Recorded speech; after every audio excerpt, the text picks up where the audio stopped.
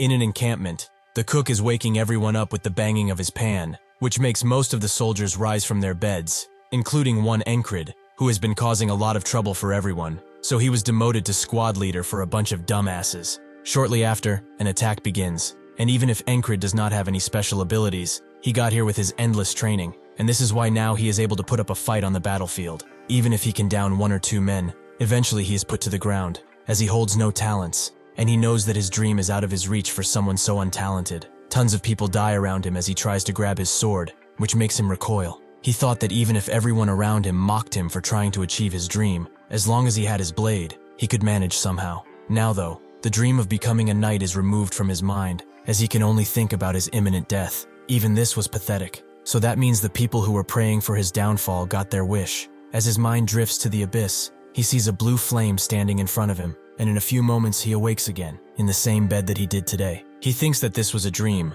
but when the soldier next to him says the exact same thing he did in the dream, he wonders if it truly was just that, and a sense of déjà vu envelops him. He has no choice but to go back to the battlefield, where the same fate meets him again and again. The 4th time this happens, he starts questioning everything, as he can still feel the enemy's piercing sword in his neck. It felt hot, and the pain was unimaginable. He observes the battle closely, and comes to the realization that this day keeps on repeating. But now he knows what will happen to him, and he refuses to give up. The enemy comes at him with a perfect stab, in positioning and everything. This is the 17th time he sees his own death coming straight for him, and he cannot do anything about it like he hoped before. If only he trained in the sword better, put more effort into it, and worked a little bit harder. Perhaps he wouldn't have to suffer and die like this if he did. As he lays in the world between life and death, the blue flame appears again, this time captured in a lamp, and someone on a boat asks if he really thinks that. He should just try to struggle and feel it properly, and then he should give up. He should fully feel the despair of an immovable object in front of him.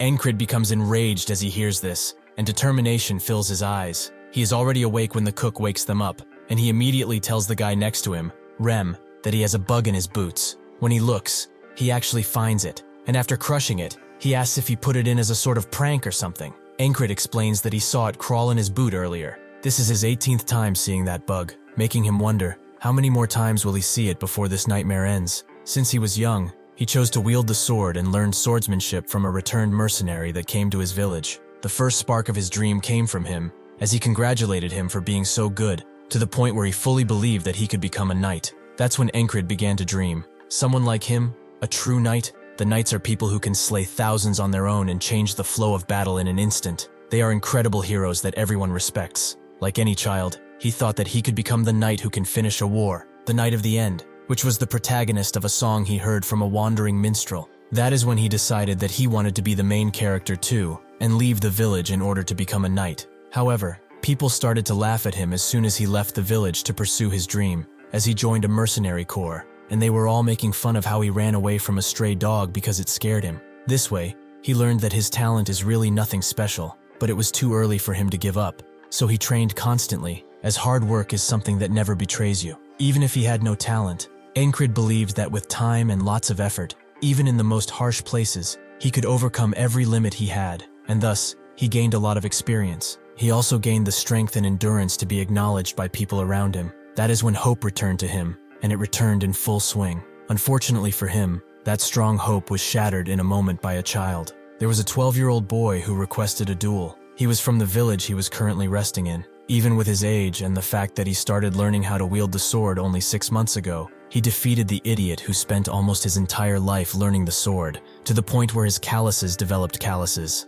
Despair started to befall him. Was his work all in vain? Is there really no way out of being untalented? Encrid truly wanted to be a knight, and even if everyone laughed at him for it, saying that it was a hopeless venture, he refused to give up. He spent a lot less time eating and sleeping and started to swing and swing until the sun started to rise and he was completely out of stamina. Even if he hit the tree with tons of attacks, all he could get out of it was a couple of cuts. That's when he thought that even if he could not become his dream, he could at least become an experienced soldier. He screamed out at the unfairness of the world and continued to swing, as this was all he could do. 3 years later, in the present, he is in the Cyprus division, with the 4 companies, the 4 platoons, and below that, the 4 squads. Encrid became the squad commander of a second-rate squad, the best position he could achieve after his manic training. Still, it's much better than being a mercenary, as he is a soldier of the kingdom after all. Encrid walks up to one of his squad members named Jackson and tells him to do his morning duty for him, as he has to do something.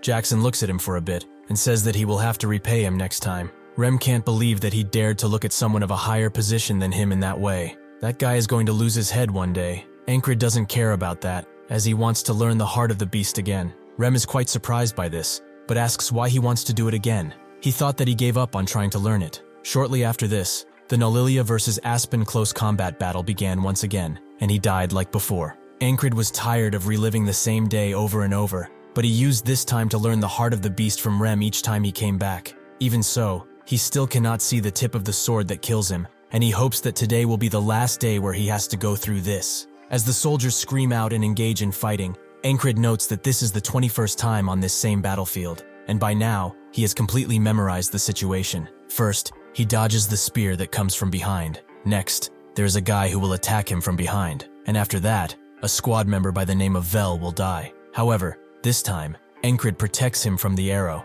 and from the rampaging soldier that is coming to kill him. His plan finally worked. As before, even if he blocked the arrow, he would still die. Today is the first time he has survived. What is left now is to kill the bastard who will stab him in the neck and whom he meets even if he tries desperately not to. This bastard has stabbed him in the same spot 20 times, but this time it will be different. He will see his blade. He will survive. Rem told him that since he always closes his eyes when something dangerous comes his way, he is left vulnerable, and to prove his point, he aimed an axe at his neck. He told him that he needed to be brave and not easily agitated. He has to become a bastard who does not know about death, like a beast who is fighting with everything it has for survival. That is the heart of the beast. Encrid wonders if he is afraid of death, but he has felt it too many times for that to be true. Death is his friend, as it makes him stronger. For the first time, he manages to dodge his impending doom, and his heart starts to beat out of his chest. He is extremely happy with this, and tries to retaliate, but the expert swordsman in front of him uses a skillful technique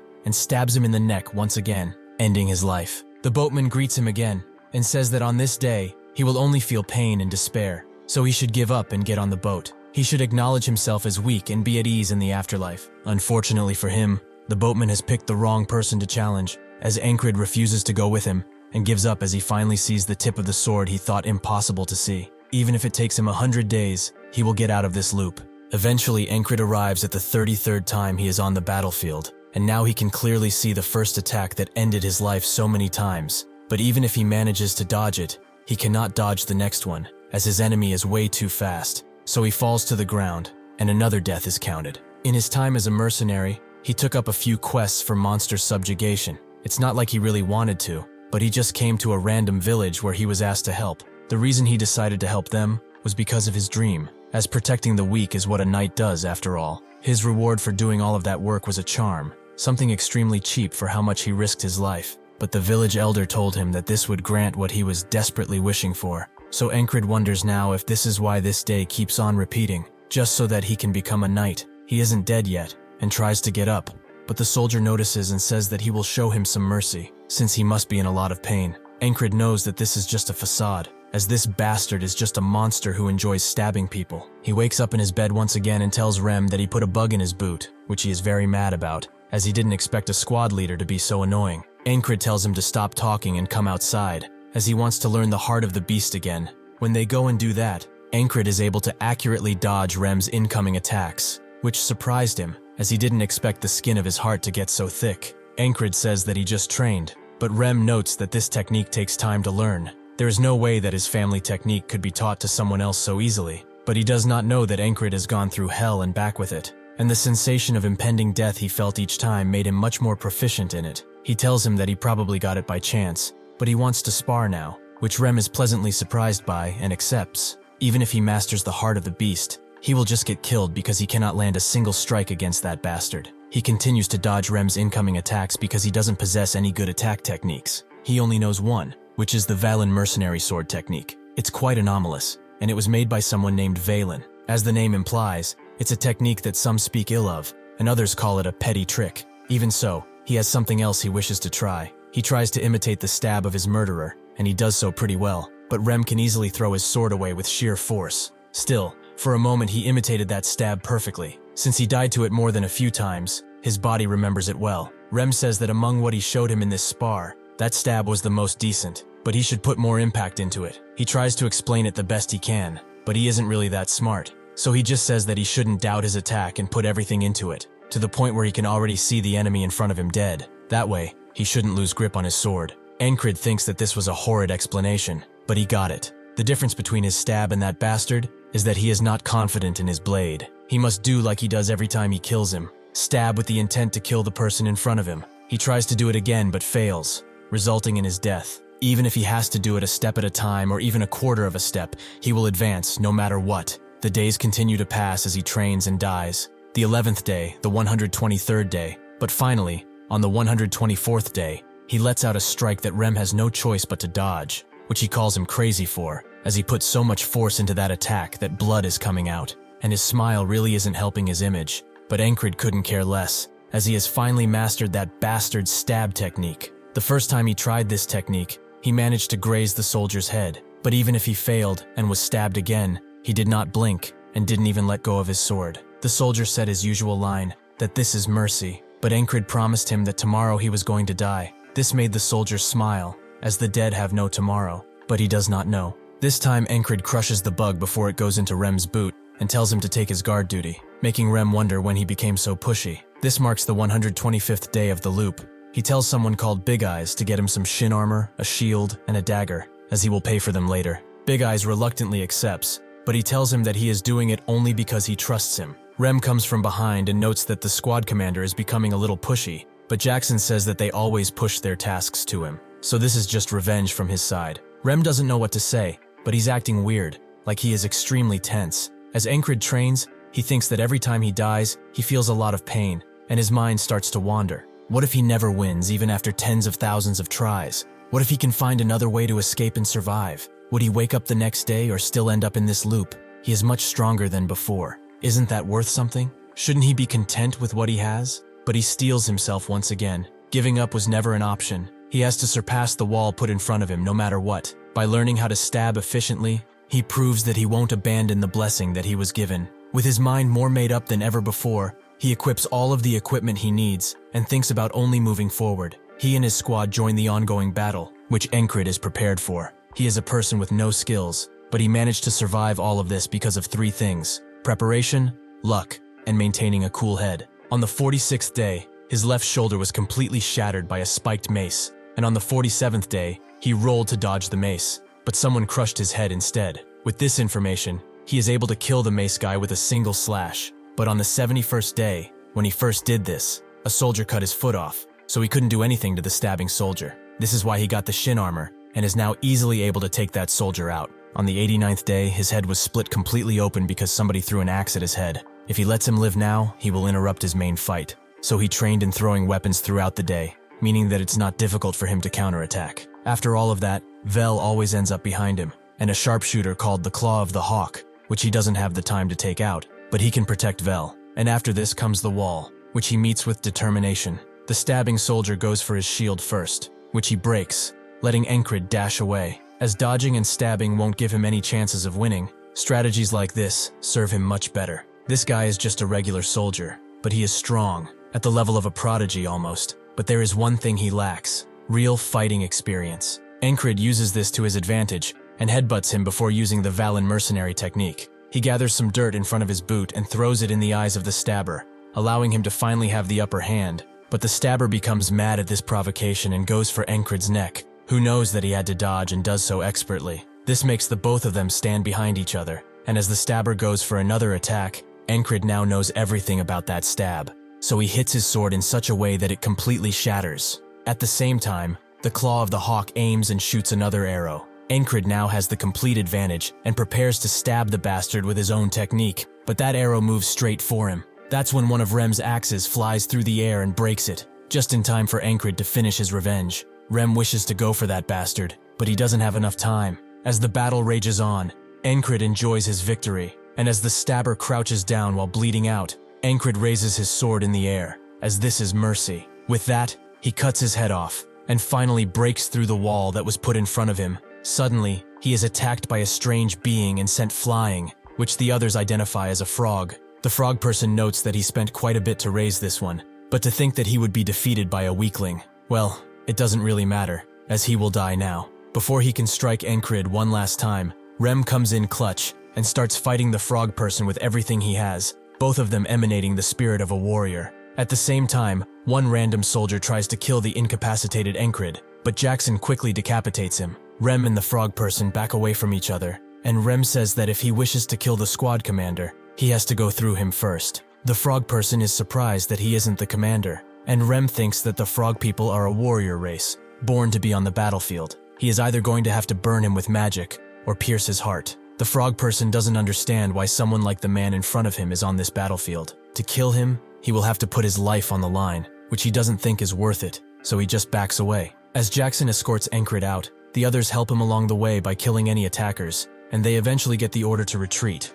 which Encrid hears, meaning that finally, he has survived this day. He goes back to the land between the living and the dead, with the boatman telling him that he managed to survive, but this is all he can do because he will not be able to go through the walls that will keep appearing in front of him. His fate is filled with despair, so he should just give up now. Encrid slowly gets up and says that for him, walls do not exist to stop him. They exist to be overcome. The boatman likes his attitude, and so he will wait for the moment when those eyes filled with hope will completely lose their light. With that, Encrid awakens in the infirmary tent, and Rem, who is beside him, says that he has been sleeping for 2 days. He was actually the one who saved him from that frog bastard, so he better be thankful. Encrid didn't know that he was hit by a frog. It's amazing that he managed to live. Rem explains that his bones are not broken, but his head was shaken up pretty badly, so he does remember that they are best friends, right? Encrid notes that he never said they are friends, calling him a noble hunter, which makes Rem shut him up, as he can't just blurt out people's secrets without a thought like that when he has nothing to do with it. Anyway,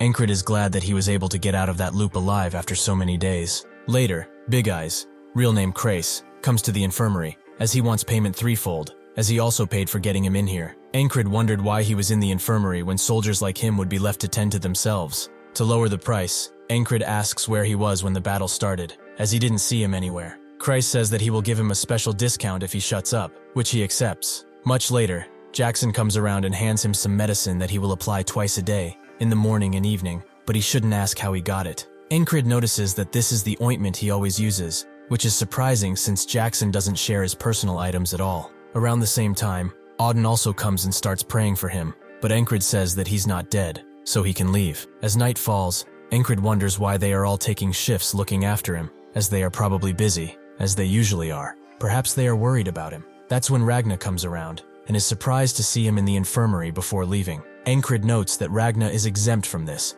as that guy wouldn't care if the world ended tomorrow. Besides him, there are 2 other soldiers in the infirmary, a platoon commander from another company who he used to pick fights with, and one soldier that he doesn't know the name of who is always staring at a wall. As he thinks about him, a person with long ears and royal armor comes around, asking for the commander of the 444th squad, which is Encrid. The platoon commander notices that she is a fairy, and she asks which group he is with as a result. He explains that he's Vengeance, the commander of the 3rd platoon in the 2nd company. She then asks if his company taught him to state his race when he meets a superior, which he apologizes for. Encrid thinks that this must be the new commander of the 4th company, and he also introduces himself as a result. She has heard that he is leading his difficult squad quite well, so she looks forward to his future contributions. With that, she just walks away, confusing Encrid, but she suddenly stops and asks the young soldier who is in the infirmary what his name is. It takes him a while to say it, as he comes up with the name of Krang, but even Encrid notices that he just made it up. His attitude in front of a superior is bad too. Is he a noble of some sort? The woman just looks at him and leaves. Late at night, Encrid feels almost no pain, and he can put some strength into his body, meaning that he should resume training. Vengeance asks where he is going, and when he reveals that he is going to the training area, Vengeance calls him an idiot, as he shouldn't act tough when he is the lowest ranking soldier there is. Encrid eventually finds a quiet spot and recalls the past battle, as it was one of the few useful methods he spent tons of cash on in order to learn. First, he thinks about what would have happened if his attack had failed. Perhaps it's not a good idea to put all of his strength into one attack, but if that attack fails, he dies anyway. If Rem's attacks were lethal, after he stabbed his sword with all of his might, what would be the next move? Suddenly, someone interrupts his meditation and notes that he's working hard, that someone is Krang, who doesn't know what he's doing, but his hands kept twitching in the infirmary, and now he's just spacing out here? Encrid explains that he was doing the first thing to test his grip, and now he's replicating the battle. Crank asks why he's doing that, and Encrid puts it quite well, so that he doesn't get butchered on the battlefield. Krang then asks if he wants to become something by preserving his life like this. Encrid knows that what he wishes to become is his dream, but when he tells it to other people, they just laugh at him, a dream that he has always pursued. However, this dream is something that he will never stop pursuing, so he is proud to say that he wants to become a knight. Krang is quite surprised by this, and Encrid notes that this is the first time he sees someone not laughing at him for saying that. Krang says that he just forgot, but he suddenly remembered what he needed to do after watching him. If he becomes a knight though, he should at least remember his name. Encrid thinks that this is new, as he was never supported up until now. A wandering minstrel arrives at the camp and starts singing songs about legendary heroes, while Vengeance wants his morning rations to come already. Because of all of this, Encrid decides to take a walk, where he meets with Jackson, who asks how his injuries are doing. He says that because of the medicine he has been doing well. He's quite thankful for it. Jackson tells him to come back already if he's thankful. Later that night, Krang wishes him a good night, and he does the same, making Vengeance say that they should just marry each other if they are so close. As he drifts off to sleep, Encrid thinks that this was a day with nothing important in it. When he wakes up, the minstrel is still singing about Cyprus, and Vengeance is once again complaining about the food, just like yesterday. That's when Encrid gets it, and as he walks outside in the same spot, Jackson once again asks how his injuries are. When Encrid responds the same way, and Jackson answers the same way, his suspicions are confirmed, and a vision of the boatman comes to mind. While he was sleeping, he died without even noticing. He died like a dog, without even knowing it, but now he's even more determined to overcome this challenge. As night falls, Encrid wonders who killed him and why, as the enemy isn't able to go through their defenses so easily, meaning that an assassin did, someone who is probably among them. They know his location and how to conceal their presence. His mind jumps to the fairy, as they are a race that is known for being quiet and nimble. Is this why she came here that day? He must confirm it, as he can't throw out baseless accusations. He just needs to wait. That's when a poisoned needle stabs him in the neck from above, and he only manages to fall down as the numbness of the poison takes him. He notices that Vengeance is also poisoned, but Krang is stabbed by the assassin, and another assassin comes into the tent as the job is finished, that assassin being none other than the company leader. Encrid thinks that even if he was alert, he couldn't feel them. This will be hard to counter. Plus, he will have to face the company commander after he is done killing the commander. It's a truly hopeless situation. He didn't expect for this feeling to return so quickly, but despite all of the trials put in front of him, he came out on top, and so he will definitely find a way to get out. He pulls the sheets above Vengeance and prepares to strike because he assumed that the assassins would have infiltrated by now, but it seems that he needs to be wary of the outside. Vengeance wonders what he's doing, but notes that he must be hunting cockroaches. A fitting thing for him. Encrid didn't expect for him to care so much, which gets Vengeance mad, and at the same time, Krang comes inside, wondering if he should come back later and let them bicker. Encrid tells him to come in and looks at him while he makes his bed. Considering the assassins took him out in another way, he must be their target. But why? Just who is he? He thinks of not digging into it like his teammates usually do with most things, but since he is involved, he has the right to. He asks what he is, which Krang doesn't know how to respond to, but eventually says that it's not something he can say because it's a long story. Encrid just accepts it for what it is, but Vengeance can't believe that he just took that, as he has a feeling that this guy is not from this country, meaning that he must be a spy from another country. That has to be it. Krang gets closer to him and says that he has not and will never betray the kingdom. As he said that, Encrid felt something in his eyes, the will and aura of a knight, but he is not one, as he is powerless against the assassins. Though now he has confirmed that he is hiding something that he doesn't want to tell. As night falls and they wish each other good night, Vengeance falls silent, perhaps because he is scared of Krang now. The assassins are also about to barge in soon, so he gets up and tells the others that some assassins are going to invade this tent. They better come with him if he wants to leave. The others think that he is crazy, but that's when someone asks how he noticed, and he is hit at a vital point before he can even try anything. The assassin kills all of them in seconds, and Encrid wakes up to the minstrel singing again. Since he has no way of letting the others know that the assassin is coming, he can't get them on board. At first he tries to get help from a commander, who tells him to screw off, so he tries to predict the assassin's movements, but he is killed in an instant. Next, he tries to ambush the ambusher, but he is killed without even knowing where the assassin was, as he cannot see him. Though they can see his every move, as long as he cannot avoid that poison blade, he will die without being able to do a single thing. The 20th morning arrives, and Encrid falls into the pits of despair but crawls right back out, as he has only died 20 times. He needs to think of how to get rid of the needle first, and a way to avoid fast attacks, so he goes to Jackson for it. While they were training, he asked Rem why he was calling Jackson a wildcat. He explained that he only attacks when he's behind someone and then runs off, which reminded him of a cat. Encrid assumes that he would win against the assassins, and he can't just take him in since he has no authority to do so. But even if he could, he must pass this wall alone, so he will learn from the best. He asks Jackson, if someone were to stab him in the back, what could he do in order to stop it? Jackson thinks about it and is not sure, as nobody has ever survived his ambushes, something that Encrid takes note of.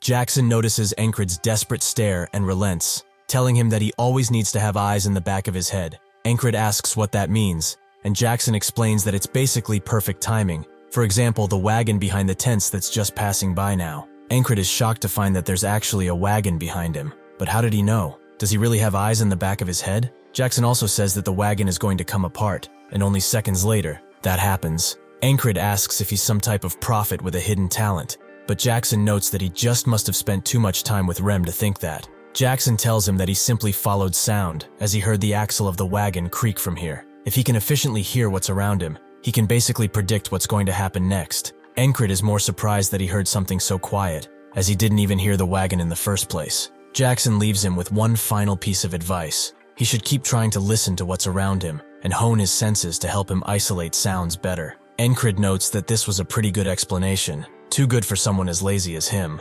Jackson tells him to not get the wrong idea. He is lazy, but he doesn't want to have him on his consciousness for not helping, and nowadays, it seems like he keeps trying to learn new things. After night falls, Encrid attempts to face his second wall in the face of a sure death. The only objective he must complete is to hear them coming. He hears the footsteps of the guards that are on patrol, the sound of the torches, but no sound of the assassin. He tries desperately to hear him, but he ends up meeting the same fate, and awakes again to the annoying sound of an old tale. Even if he died, his body remembers everything as clearly as day. He remembers what he learned, and the pain he suffered. He goes back to Jackson once again, who tells him that he can get a lot of information from sound, as it can tell him the location of something purely based on the direction, and once he is able to hear faint sounds, his ears will have become the second pair of eyes he needs. He suddenly snaps his fingers and tells Encrid that sound is a wave. It rings out in all directions, no matter how silent it may be. In the chaos of 1,000 sounds mixed together, he needs to isolate one and maintain it.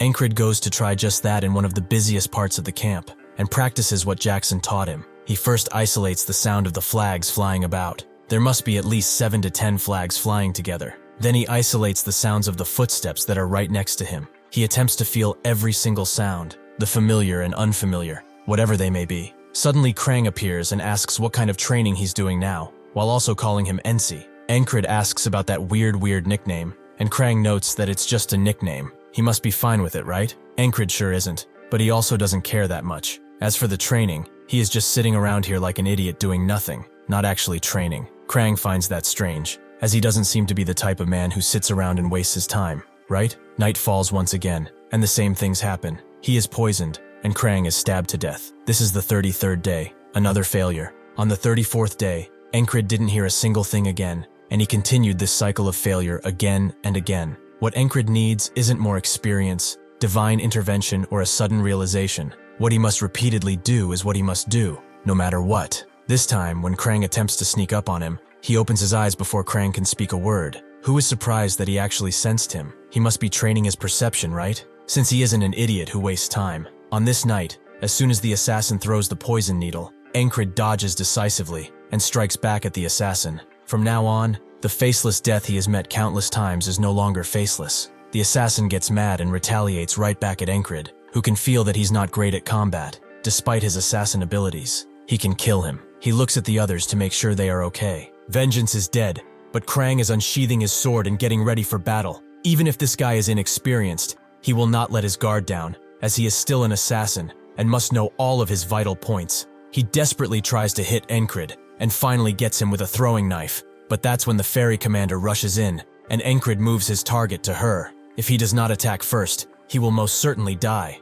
This action allows the assassin to throw a bunch of poison needles at Encrid's unsafe back and at Krang, who has no chance of defending himself. Instead of retaliating, the fairy rushes behind Encrid to catch all of the poison needles with her cape and then moves on to Krang, saving them both. Encrid previously thought that she was with the assassin, but now she protected them. Whatever the case may be, now's his chance to put an end to this. He rushes in blade first into the assassin, who manages to deflect his attack, but without much choice, he runs away, ending the night in a victory. Krang comes from behind and notes that the assassin must have come for him, which Encrid already knows, as nobody is going to pay for an assassin to kill a boot soldier like himself or vengeance. The fairy notes that it's precisely as he says. He has sharp senses for a soldier. Encrid notices how she's still gripping her sword tightly. She was an ally for him, but she cannot let something like this be known, and since he is a witness, he knows what must come next. Suddenly, Krang gets in front of him and tells the fairy commander that he has a favor to ask, as he doesn't want anyone to die today. The commander bows down to him and says that she will do as he wishes. Krang wants vengeance to be rescued too,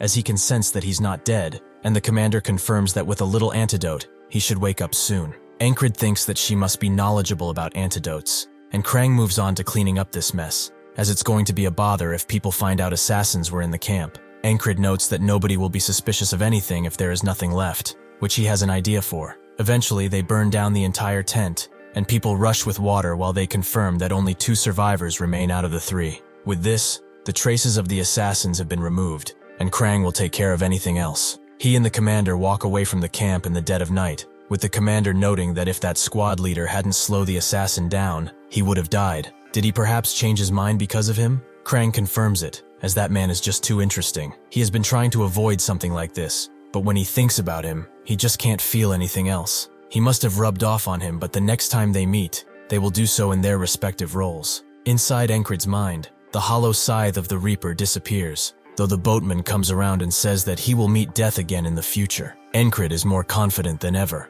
and tells him to bring it on. Finally, he beat another repeating day, and managed to wake up the next morning. Now he can sense the presence of most things, but he still couldn't sense that fairy, so he has a lot to do when he gets back. Thankfully, he wasn't injured anywhere, so he can return now. But before he does, Vengeance asks why he saved him from the fire like that, as they didn't know each other. Encrid can't believe this guy is talking shit about him saving his sorry ass, but he says that they are comrades. There is no other reason needed than that. Vengeance feels kind of embarrassed, as he gave him a lot of crap before. He really is selfless. He also asks if he's returning to his squad, which Encrid confirms, and Vengeance tells him to prepare for an awful vibe when getting there. Encrid asks what happened, and Vengeance explains that there's a rumor going around that the entire base is cursed by some kind of spirit. At the team camp, Ragna and Rem are bickering about something, which soon turns into a brawl, with everyone near them running away so as not to get hurt by these bastards. They continue their fighting with punch after punch, until Rem has had enough and promises to split his skull open,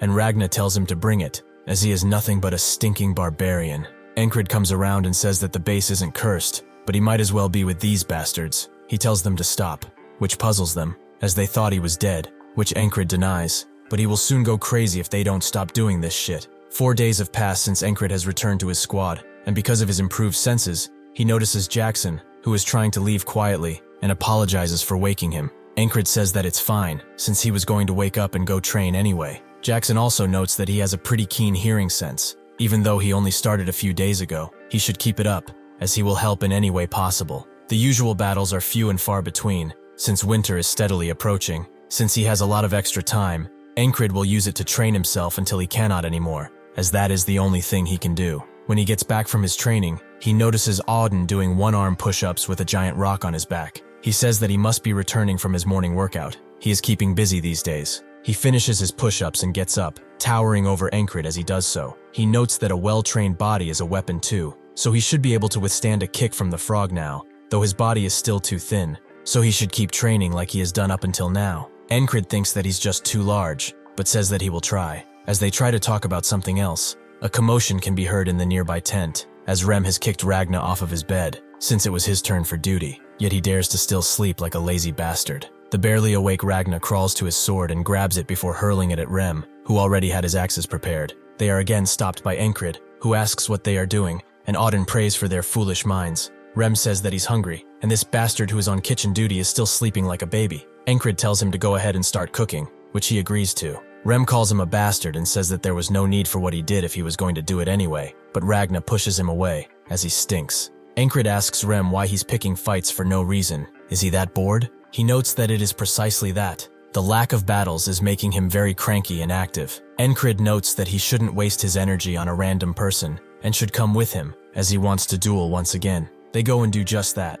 with Rem hitting him, and telling him to take them better while charging in once again. Encrid is keeping cool with the heart of the beast, and is using his new hearing to efficiently block hits. The most special thing, however, is the thing he practices while dying hundreds of times. His deadly stab. Naturally, Rem dodges, allowing him to grab his blade with one of his blades and grab him with his other hands. He makes Encrid fall to the ground with this momentum, ending the fight. He was expecting more from him since he has improved so much in a short span of time, but he has become really boring, as he keeps practicing that same stab again and again. Encrid knows what he's talking about, but now he knows that he is different than before. Now, he can repeat everything hundreds, if not thousands of times, and still go forward. He beckons Rem for another fight, as he will make sure to destroy him. Rem thinks that this guy's skills are very lacking, but he cannot get enough of those determined eyes of his, so he agrees to continue fighting. Just when they get into position, a downpour of rain arrives, forcing them to retreat back inside. Rem hopes that he won't get a foot fungus because of all this dampness, while everyone is doing their thing,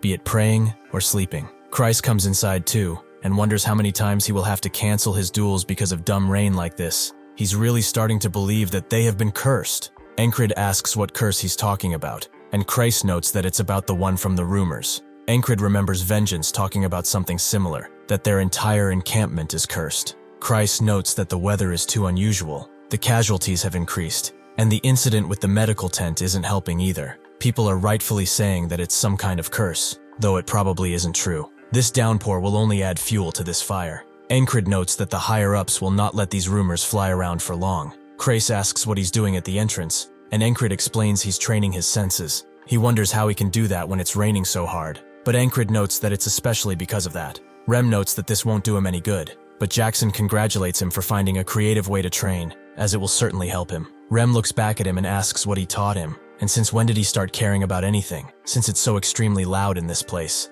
The others also suggest other ways for him to train, like lying down or checking his posture. Rem now gets that these guys saw what he saw in Encrid. Every single one of them is attempting to help him in some way, because they want to see the flames in his eyes grow. In the commander's tent, a meeting is taking place, with the main commander noting that they should send a scouting party before the winter begins. Does anyone have any suggestions for filling in the remaining seats? The ferry commander suggests the 444th squad leader, which the main commander finds kind of dumb. Won't he just hold the scouts back? The ferry commander notes that he could bring some unexpected results to the table, and she recommends him purely out of her fairy instinct. The next day, Encrid gets the news that he is being sent to the scout unit. When he gets back to camp, Krace asks if he did something to piss the commanders off, while Encrid is getting dressed up. He notes that he didn't do a thing, though Krace finds that hard to believe. Encrid is still suspicious about the ferry commander. Perhaps she wants to deal with him after Krang has left. Rem comes around and asks if he is really going, as he can help him get out of this whole ordeal. Encrid says that he can't use his axe on Superior, like he unusually does, but Rem notes that he wouldn't tell him to do something so harsh. Encrid tells him not to actually do it while he's gone, as he has a history of doing stuff like that. Auden starts praying for him constantly, and Ragna offers himself to go in his stead. Encrid appreciates it, but the second he leaves the camp, he is bound to get lost, which the others agree with. Jackson explains that since he is going to the tall grass fields, he should pay attention to the changes in the grass noises. That's how he can spot an ambush from a mile away. Rem screams at him to stop teaching him weird, sneaky stuff, making Encrid wonder if it's alright to leave these guys here, as they will constantly fight. However, there's nobody better suited for this job. After he enlisted, because of his not-so-great skills, he was constantly moved around and filled in for others. The one place he ended up being useful in was right in this camp, as even on the day he came to their doorstep, they were fighting, but he was able to somehow control these miscreants. Encrid tells them that 'tis fine, and Rem wonders if he's brave or dumb. Jackson notes that he should be thanking him, as he would be the one with a hole in his heart by now, though Rem thinks that he would be the one without a head. Encrid thinks that even if they are how they are still very good fighters, so it would be a shame to lose them. Thinking like this won't lead to much anyway. He knows where he is in terms of skill, and all he needs to do is get better. Since the scouts are going to the front lines, he can spend his time training his senses. Another member of the scouting unit tells him to focus, as they may be the same rank of squad lead, but he is the leader of this scout squad, so if he has a problem, they should fight it out. This is Andrew Gardner, scout squad leader. The others laugh at Encrid's expense, as he is from the outcast squad. He probably doesn't even know how to hold a sword properly. Andrew notes that if he does challenge him, he will try to not hurt him. Since he is already useless, he can't be more than that. He then makes a statement to the squad. If the enemy comes, they just bash their skulls in. Simple as that. Encrid can't believe what he is seeing. The scout team, which is supposed to be silent, is now creating a ruckus out of nowhere, and the squad leader is also greener than a freshly sprouted flower. Will this mission really go well? Eventually, one of them finds some tracks, which Andrew recognizes as new tracks, so they should follow them and have themselves a succulent meal. Encrid can't believe his stupidity. As news travel in a group of 20, is he seriously going to fight that many? Someone next to him starts laughing, as that's not a new track, is a gazelle. He begins talking with Encrid, noting that the squad leader is kind of obnoxious. Isn't he? This is Henri, a member of the squad. Previously, he was a hunter in a mountain town, and he seemed to not care much about the squad leader. He struck up a conversation with Encrid, and they soon became acquaintances. Henry talked about the basics of hunting, which he found pretty useful. He notes that animals have separate paths they walk on in these fields. He will tell him more tomorrow. Because of the leader's incompetence, they spent the whole night searching for invisible news, and the scout squad's day was wasted. While trying to sleep, Encrid can hear Andrew bickering with himself, as he must get some results. Anything. The next morning they arrive at a grassy palace, which Andrew recognizes as Green Pearl, or the uselessly tall grass field, as he likes to call it. He tells everyone that they will cross this grass and find the enemy scouts, then bring them back as prisoners and be rewarded. Henry finds this idea kind of whack, since they are supposed to scout first, but Encrid notes that it's the leader's command, so they must follow it. As they trek this grassy land, Encrid is surprised that Andrew isn't bellyaching anymore, and is actually taking this mission seriously now. Henry finds it strange that there's no animal droppings in the area, because food is abundant around here. There should have been at least a few. That's when a large feline creates a loud step and rushes past them. Encrid gets what's going on and grabs Andrew while telling everyone to stay down, and sure enough, arrows start flying, killing 2 squad members on the spot. Andrew finally gets that the enemy is attacking and orders everyone to run, which they do, but they are slowly picked off one by one without much of a fight, and Encrid is the last one left, completely surrounded.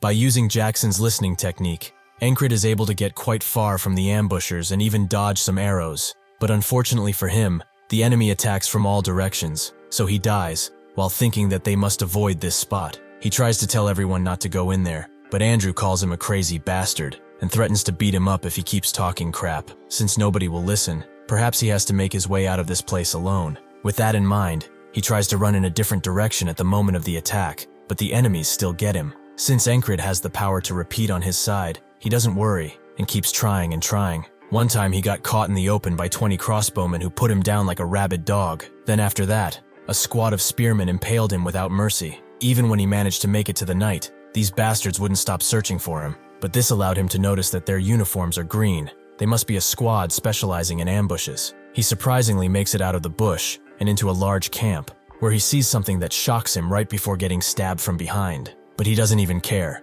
Now he has some critical information. The day repeats again, and Andrew says the same words that scrape Encrid's ears. They will go in, find the scouting party, and capture them alive to be amply rewarded. They have already tried that a few dozen times, and once they go in, the result is the same every time. Nobody makes it out alive. He now knows that the Aspen fuckers are hiding something in that camp. He needs to find out what that is, but if he gives that thing up, he will not have to die. Perhaps this may be the end of all of this, but he knows one thing, that he will not run away from this wall. Nothing can stop him. Andrew tells him to get a move on, and one of the members says that he knows this bastard is a problem, but they should just go with it, as he is sure that Andrew has issues of his own to worry about. Encrid asks why he has to put up with that. There's a limit to how much bullshit he can take from a dumbass. Isn't he tired of taking orders from a child? Or is he perhaps kissing his ass so much in hopes of getting something? Before the guy can get mad, Encrid pushes him away, making Andrew ask if he is disobeying his direct orders. Encrid says that it's nothing like that. He's going to become the commander from now on,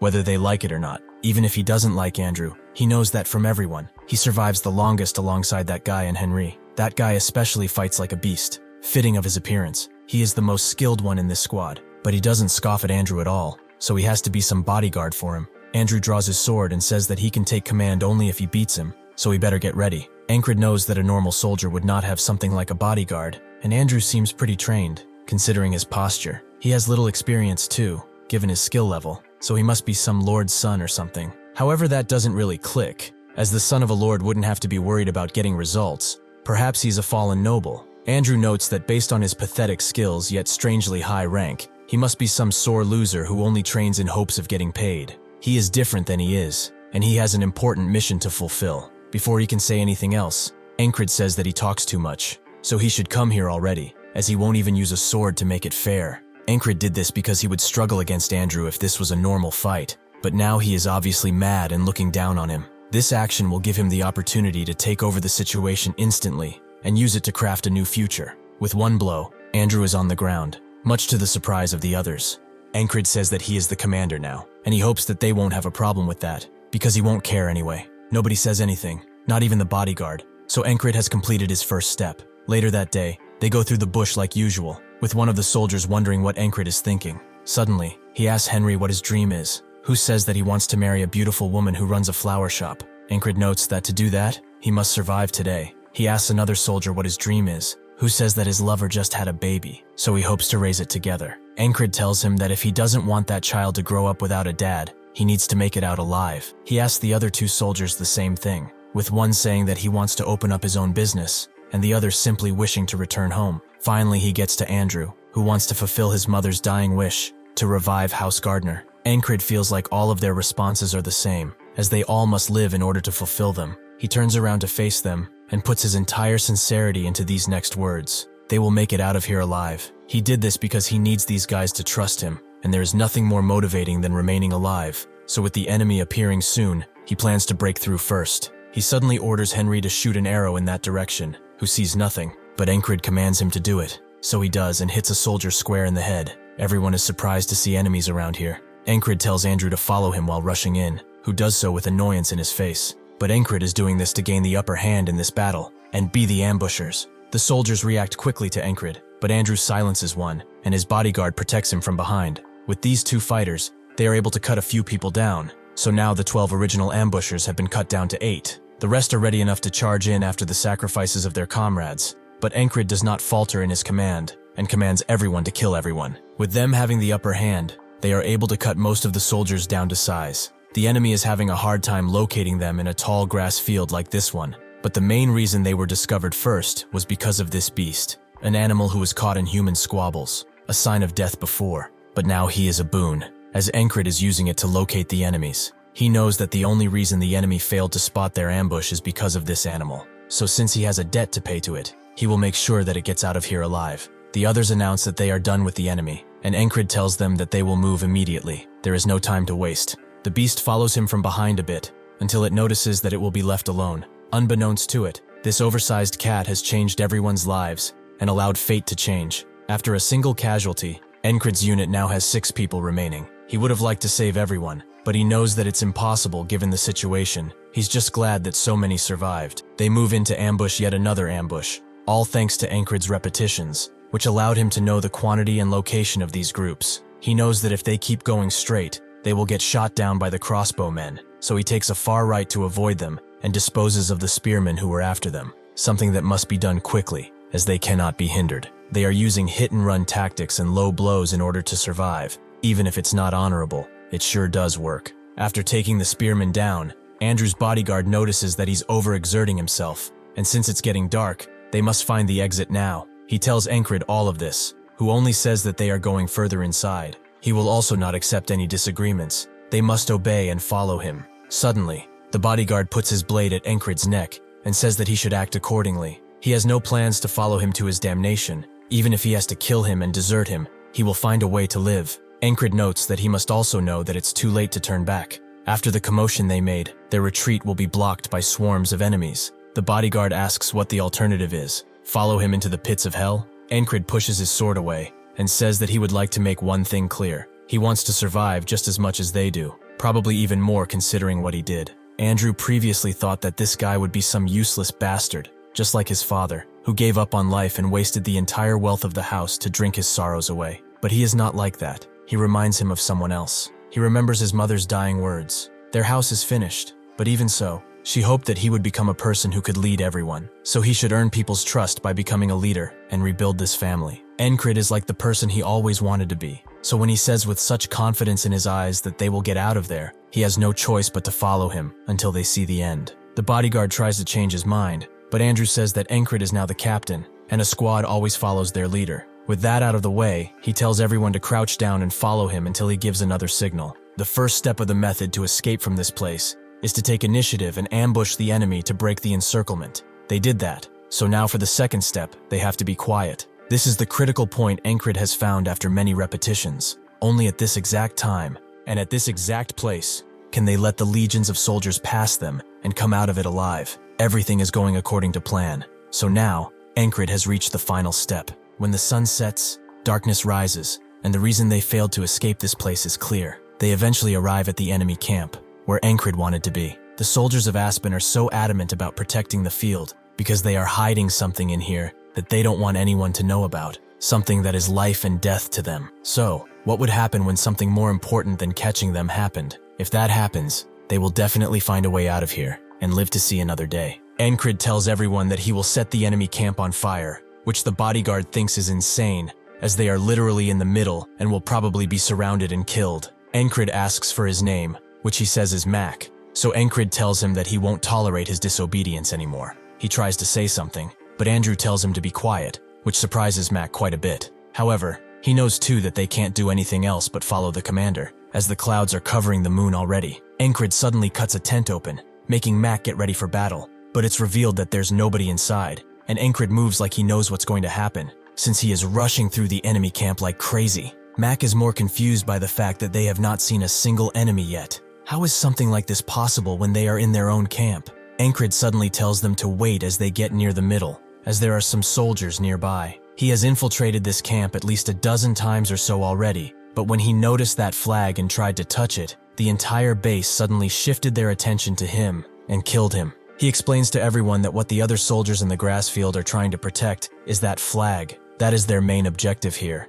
So what would happen if that flag were to suddenly light a flame? Max still doesn't get how Encrid knows all of this stuff, but that's when he remembers the ferry company commander, as she was the one who appointed him to this position. The reason why this guy suddenly took control of the squad and infiltrated it was to complete a secret mission that was given to him. Encrid tells everyone that while they cause chaos, they will also run and split into groups of 2 from now on. One group will be the bait, and the other will start the fire. Thinking he knows everything, Mac volunteers to be in the bait group, confusing Encrid, as just moments before he was quite defiant, although this is better for him anyway. He has dragged this squad into this encampment many times already, but has never had this many people, meaning that today is his best try yet, and can probably do it. With that, they begin with Mac throwing a rock at a guard and running away, making the others rush to grab him as quickly as possible. With this opportunity, Encrid grabs a nearby torch and rushes to light the flag, but that's when a large, brutish man stands above him and strikes his torch down. Encrid is shocked, as he did not hear him coming. This is a person he has not seen yet.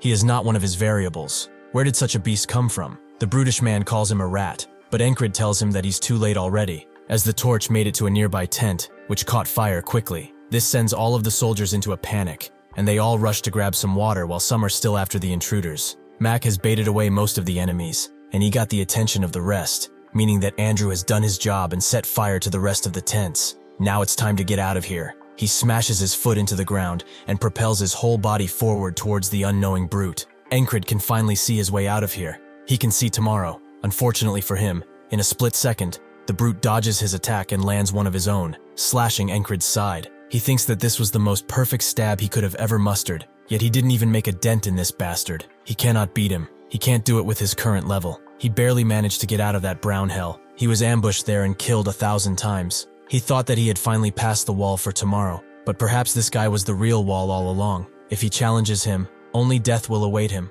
Then he will have to do all of this again, and hope that everything goes right as it did today. Suddenly, the brute's expression becomes furious, as he has seen that his opponent is laughing. Encrid refuses to give up just because of this, and fully believes that he's going to beat this guy. He has passed countless trials and tribulations before. A simple brute will not be enough to stop him. Encrid attempts to attack the brute, who expertly parries his attack and uses this opportunity to unleash a heavy lunge, something that Encrid barely dodges. But he does not stop there, as he uses his momentum to swing at his neck before making the sword land on him again. Encrid does manage to block the sword, but he can't believe how swift and precise this guy is. He tries to mitigate this difference in skill by throwing a knife after clashing once again, but the brute easily blocks it with the back of his hand and goes in with a powerful thrust. That's when someone screams that the fire is spreading, making the brute's attack go to Encrid's ear, as he turns to look behind and sees their precious flag aflame. Someone starts screaming at the brute to stop fighting, as this situation demands his attention too.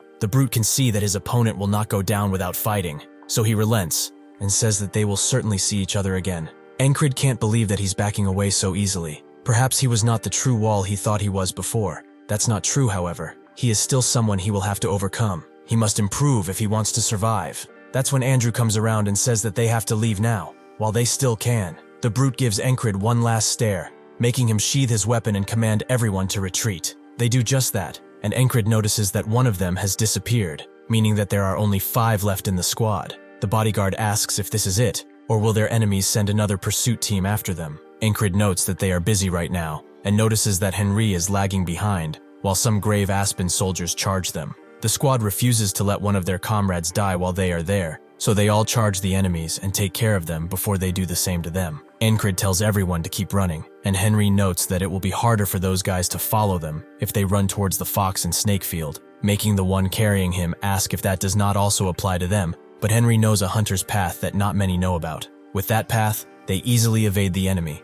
but they still have to trek the entire field, which, with the help of Henri, is a pretty easy task. After a while, Encrid finally sees what he has fought for the next day. They continue running until they get to the camp, where most of them fall to the ground. Encrid takes a deep breath and enjoys the fresh air of a new day. At that moment, Grey Dog's company commander asks what happened to the flag, but the mysterious figure only says that they must prepare again, and that he did not expect the Grey Dog to fail like this. The commander does not understand how this happened. The soldiers stationed in the tall grass were Grey Dog's best men, but a few measly scouts managed to get past them and set a fire before escaping. Grey Dog is an independent company with independent operational control. The name of this company comes from the Grey Dog that resides within Aspen's principalities. It has a persistent temperament, and it has a need to connect with whatever target it decides to hunt. Whether the beast is in love with its target or wants to maul their flesh slowly, the result is the same. Therefore, this company, which is named after this hound, is also called the Persistent Lovers. The commander asks Mitch Hurrier, the one Encrid fought with,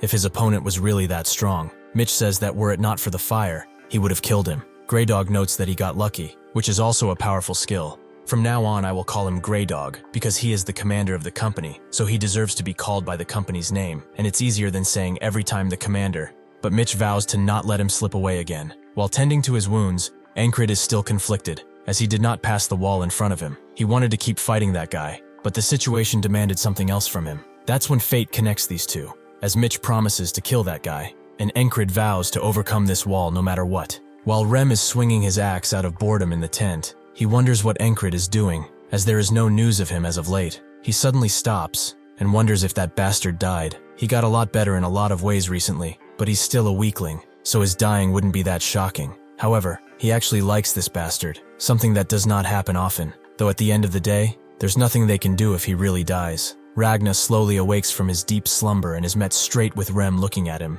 making him ask why he's doing that. Rem just flips him off, which causes Ragna to do the same, except with his toes. Rem gets angry at his provocation, and notes that he might just kill him after all, which makes Ragna draw his blade, while calling him a crazy bastard. The first thing Encrid does after getting back to camp is report to the ferry commander, who is amazed that he managed to figure out there was an enemy ambush waiting for them, infiltrate the enemy base, and also casually burn it to the ground while surrounded. He says that he only made it out because of his good decision-making and sheer luck, but the ferry commander seems quite suspicious about that. She cannot act on her suspicion, however, so she just sends him back and tells him to recover. She previously only half hoped he would do something, but she didn't expect him to prove that he's such a valuable asset. Just who is he? While leaving and wondering what that woman is thinking, Encrid is stopped by Andrew, who sincerely apologizes for acting out at the start of their mission. They are all alive thanks to him. Will they be able to meet again though? Encrid can't answer that for certain, so he just says that they will meet, but only if fate allows it. Before he leaves fully, Andrew takes one step forward and bows deeply, something that all of them do. Encrid knows that he did good. Those 4 that are bowing now are alive thanks to his decisions. But was that really the best he could do? In the end, he still lost 2 squad members, and perhaps he could have saved them too if he were stronger. Because of his repetitions, he is able to climb over his limits, and eventually he will be done with this desperate struggle and follow the path he always wanted, becoming a knight. He will use these repetitions for that cause, and to prevent them, he will get stronger. Suddenly, his deep thinking is interrupted by a bunch of soldiers screaming about a fight, and sure enough, Ragna and Rem are at it again, with both of them looking like they really want to kill each other, even if they are squad mates. Encrid never saw those kinds of expressions out of them, not in the countless times he sparred with them at least. One of the soldiers resembles them as animals at this point, and Encrid realizes that they just never had to go that far against him. This squabble gave him a goal though, to make them make these kinds of faces with him too. After deflecting Rem's attack, Ragna notices Encrid in public, and Rem tells him that he should report when he's back. Why is he hiding like a rat in a sack of corn? Encrid passes over their questions about his health and starts asking Rem about the way he blocked the attack just now, which makes Rem note that not even a few minutes in, he's already up to his antics. He better just get some sleep.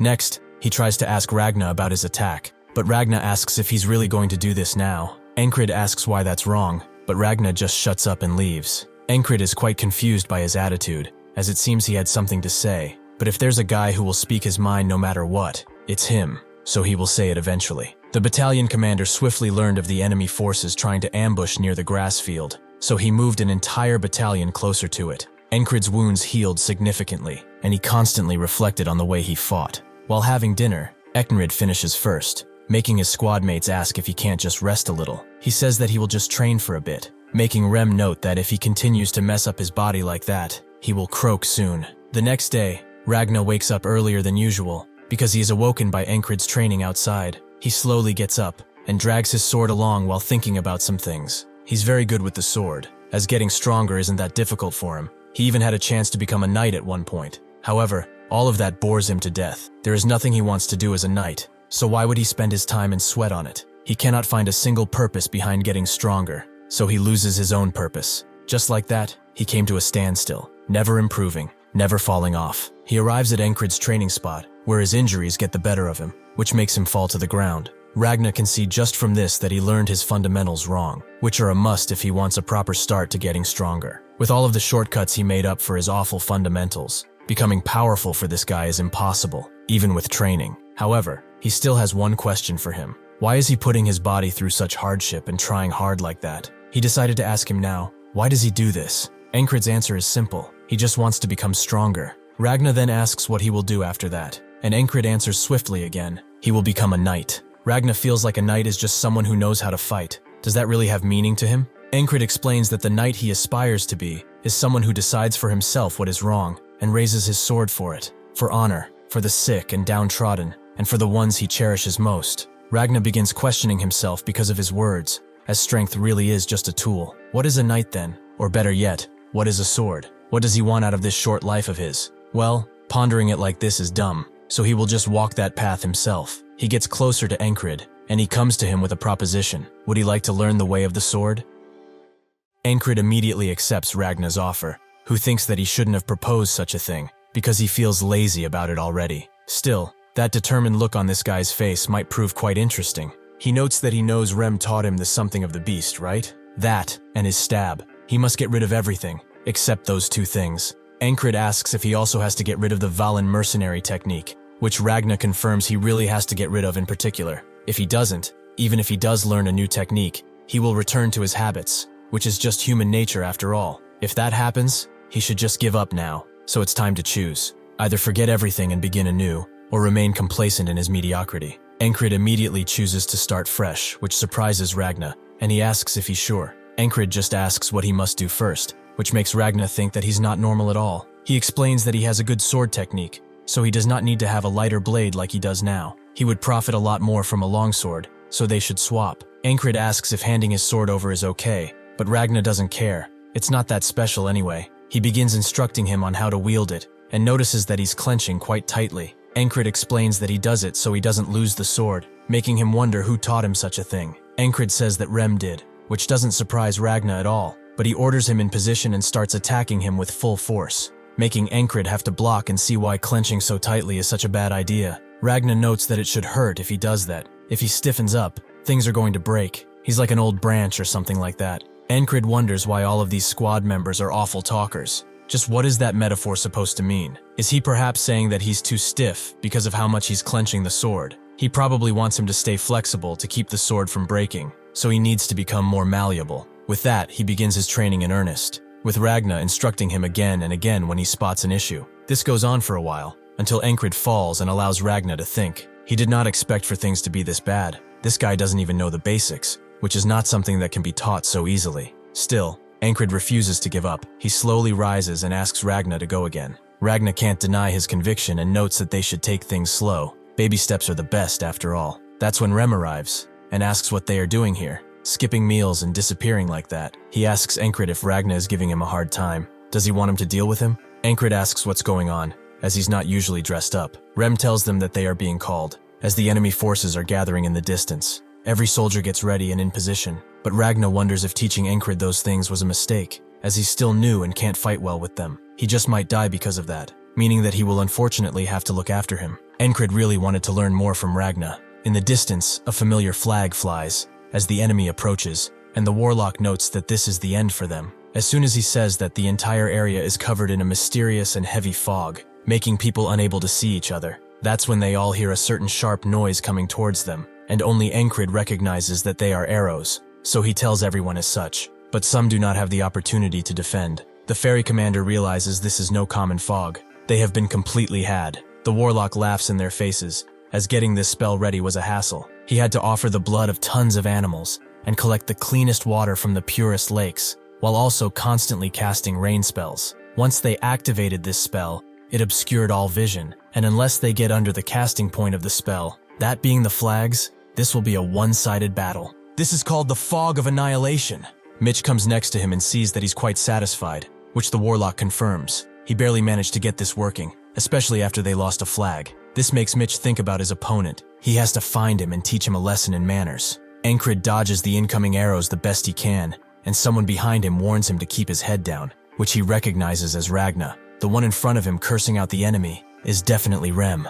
Even if he's so close, he can't see him, meaning that they cannot fight like this at all. Only when an arrow falls right next to him does he realize that his breath is getting strained, and he is getting stiff, and his legs are refusing to move, meaning that he cannot use anything that Ragna taught him. He didn't expect to get all of his lessons on the first try, and even Ragna said that he should go back to his old style, since he doesn't have this new style down and will make a lot of mistakes. Even then, Encrid knew that only death awaited him if he tried, so he had to resort to some more drastic measures. He rushes through the fog, allowing an enemy to impale him with a spear. The enemy thinks that this guy is over with, but he is spooked when he sees the determined smile on his face, and finishes him off quickly, allowing Encrid to go back to his teachings. If he's honest, Ragna is not a good teacher. Because he is a genius, things are more obvious for him, and they are hard to put into words. Even now he wonders what he did wrong, as all he commanded him to do was swing downward. Encrid knows that he's not making fun of him. He's just like that, and asks where he should center his gravity. Ragna doesn't know how to answer, something that Encrid expected. His explanations are quite lacking, but observing and listening are his strong suits, so he will remember his stance, no matter how many times it takes. He eventually arrives back in the fight, and can deflect arrows, but he is still too stiff, and chooses to let himself die once again, so that he can continue learning. He does that until the 31st day, where he becomes capable of flexible movement. Ragna notes that his steps have become quite fluid. Where has he learned that? Anyway, with that he should be able to learn the basics. The 3 basic attacks are cutting, stabbing, and slashing. He should use the edge of the blade for defense, and if the sword is of good quality, he can use the sides too. The shortest distance between him and his opponent is called the line of attack, so using the sword is about blocking his opponent's line while extending his. He should draw his opponent in his head the best he can and reach out to him with the sword. The next time he goes into battle, he can easily dodge the enemy spear that was always ending him, too easily. Unfortunately for him, 3 more await him behind, but it's fine, as little by little, he is starting to change the usual today. He successfully learns how to parry and dies again. He also successfully learns the diagonal slash. These things add a little bit more at a time, and even if he dies, he doesn't care, as his progress is steady. This time, when he fights Ragna seriously, he is able to use all that he learned to successfully defeat Ragna, who sees an entirely different person in Encrid, because he has truly changed. With this, he thinks that he can't improve anymore with his talent, and despite Ragna's screaming, he still charges in. His body, swift and easy as a feather, is able to dodge the enemy. This is the road he must take in order to become a knight, and even if he experiences the most pain anyone has felt, he feels gladness and joy. This is so fun that he could go insane from it. He goes back once again, to the time when Ragna asked him if he wanted to learn the sword. He immediately agrees that, like he did all of these times, he will die as many times as it takes for him to achieve his goal. After testing him a bit, Ragna realizes that he's good. Too good, in fact. Has he been fighting like a second-rate mercenary on purpose up until now? He's got all the basics down. To him, it seems like he needs more experience in the field, rather than more training.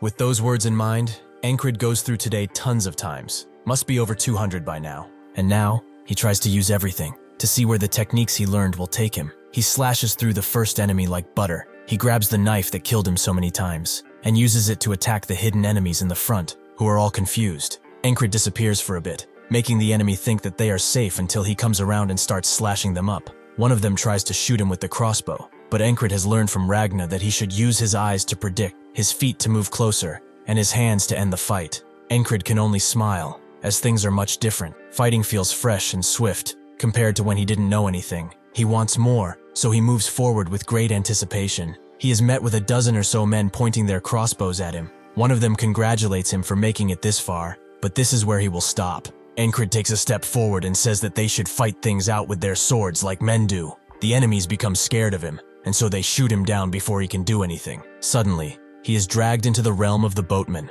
who calls him foolish. As he has walked into his own grave, he must have lost his mind because of all the deaths he has suffered. Encrid wakes up again, wondering why the boatman appeared, just to curse him out for dying so many times. Rem asks why he has such a blank stare on his face, making Encrid think about him. He is the first one to call out the spell whenever it happens, and the enemy formation lacks any tact. They are only there to protect the flags. To find out, he asks Rem if he knows anything about spells. Rem asks why he would like to know, and Encrid excuses it as just making conversation. Rem asks if he even knows the difference between magic and spells, but Encrid only knows that magic is more common, which is true. Rem explains that a spell requires some type of medium, something that is very important in casting spells. They cannot exist without a medium, not like magic does. Encrid finally gets it. The fog appears because of the spell that uses the flag as a medium, so when the flag breaks, the fog disperses too. He asks Rem if his tribe uses spells too, which Rem has seen a few times, but there are not many actual spellcasters around.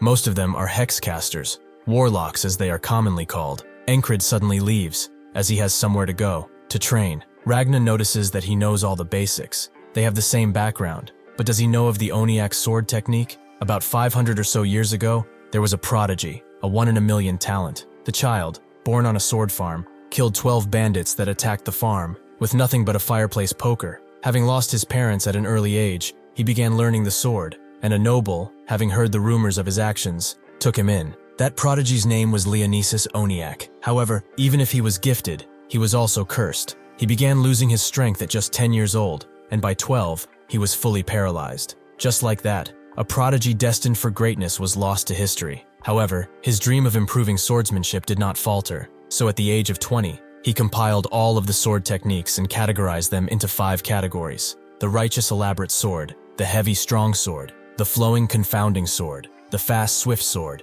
and the gentle parrying sword. He rewrote the entire history of the blade, and with this, the Oniak family became the greatest house of the empire, and even today, his technique is used as a foundation for all swordsmanship. Even so, branches of these techniques began to appear, like the Western Swift Sword or the Eastern Chi Sword. Among these, the technique he personally developed branches from the Northern Heavy Sword and should be more useful than whatever Rem taught him. He should concentrate on one single point, forget everything around him, and only focus on his and the enemy's sword. He will show it to him first so that he can learn from it. Before Encrid can react, Ragna lets out a slash so swift and deadly that it cuts his neck. He knows that he nearly died, and that's when Rem comes around, asking Ragna if he wants to kill the squad leader. Ragna notes that people learn better while almost dying. He's just helping him out. Rem notes that he can't learn shit if he doesn't have a head. Does he even know how long it took for him to teach him the heart of the beast? While they argue, Encrid thinks that both of them are awful teachers, and Rem knows that Ragna is from the far north, which breeds more barbaric people. Ragna also knows that he's from the southern barbarian tribes, which makes him want to fight him now. But Encrid tells him to stop, as he's here because they were ordered to come, right? Before he leaves, Ragna tells Encrid to remember how alert he is when he's about to die. If he succeeds in concentrating on a single point, he will be able to do anything with the sword. As they get ready for battle, Encrid thinks that this technique is quite similar to the beast heart that makes him numb to death, though there are some different key points. He needs to experience it to learn it, and as for the medium of the spell, he will just have to get rid of it and escape. With that, he adds another objective besides learning. He will destroy that flag. He knows that if he used his squad it would be easy to get there, but he will go forward first until he knows that he cannot any longer. Concentrating on a single point proves to be useful, as he died a lot of times because of how unprepared he was. To survive the assassin ambush, he trained his ears. To survive the battlefield, he learned the heart of the beast, but concentrating is proving to be difficult. Ragna tries to teach him again by just showing him. He should have felt the tip of the blade slow down or something along those lines.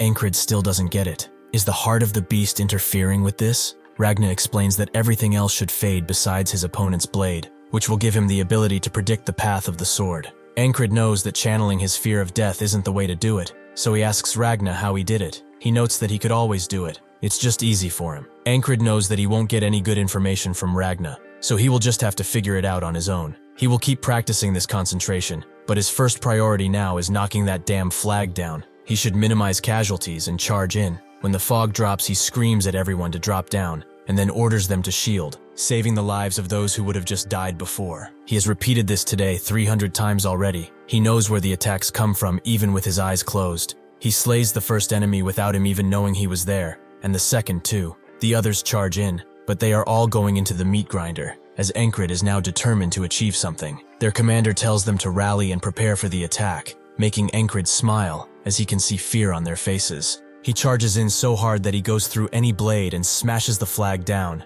It took him 10 days to get here, but he finally succeeded. However, the fog doesn't disappear, which is strange, as the flag is done for. The enemies circle and stab him all around, with one of them noting that he has been deceived. This gives Encrid enough information. There is only one real flag, the rest are fakes, so he must find the real flag. He charges in once again, as he has a 1 in 5 chance to get it right. He orders everyone to shield themselves, who cannot hear him, or rather are too confused to, allowing the arrows to pass through and slay them. Encrid wonders why they aren't listening this time. Perhaps it's timing. He has to let them catch their breath. After another 3 days, he broke the second flag, which was a fake, meaning that he had 4 more to go. He spent another 5 days for the third flag, which was a fake. It took him 7 days to get to the fourth one, which was also a fake, so he died again. There are only 2 left, and he can only guess, but the real one is most likely the one furthest from the battle. Now, he orders everyone well, and even makes Rem follow him, who asks if he's out of his mind. Encrid knows that the flag is far away, so he can't get exhausted before getting to it. He lets Rem handle the enemies in the front, as he slides past them. Even if unarmored, Rem can handle them pretty well. He has spent an entire year in this today, but now he will end it, as the fog will disappear, and they will win. Suddenly his sword is deflected by Mitch, who notes that God listened to him. He really prayed that he would get the chance to kill him with his hands. Encrid has forgotten this face after so long, and asks Mitch who he is. He cannot believe that he forgot about him when only a few days have passed, but time doesn't work like that for Encrid. Encrid once again asks who he is, which Mitch is annoyed by, but he will remember once he feels his cold blade in his chest. Encrid decisively dodges the incoming blade, and with his new footing, performs an attack that forces Mitch to back away suddenly. He is surprised, as this doesn't seem like the same person he saw before. He's gotten better with the blade, much better. However, he cannot believe this guy is trying to catch him with a single step. Encrid doesn't stop there and moves forward again, this time clashing blades with Mitch, who is amazed by his mastered basics and sword technique. Combined with how he deflects attacks, he's a force to be reckoned with. He pushes Encrid back, who deflects his blade, making Mitch think that he must focus all of his senses on this battle. If he gets distracted for a single moment, he will die. He must pour himself into the blade. The flag shall be forgotten, the outcome of the battle, even the sword techniques he has learned so far. Everything around him fades, leaving only the cold steel of the sword. With this amount of dedication, Mitch gains the advantage by deflecting Encrid's blade, allowing him to impale Encrid through the chest, ending the fight right there and then. Now, Encrid remembers him. He was the guy who blocked the flagpole in the tall grass region. Mitch introduces himself as the Greyhound Squad platoon commander, and Encrid does the same. He's the Now Lilia Kingdom's squad commander. The enemies gather around him, as Mitch says that this guy's specialty is hiding, but the others consider him quite wistful. When Mitch looks at Encrid to check, he sees that he has a smile on his face. This is because Encrid realized something. It's not the concentration that comes from the fear of dying that is necessary. What he always needed was a good rival, an opponent who would force him to use everything and fight him with all he's got. Mitch has no time for crazy bastards, and pulls his blade out, ending this today. The next today, Ragna tells him concentration on a single point is similar to the sensation he feels as he's dying, which Encrid kind of listens to, making Ragna wonder if he's given up on his training. Rem as usual calls them to battle, which makes Encrid immediately radiate energy and walk away, with Ragna seeing this energy for himself. Because of it, he thinks that he should go a little harder during the warm-up today. The battle continues as per usual, with Encrid saving lives by telling everyone to duck and shield, just as the arrows come flying through. He doesn't stop there, however, as he tells Rem to follow, and before he can ask if he's insane, Ragna says that he's coming with, making Rem ask if he got an arrow to the head. Ragna tells him to move forward if he doesn't want one right now, and as Encrid inches himself further and further away, both guys butcher the enemy in front of them, trying to make way. Encrid takes the same path as he did before, and meets Mitch just like before. Only this time he recognizes him and says that it's so very nice to see him. Mitch is surprised that he came specifically looking for him, but Encrid says that he shouldn't be. He came because he fell in love the first time they fought. Mitch notes that this is the first time someone has come looking for him specifically, with Encrid wondering if he's upset. But Mitch prepares his blade and denies such things. Encrid tries to enter the same state of concentration as Mitch, where he can only feel the blade, but he is once again defeated with a blade through the chest. Mitch notes that he lost pretty easily. Did he really think he would win with only those skills? As Encrid slowly dies, he thinks that his attitude is all wrong. What he's trying to achieve cannot be intentional. He must be absorbed into the fight naturally. He repeats today, and he is defeated. He does it again and again. He will continue to do it until he has grasped the feeling. The 18th time, he can see the blade coming his way. The 28th time, he can enter a state of concentration at a moment's notice.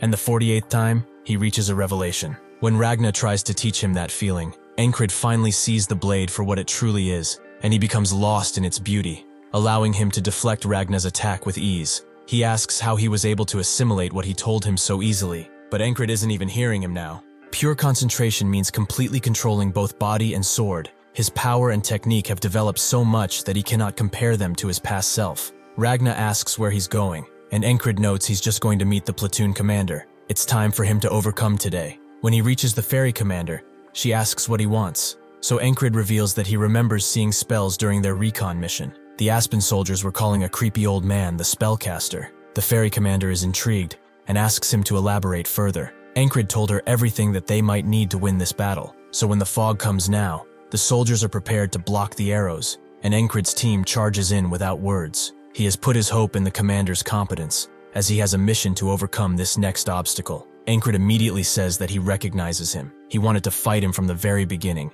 and today, he shall defeat him no matter what. Encrid lets out a powerful strike, but Mitch sidesteps and rushes in with a slash, which Encrid expertly deflects. Mitch knows that he's in a precarious situation and can barely block Encrid's next strike, and they continue clashing blades until they arrive at a standstill. Mitch feels obligated to ask, was he hiding his skills all of this time? Encrid notes that it appears to be so, making Mitch ask for his name, which Encrid tells him. In that moment, Mitch deflects his blade and says that he will remember his name, but Encrid notes that there won't be a need for that. He will make sure he always knows it. As Mitch raises his sword high into the air, Encrid becomes concentrated on the blade, and combined with the fact that he has all of his weight on his right foot, he predicts that he will slash diagonally, and he's right. The techniques he has learned from all the todays, the battle experience he gained through these repetitions, it all culminates here. As Mitch strikes, Encrid does the same, and they both nip each other's necks. But Encrid doesn't stop and makes his slash go towards Mitch's neck, who can barely dodge. He was sure that he would kill him in a few movements, but he's actually struggling against this bastard, and that's something he will not accept. Since his flowing sword techniques are more suited for parrying, he needs to attack properly, so he will use the best technique he has. He hilts himself into the ground and rushes the blade from the bottom, which will create a huge arc. That's why this technique is called the wheel cut. Encrid already knows of this ultimate technique. He has experienced it firsthand countless times, and he was always struck down because of it. But this time, he is ready and parries the attack perfectly. Mitch is shocked to say the least, even if his face does not show it. The Hurriers, which Mitch belongs to, are one of the three main houses that reign over the Aspen Kingdom, and House Hurrier represents brute force, meaning that they will recruit anyone who shows talent for the sword. Mitch was also recruited from a regional house, and after adopting the Hurrier name, he proved himself with his skills, and fought off 2 adult knights at the age of 15. He won against a champion swordsman at the age of 18, and by 22, he was the strongest champion of the entire city. He then went on to be among the top 3 best fighters in the Greyhounds, through sheer skill alone. Only few could ever match his talents, and even those didn't want to try their luck. As he saw others training, he wondered to himself, why do they do so until failure? Why must they swing a sword until their hands bleed? He did not see any point in training, as his entire body was pure skill, and this was the mistake that got him here. Without any way to swing his body in any way but backwards, Encrid easily punctures his chest and pulls his blade out, making Mitch start to bleed heavily. He damns himself for underestimating him and says that he's not as good as him when it comes to strength or sword technique, which Encrid confirms. But yet, he was still the one who won. Mitch can't refute that, and in his last moments, he can only regret his past of complacency. Who knows what he would have become if he trained? The moment Encrid's sword reaches his neck, Greyhound jumps in to save Mitch, who is still bleeding heavily, but he is swiftly escorted out of the battlefield by one of the men. Greyhound notes that he did not expect a single man to cause this much of a mess, but as punishment, he will not have an easy death. Encrid already knew that,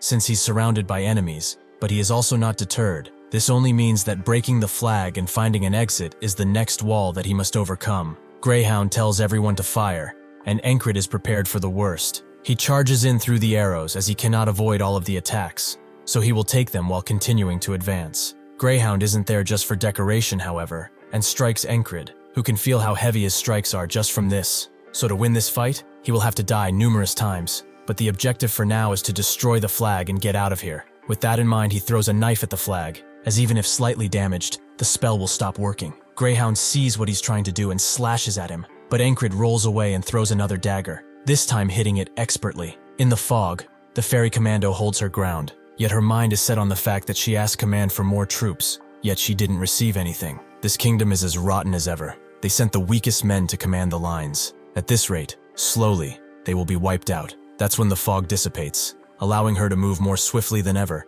and take care of the enemy with ease. She recognizes this as a chance to turn the tide of battle, so she rallies everyone to attack, which works, as they all scream and shout while charging. With the fog gone, they have a better chance, but who destroyed that spell? Perhaps it was the one who told her about it, Encrid. All bloodied and spent, Encrid knows that he messed up, as he thought that he would run into his team after the fog went, but he cannot spot a single friendly, and even he has a limit. Rem is taking care of hundreds of men, but he is actually aiming for the spellcaster, as he wants to have his head. At the same time, Ragna got completely lost, and is aiming his sword at one of the commanders, only now realizing the mistake he made. The enemies mock Encrid, as he's trudging along like a dog, and he will die like one too. Just before one of them strikes him down, the puma from the grass fields attacks the soldier, and just as the enemy is about to unleash a flurry of arrows, it cuts all of their crossbows to make them useless. The puma seems adamant in protecting Encrid, but he tells it to leave, as the man in front of them is quite special. Greyhound has had enough of this, and is ready to strike him down, but that's when Vengeance shows up, and tells Encrid to rest easy, as he's about to show him what a real man looks like. He lunges at Greyhound, who immediately deflects his blade and throws him on his ass, making Vengeance fold and order his men to shoot at him. Greyhound isn't fazed at all by the arrows and charges forward, allowing the puma to charge in from behind with its claws bare. Greyhound is caught by surprise, but he manages to hit the beast with the hilt of his blade, rendering it unconscious. The next strike is aimed at Encrid, who can still see the blade, but since he cannot parry his attack with the strength he has now, it means that he will have to use a technique Mitch liked, and let the blade flow. He does the exact same thing, which surprises Greyhound, as he recognizes Mitch's technique that he just used, and Encrid is more ecstatic than ever. Vengeance surprisingly rushes in again, but Greyhound does not counterattack, as he sees the army of men coming in his direction. He reluctantly backs away, but not before telling Encrid that he will not soon forget his dirty face, and promises to take him down one day. He orders his men to retreat, allowing Vengeance to focus on Encrid's well-being and get him out of there. But Encrid brings the puma along too, even if his strength is waning second by second. Vengeance orders everyone to retreat, and Encrid slowly loses consciousness, the tiredness and bleeding catching up to him in the end. In his dreams, he sees the boatman once again. Did he accomplish his objective again? He is truly a persistent bastard, but what drives him so? In the end, even if in this state, Encrid has survived another today. Encrid slowly wakes up as the others around him talk about his state. Some wonder how he managed to do it. Others know that he went off without any warning, and one of them prays for his swift recovery. As Encrid gets a feel of his hands, he feels something fuzzy, and when he looks, the puma who saved him is now cuddling with him. Rem asks if he's finally awake. They all thought he was going to bite the dust. Encrid slowly gets up and asks what's going on, and Jackson gets up to hand him some water, while explaining that he lost quite a bit of blood. Crace goes on to say that thankfully, the medic healed him enough so that there won't be any lasting effects. The goddess of luck must truly be on his side. As Encrid looks at the puma he just dropped a little water on, he notes that he must have passed out during their retreat out of the battlefield. Everyone slowly leaves since they saw their commander awake, and Encrid is happy to see that he survived another day. Rem, however, does not leave, and stares at Encrid, who thinks that he's interested in the puma, so he asks if he would like to pet him or something. Rem doesn't care about that beast. What he wants to know is how did he know that the fog was a spell? Encrid is conflicted, as Rem will not believe him if he tells him about his ability. So must he really lie to him? He doesn't want to. Rem has been a faithful friend, so he would like to return that trust in kind. He explains that in the past, he was friends with a settler, and he suspected it was so based on what he heard from that guy. Encrid thinks that this excuse is perfect, since he really did hear it from a settler, that being Rem. He gets up, as it's fine if he doesn't want to tell him, but he shouldn't get into spells that much. As he leaves, Encrid questions him about what he was doing during the fight, with Rem telling him that he was going to have a chat with the bastard who set up the flags, but he really didn't like his face,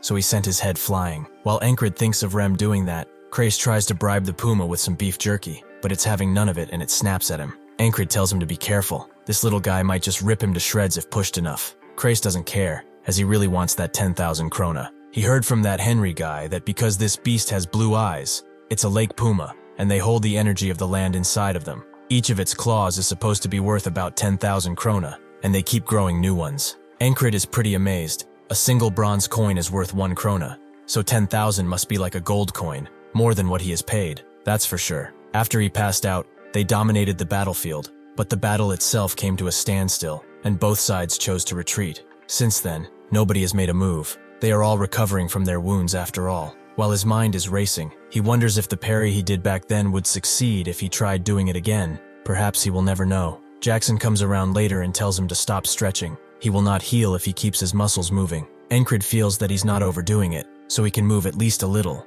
Ragna agrees with Jackson. The most he can do now is stretch like that. He should get some sleep and recover faster. Rem comes around and bumps into Ragna, asking if he's trying to spread his laziness to their commander too. And by the way, standing in the walkway like that is a dumbass move. Ragna immediately goes to fetch his sword so that they can have a fight, which prompts Encrid to ask something about it. He managed to actually use a technique he had never practiced before. He only saw. Is that a normal thing? Rem feels that it is. If he was using the heart of the beast, he could actually sense what the enemy was doing, so he would be able to understand how they swing their sword and how much strength to use. Ragna also agrees that it should be easier since he learned the basics. He also succeeded with single-point concentration, so he must have seen more than in the past. However, he actually got pretty lucky, as at his level, something like that will succeed after 100 real battles. Encrid now understands. The day that has just passed wasn't a single day for him. It was hundreds of days, days of overwhelming struggle. He got stronger through his hard work and determination,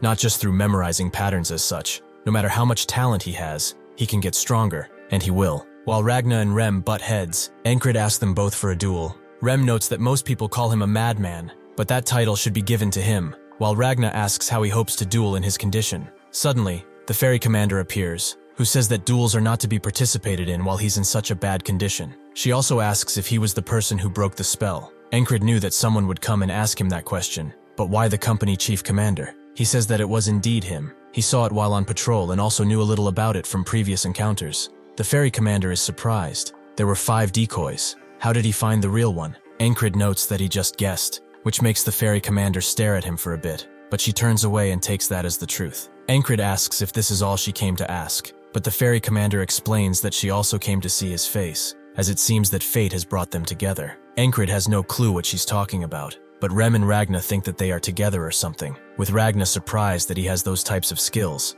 Encrid tells them that it's not like that, but Crace also comes around and notes that he's the perfect guy to start a host bar with. He will make the terms favorable for him. Encrid tells him to shut up, but he also wonders why she said that. She's their boss, so this is really uncomfortable. Crace also has some news for him. A squire from the Knight Order has arrived. Encrid is surprised. Someone from the Scarlet Cloak Knight Order is here. The battalion he is a part of is named the Cypress Division, which was named after a knight, and that Cypress is a part of the Scarlet Cloak Knight Order. The knights are people who are extremely skilled, which is true even across the entire continent. That is why a Knight Order has a lot more people besides the main knights. They have squires, servants, and students. Once a squire has proved himself to his knight, they become a proto-knight, and far above that, there are the knights, who have surpassed their human limit. Squires do not fight often without their knight, so this squire is probably about to become a proto-knight. Suddenly, the bells ring, and everyone gets ready for battle. Crace thinks that they were probably waiting for this guy if they are heading to battle right now, and Rem tells Encrid to get some rest. He really does need it. Encrid is not bothered by his wounds. He wants to see that guy in action. He wants to compare himself to him. Rem sees the glow in his eyes, and tells him to come with if he wants to see him so much. It's not like they are going to do much anyway. Everyone gets lined up for battle shortly afterwards, but Encrid is most excited. He will finally see a small piece of his dream. He can finally see what it takes to become a knight. The squire walks alone to their enemies, who immediately get into position to fire their arrows at him, but he does not flinch even once, and walks steadfast. The enemy commander tells them to fire. making hundreds if not thousands of arrows fly towards the squire, who waits until they are close enough. After that, he crouches down and gathers wind at his feet, which Ragna recognizes as determination. After charging enough, the squire sprints through the arrows and arrives directly at the enemy's front line. It's filled with shields and spears, but the squire is not stopped, as with one strike, he takes out that entire front line and sends his enemies flying. Encrid is astounded, but also frightened.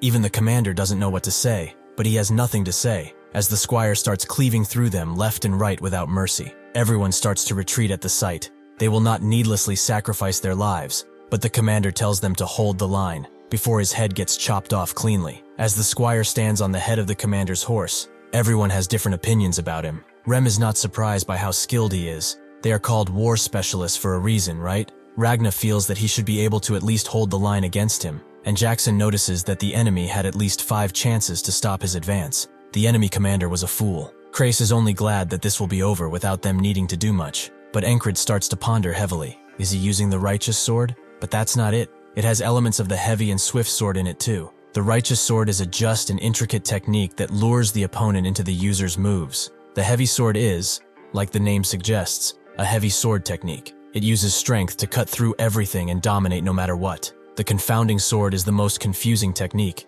as it tricks the opponent and allows easy ambushes. The Valen sword is a subsidiary of this technique. The swift sword is the fastest sword technique. It overwhelms the opponent with sheer speed. The flowing sword is a soft and gentle technique. It parries the opponent's attacks and retaliation in kind. Encrid can see both heavy and swift swords in that squire.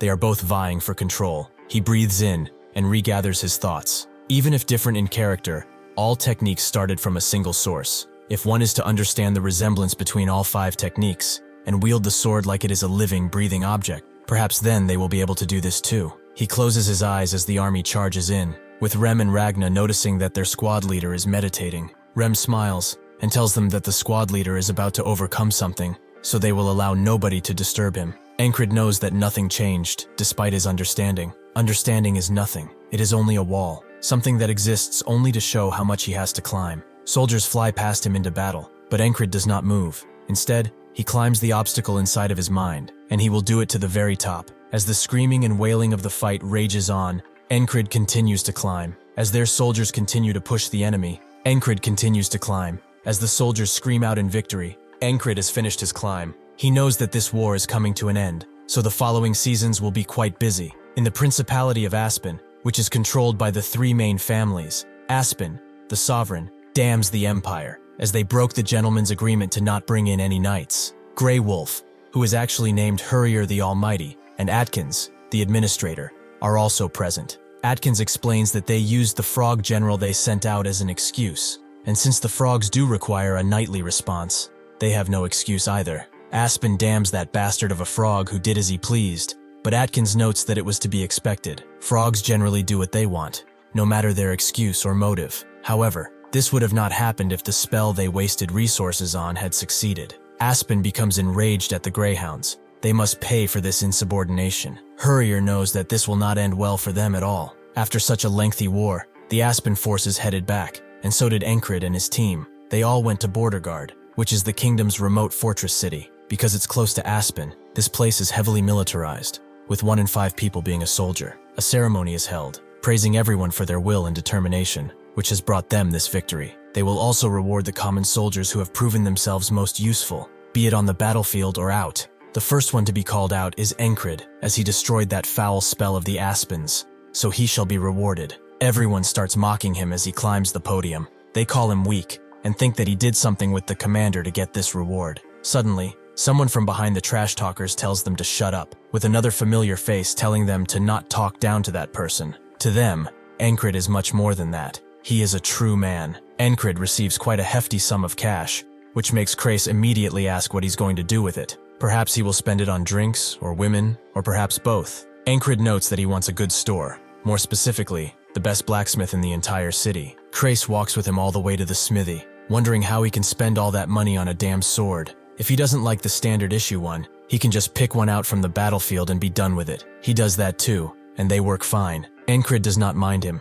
To become a knight, he needs to prove himself. More specifically, he must prove his skills. He is going to take the soldier promotion exam, as it's about time he ditches the life of a lowly foot soldier. Krace thought he wasn't interested in things like promotions, but Encrid feels that he can't stay in one place forever. Krace understands, but they must get stuff set up first. Narilla has a soldier ranking system in order to increase morale, with those stronger than the scale being considered special grades. A person is also treated differently based on their rank. To be promoted, one must have a duel with 3 of the soldiers in the rank that he is after, and win. For the soldiers that are just spectating, this is just a fun sport involving betting, which naturally Krace is the expert of, and incentivizes everyone to come and bet. The first soldier Encrid has to face is arrogant. What is a low-rank scum like him trying to achieve by going for medium rank? He won an award based on the squad's actions, and now he thinks he's some hotshot. Encrid knows this guy. Even if arrogant, he is skilled and hails from a famous mercenary group. The betting box Krace has is filled with bets on the other side, while there is only a single bronze coin on Encrid's side, prompting the gamblers to wonder who put that coin there. Krace notes that they won't know until the results come in, so they should sit down as the match is starting. Encrid only got stronger by dying over and over, but in this fight, there is no risk of death, so he only has one shot. He steels himself. He will look ahead and not lose focus, which is a pathetic skill, but it's the limit of his hard work. He knows that in the past, he wouldn't have stood a chance against someone like this, but he will not be conceited either. He will fight like his life is on the line. The arrogant full charge in with his sword aimed high. Encrid thinking that he will try to do the parry he learned in the previous battle. Perhaps he can win if he does it. Surprisingly enough, however, Encrid blows the sword out of the arrogant bastard's hands away in a single stroke, who is more scared about his fingers. Encrid doesn't know what to say, so he just ends the fight by hitting the bastard with the butt of his sword. He wonders why this guy is so weak, and a gambler is mad at Krace, as he probably was the one who bet on his commander, right? Because he knew how strong he was? Krace actually is shocked too. He only put that bronze coin in there because he took pity on him. Encrid wonders if that guy just let his guard down, but even if he did, the duel ended too quickly. He shouldn't be so weak if he's a medium rank. He doesn't have time to think about that, as his next opponent arrives, who tells him to not get cocky just because he won one duel. Encrid knows this guy too. He is heavy infantry, the strongest in their battalion. The heavy soldier starts by trying to distract Encrid by waving the tip of his spear around, but then he only thrusts forward, allowing Encrid to just cut the tip of his spear, rendering it useless. He thinks that this is just a trick. This guy must have something else lined up. Judging by his face, however, it seems that this really is just it. Encrid kicks him in the gut, ending another fight. Everyone is shocked that he won 2 fights in a row, and Krace calls forward the next challenger. Who wants to duel him? Nobody wants to budge. Not even those who trash talk to him. Andrew thinks that he can win since he trained with Mac every night since they last met, but Mac tells him to not go, as he's gotten too strong. Not even he has a chance to beat him. With that information, Andrew sits down and observes the situation. Suddenly, someone pushes the main trash talk to go. That's someone being Rem, who has heard everything he said up until now. To prove he's not scared, the trash talker agrees to go, even though he's sweating bullets. Encrid only felt struggle up until now, so that is why he did not notice. That stabbing bastard in the first today he suffered through, and the assassin in the next one. Combined with Mitch Hurrier, and even the squad members he trains with daily, he just had it rough until now. He knows that his old teacher told him to not underestimate his opponent, which he felt was irrelevant to him, as he never thought there would be a time when he could look down on someone. The trash talker asks what's with his face, but Encrid is only happy. He has become strong enough to dominate his opponent. He charges in with his sword, hitting heavily. In Narilla, strength is the most respected thing, so using this bastard, he will prove to everyone he is strong. He breaks his sword after a few hits, and then stops before slashing him apart, proving himself for good. The trash talker pissed himself too, and now everyone recognizes Encrid as the Spellbreaker. He really destroyed that flag. Suddenly, Andrew gets up and starts chanting Spellbreaker, while also forcing the others to do it. The eyes that were looking down upon him now admire his strength, as they all chant his title, the Spellbreaker. Krace congratulates him, as now he's medium rank, but Encrid feels it's too early for any celebration. He has to get to high rank first. Krace is surprised that he's still going to climb, and that's when someone stands up, noting how interesting he is. The others around him notice the eagle patch on his clothes. He's a border guard, the ones directly serving the crown. He is called the Border Butcher, and he earned that title too. He approaches Encrid and notes that he would like to duel him too, just a friendly one, nothing too special. While everyone is watching, Rem knows that this is going to be difficult for Encrid, who knows that the border guard is equal in strength to Aspen's greyhounds, meaning that he might actually be stronger than Hurrier. However, this also makes him wonder what will even happen if he fights someone without the risk of dying. Will he improve? He invites the man to come, who is amazed that he's not more fearful about going against someone from the Special Forces. After watching his fights, he's far more interesting than expected.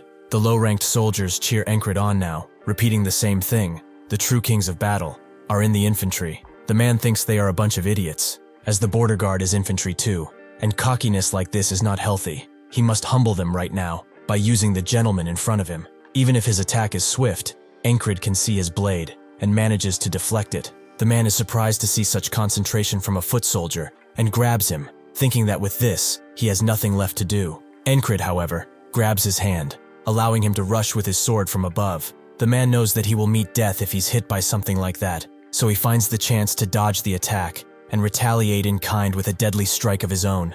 Unfortunately for him, Encrid is prepared, so he catches the tip of his blade and kicks him in the gut. He has let go of his sword for this, making the man rush in for a final encounter. Encrid pulls out a small blade and strikes at the same angle. Victory is inches away for them both, but that's when the ferry commander appears, and with one swift strike, blocks their attacks. Encrid sees that his crew was already behind the man.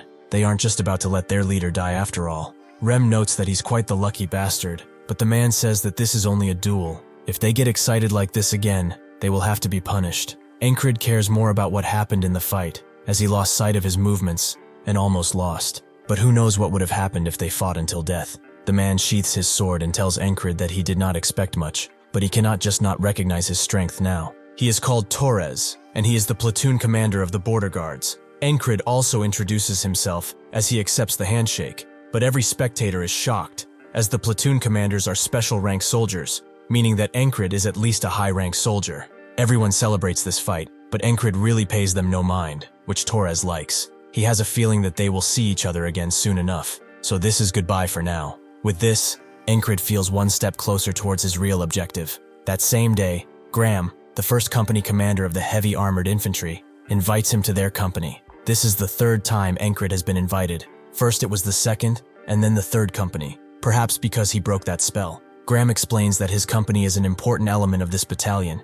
He knows that this offer is pretty important, right? Encrid knows that he will be among the elites as soon as he accepts, but he refuses, which makes Graham ask if it's about the 4th Company commander. He will talk with him if need be. Encrid tells him that it's not that, and since he has such a sincere face, he will not press him any further. Encrid suggests that he send Rem his way, but nobody wants that crazy bastard in their team. Thanks to him, they survived the last battle, so he should keep at it. Crace is amazed that he's getting so many offers. Should he begin packing his bags or something? Encrid tells him that he's not going, but this only makes Crace wonder why he's rejecting every offer. Right now he will get treated well, no matter where he goes. Before Encrid can answer, Torres comes inside, wanting to ask something important of Encrid. He should come to the border guards. Encrid knows that this is an amazing offer, even better than the 1st Company, and Rem feels the same. He would be a fool if he would reject this offer. Torres has realized as soon as they fought that he yearns for a tougher fight. If he comes with them, he will make him train and challenge his body to its limits.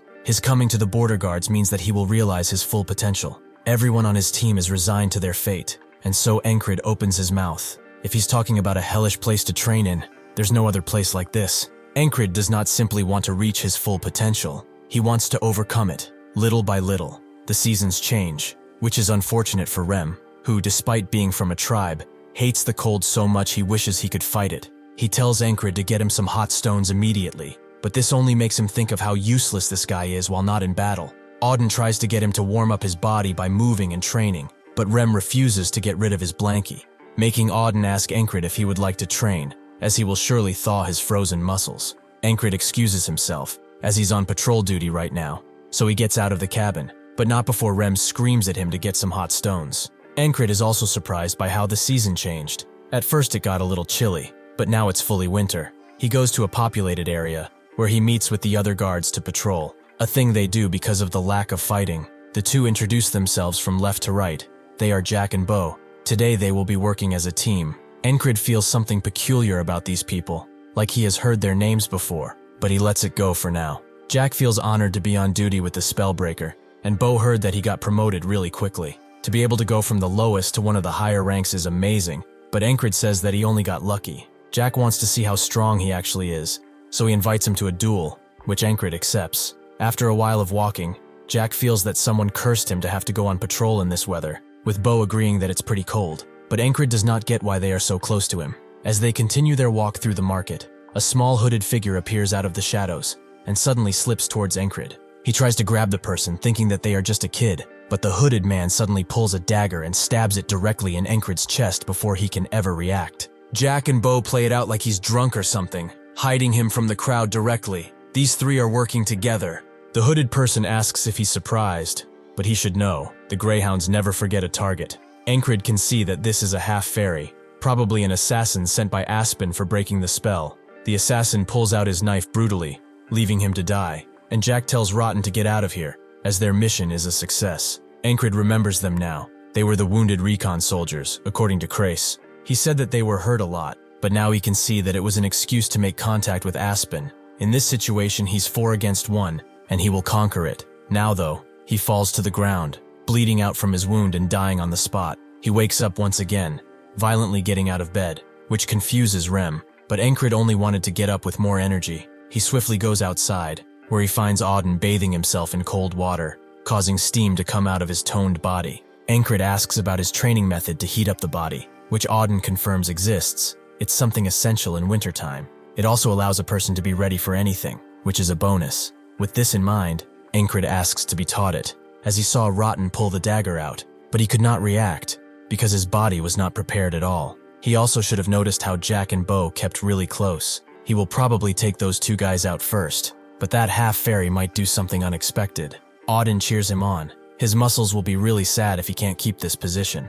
Jack and Bo introduce themselves, Encrid going through the same introduction, but now Jack is more impressed that he doesn't have his coat on, which Encrid excuses by simply saying that he's training. His body is now prepared thanks to Auden's rigorous training. He knows that soon he will come face to face with Rotten, so before he can get too close, he attempts to smack the ones behind him, but Bo dodges, allowing him time to unsheath his sword. Encrid knows that Rotten will either run or attack. Before anything happens, he has to take care of these two. Unfortunately for him, Rotten has another card up his sleeve, as he throws a knife in his direction, hitting Encrid in his vitals. He, however, is impressed to be able to hit him at this distance, and through so much crowd, he has skills. He cannot deny that. Encrid heard it, but it already pierced his heart by the time he heard it. It's designed to be faster than sound. In this situation, he must face close and ranged enemies all at once, which quite excites him. How will he prepare for this? Rotten stabs when he is close, and throws the daggers when he is far. This wall that he must conquer is not really a hard one to understand. It's actually quite simple. Encrid continues his training, although he feels like he's going to die, making Ragna and Rem wonder if it's really as hard as he says it is. Jackson comes into the cabin, only to see all of them spread out and stretching, even the panther. He feels like he walked into something he shouldn't have, so he decides to leave. Encrid knows that he has to find a way to block the dagger that will be thrown at him. Its speed and accuracy, however, is something much deadlier than normal daggers. Jackson comes around and recognizes this as a whistling dagger, but Encrid is curious. Why is it called that? Jackson explains that it makes a sound when it's thrown, and if handled by an expert, the target will not even know what hit them, so it's good to stay far away from these things. Encrid has gained a bit of knowledge from this, but no matter how good Rotten is with his daggers, he cannot do anything if he blocks ahead of time. He attacks the ones behind him again, Bo dodging again, but this time Encrid grabs him and uses his body as a shield against the daggers. Unfortunately, Rotten doesn't seem to care about his teammates, as he throws one dagger into Encrid, one into Bo, and another straight into Jack's neck. Encrid is amazed that he was able to throw 3 at a time, but to kill his own people. Perhaps he never thought of them as such in the first place. Rotten crouches down to his level, impressed by his determination, but persistent lovers like the greyhounds never forget their target. Encrid says that thankfully they do not, which makes Rotten believe that he's a crazy bastard. Encrid has underestimated this whole thing. Even if simple, this wall is still a wall after all. The boatman knows that he is enjoying this, but he should laugh while he still can, as soon he will realize why this is all a curse. Encrid wakes up and swiftly gets out of bed again, thinking that this is actually a blessing in disguise. He goes to Jackson and asks about the whistle dagger, who wonders where this question even came from, but Encrid wants an explanation of them. Jackson relents and tells him that it's basically multiple thin blades pressed into one, which causes that whistle sound when it flies. At one point, it was called the dagger that can only be heard, as it's really difficult to follow with the human eye. Encrid asks what would happen if he wanted to dodge it, but Jackson says that he can't. Encrid asks what if he had to, which makes Jackson ask in turn, does he really have to? Encrid confirms as much, making Jackson ponder where the hell he even heard about all this. He explains that there's not really a point in seeing an already thrown dagger. He has to watch the hand of the thrower first, as the path it takes is dictated at the moment it's thrown. There are naturally ways to hide that throw, but a skilled eye can still spot them. Encrid asks if he could learn something like that, but with his current skills, Jackson notes that he won't really be able to do anything. Encrid knows that he's just talking shit about him, but Jackson asks if he wants to be taught how to throw daggers. If he's not confident though, he can forget about it. Encrid knows that this is an opportunity, so he decides to learn. Later, he meets up with Jack and Bo, remembering what Jackson said to him. The moment he throws, he should relax his entire body and focus as the blade leaves his hand. Seeing and dodging it is basically the same. As soon as Rotten shows up, Encrid unsheathes his sword and instantly kills Jack, with Bo not offering much resistance either. Everyone around him runs away in a panic, allowing Encrid to focus on his real opponent. He can see him switch from relaxed to focused. He can avoid dying instantly if he protects his heart, so that's what he does. Encrid does manage to block the first dagger using his hand, but the second one goes directly in his chest. They are incredibly fast, and even if it was only for a split second, he saw it. In that split second, he saw the dagger come to him. Rotten approaches and prepares to say the same line, but Encrid already knows. Persistent lovers never forget their target. As Rotten wonders how he knows, Encrid is glad that he's getting better. A few more visits from this guy, and he will know all of his dirty little tricks. On the next day, Encrid eliminates the two behind him as quickly as possible, and then focuses solely on Rotten and how he rotates his dagger. He can see its trajectory now, so he blocks it with his arm guard. Rotten can feel the anxiety of his advance, and Encrid dodges to the side, thinking that the attack will come from the other direction, but Rotten swiftly changes its course and stabs him in the heart. He is amazed by the fact that he can adjust its course according to the enemy. This weapon, even if it took his life so many times, is absolutely incredible, and he wants to wield it. In his next life, he practices with daggers, Jackson asking what he's even doing, but Encrid only says that he's training with whistle daggers. He knows that what he has is not a real whistle dagger, but he will have one soon enough. A part of his homemade dagger breaks free, almost taking Jackson with it. On the 8th today, Encrid successfully dodges his delayed attack, but unfortunately, it seems that he has another problem. A sharpshooter eliminates him from behind, meaning that he must keep him in mind the next time. On the 9th day, he successfully takes him out with a dagger, but this only delays his death, as Rotten throws a dagger at him that he cannot dodge. Encrid continues to train until he can throw daggers pretty well, but he feels that besides the basics, he's missing something important. Jackson notes that he got everything down, but where did he learn to throw like this? Encrid can't say that he learned from him, so he lies. He saw someone throw one before and he just copied them. Jackson thinks that he must be a genius to do something like that, but no matter. Has he heard of the throwing blade technique? It was created by an assassin called Georg, and the name comes from his weapon, the whistle dagger. Georg strived to create a blade without sound, thus he created a very thin, single-bladed knife, but it was too difficult to handle, which led to the production of the whistle dagger they know today. Encrid didn't expect for the dagger to have such a story, but Jackson thought that he would already know about it, since his stance is perfectly suited for the whistle dagger throwing. On the 10th day, Encrid decides to change the route, which Jack is against, as they will be punished if they don't do their jobs well. Encrid says that he's the highest ranked person here, and since he will take responsibility, there's nothing to worry about. He can hear the two whispering about this change of plan, which they really don't like. Encrid knows that the market is the perfect stage for the assassins. He does not need to play along with their games anymore. Jack notes that they should really return, but Encrid asks what they got from betraying their land.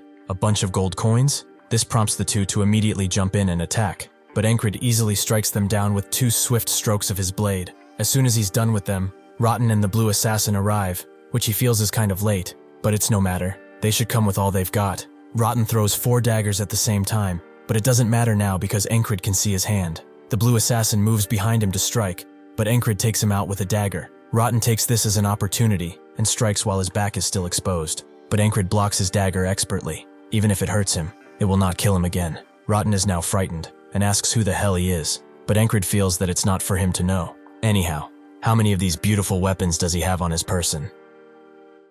Rotten can see that this bastard can throw these things. Is he also an assassin? He answers Encrid's question, saying that he only has 2. He is quite jealous that he only has 1, but Rotten tells him to not joke around. He's really sick in the head. He should also know that as soon as he throws the one in his hand, he will die. Encrid understands, but they will find out only after the fact. Encrid can't see his hands, but can see his arm, so if he keeps his posture and his eyes ready, he can easily dodge those daggers. Encrid can immediately notice that Rotten is throwing two at once, so he swiftly dodges and throws one of his own, which only damages Rotten's cloak. Even if he said that he has two, Encrid knows that he probably has more, but so does he. Encrid throws his last dagger at Rotten, who can barely dodge, but is actually quite mad that he lied. He readies his blade, and so does Encrid, surprised to see this bastard actually pull a blade out. There's no rule teaching the assassins to only use long-ranged attacks, but his problem is that he doesn't recognize this attack, as it's low and very fast. Unfortunately for Rotten, it doesn't matter anymore. He grabs his hand with extreme swiftness and announces that this is the end. With a chop to the forehead, he ends Rotten's miserable life. He has climbed over this wall with only 10 tries, fighting, losing, and getting stronger to eventually succeed. These things have come to give him alive. He looks at Rotten's body and opens his clothes, revealing a bandolier of knives that he really wants. He goes to report to the ferry commander about what just happened while wearing that same bandolier, saying that all of this was once again just mere coincidence. The ferry commander wonders if it's still a coincidence that he only got off with a scratch against 3 people, but Encrid says that the goddess of luck is really on his side. The ferry commander eyes him for a moment, before giving up and telling him to return to his post. He does just that and returns to his squad lodging, but as soon as he opens the door, an axe flies at his face, which he only has seconds to dodge. This was naturally thrown by Rem, who is glad to see that he dodged his sneak attack. Encrid asks if he has gone insane, but Rem was only training him, because he has assassins on his ass after all. As revenge, he suddenly gives Rem a hot stone and tells him to eat it. Rem believes that it's a potato at first, only for his hands to burn the moment he touches it. Encrid notices that his hair has grown pretty long, so he tells Krace to give him a haircut. He asks for 10 coppers. Encrid says 5, and they meet at 8. As Encrid gets said haircut, he tells Krace that he's charging more now. Does he not get a squad discount? Krace tells him to go to one in the city if he doesn't like the price, but Encrid refuses. The ones in the city suck after all. The snow continues to fall, and Krace notices how cold it is. Rem doesn't like the snow and cold at all, which Ragna agrees with.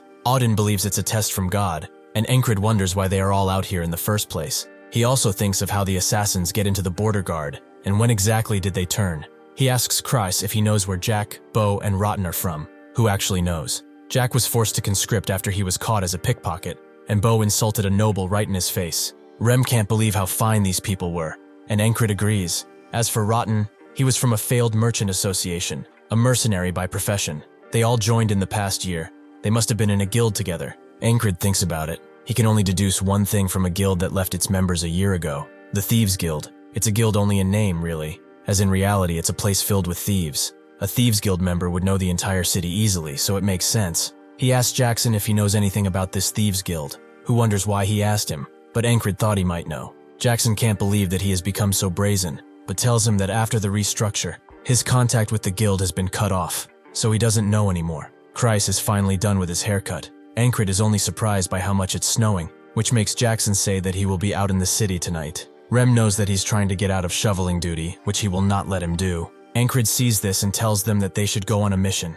If they agree, they won't have to shovel snow. Everyone immediately agrees, even Krace, but Encrid still has to get permission from the company commander. Ragna calls him lazy for not even doing that, so they all retreat inside, patiently waiting for him to do it. Encrid tells the ferry commander that he believes the Thieves Guild is behind the assassins, and he wants to bust them while he can. They both look at each other, as the ferry commander feels something strange about this request. Is he sure that he's not doing this to skip snow duty? Encrid denies that fact, although he cannot believe how sharp this woman is. As the squad walks through the city, Krace wonders where the Thieves Guild thing came from. He's probably talking about the Gilfin Guild, but does he even have any info on them? Encrid does not. That is why they are here to get it. He tells Jackson that they will wait at the inn while he finds out where they are. Jackson asks how he's supposed to do that, but Encrid tells him to figure it out. Krace really doesn't like that order, as it's extremely vague, but Jackson understands, making Krace believe that perhaps he is the weird one here. They arrive at an inn, where they all have a bunch of food.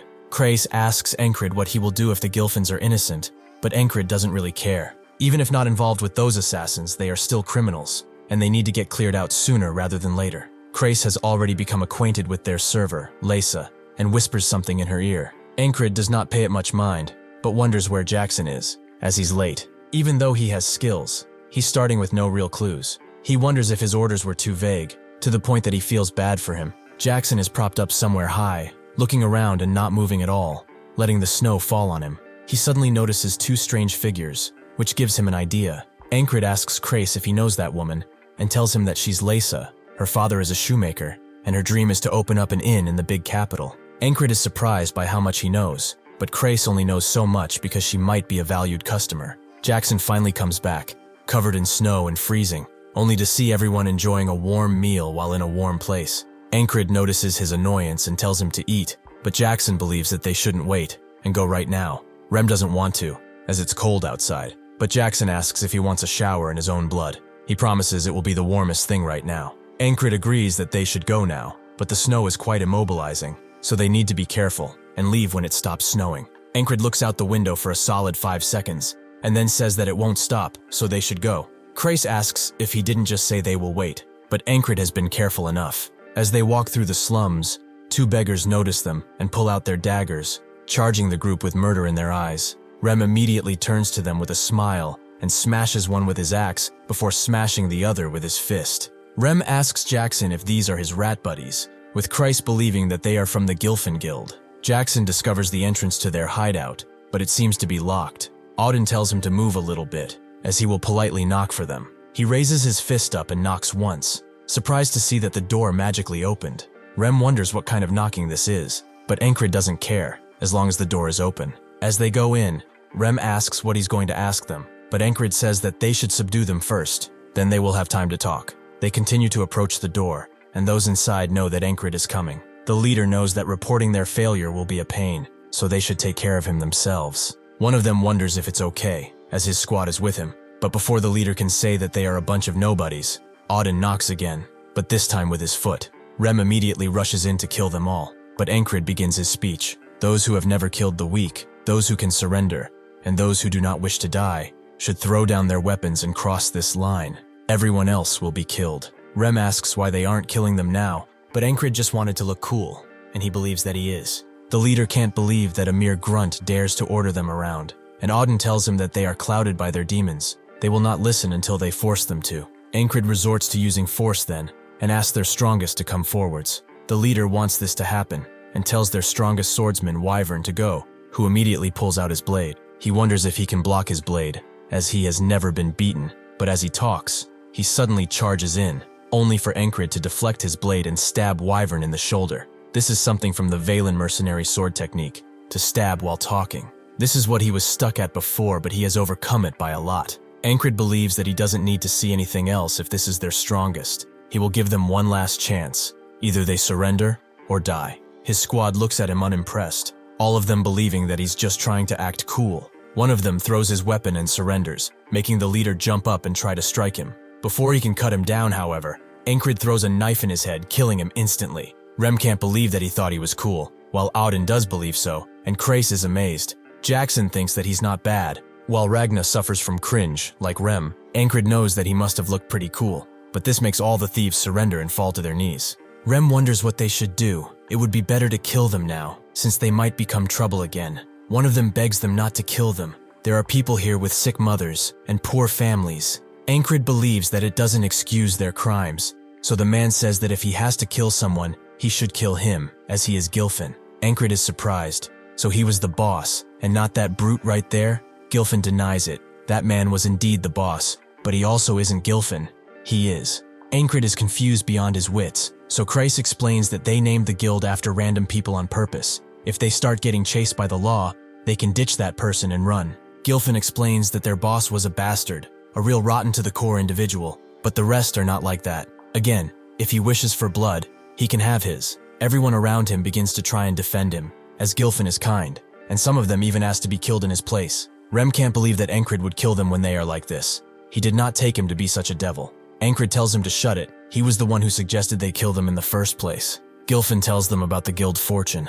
They can have everything in that stash if they let them live. Crace begins to smile, as he knows there's some cold, hard coins involved. Gilfin points it to them, but they need to find the key first. Auden proves them otherwise by gently pulling the door open, and so Encrid tells his squad to take as much as they want. Rem immediately finds some thermal leather, which is extremely warm, but Ragna wonders if it's that important. Encrid also finds a piece of flexible yet strong leather armor, which is not bad at all for him. Crace gets his attention, and says that they should take over this guild. Encrid asks if he's really asking for him to become a thief, which Crace is, but one that does not kill. Even if they were to take down this guild, within like a week or two, another will pop out in its place. So if things are like this, they should use this guy as a puppet to run it. Encrid feels that this is all far too convenient, so he asks what he told that girl, as it was strange for all these guild members to be gathered here. Christ is surprised that he noticed, although they got them all in one try. If he allows it, he will get him a monthly krona payment, and will also gather information. Encrid doesn't really do this for money, but it can't hurt. He allows it. So Christ tells Gilfin that from now on, their guild is one that does not kill. They will sort out the bad people and send them to prison, while they slowly reform this organization. Gilfin tells him that they will all die if they do not disband. Their boss worked for Aspen and took their money. Once every spring and fall, a frog comes to check on this organization, and if he realizes what happened, he will not just let them go, as the frogs are beasts. Christ tells him that they shouldn't worry. They have some beasts of their own after all. Encrid believes that they should go back since they have completed their objective, but Rem looks at him and wonders, are the others done with shoveling snow? Ragna also believes they have some unfinished business, and Auden wants to reflect and preach the word of God just a little bit longer. Jackson also believes that he had something to do, so he will return tomorrow morning. Encrid understands and apologizes. He did not see that they were all so busy. The next day, Encrid reports the return of his squad, and also the fact that they have destroyed the Thieves Guild. The ferry commander asks if he had fun skipping shovel duty, but Encrid hasn't a clue about what she's saying. She has heard that he liked to duel, so they should spar right now. Encrid accepts, but as soon as he tries to unsheath his sword, he gets knocked down. The ferry commander tells him to get up, but when he tries to pick up his sword, she knocks him down again. Encrid is amazed by her sword's thinness. It's almost like a whip. This continues until Encrid is left out of breath, leaving the ferry commander confused. She has seen this man respond instantly, almost like he came from the future, but now, he acts like a grunt. She really does not know who he is, but it is still true that he broke that spell, and took down 4 assassins. She sees that it's snowing again, so she will be watching him, this time more diligently. Encrid believes that he's pathetic. He has trained so much with the sword, but he has never done anything with his bare hands. He has finally realized what he is lacking, something that requires the use of body and limbs, that thing being martial arts. He goes to Auden while he trains, who tells him that the most important basic of martial arts is a trained physique. Encrid looks at him as someone demands to know who pulled an entire tree out, but Auden says that he has a method of training that pushes the body to the extreme. It is called the isolation method, which will be very painful, to the point where he might as well be dead. Encrid tells him that this is his specialty, but after doing it for some time, his whole body feels like it's going to collapse. Auden tells him that the fundamental principle of the isolation technique is overloading. His muscles become stronger as they are being torn.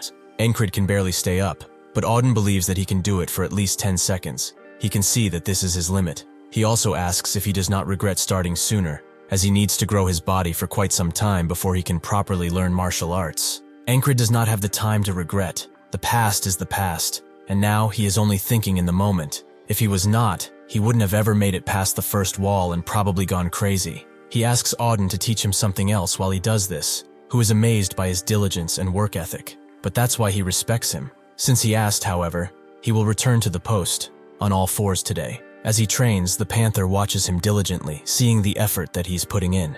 Later that night, Encrid comes inside completely beat, making Rem wonder if someone is bullying him, but he was only just training. As he lays down, the Panther lays down with him, prompting Rem to say that he needs to give it a name already. Encrid tries to name the Panther Heather, or Blackie Blue, which the Panther absolutely hates. Rem understands it. Those names should be considered abuse. Encrid thought that Blackie Blue was cute, but he will have to think of a name since it's going to stay. After falling asleep, Encrid wakes up in a mystical realm, which makes him think of the ferryman, but this does not seem like his vibe. Suddenly a woman appears behind him and she only tells him one thing. Her name is Esther. Encrid wakes up from the dream only to have the same woman by his side in bed. She is naturally embarrassed, but Encrid only wishes her a good night and hugs her tighter. The next day everything is back to normal, and Rem asks if he's going again. Isn't his body feeling sore from yesterday? Encrid is actually feeling pretty light, but that's because Esther has used her magic on him. She needs this man to free her from her curse. She cannot have him die while he throws around his body. Rem asks if he met with the priest or something, but that's not it. Encrid says that he dreamt about some woman.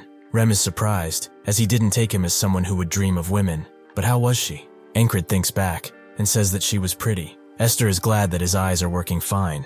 It's common for magicians to explore magic and knowledge, and in her pursuit of those things, she got cursed and turned into a beast, her powers bound. She was wandering the fields one day, but she suddenly felt the scent of a curse, which led her to this guy. Encrid continues his training as Esther watches, but he notices her and accidentally calls her Blackie Blue, which she absolutely hates. The realm of magic is affected by the power of names, so if someone carelessly calls her by another name, her powers will get weaker and weaker. She used what little power she had left to tell him, but she made a mistake. She can only thank God that this guy is pretty dull, but she can see that he's under a curse. It is not set in yet, but it's far more powerful than what she is afflicted with. His is a curse that slowly eats away at weaker curses, so if she sits beside him, she will eventually recover her mystical powers.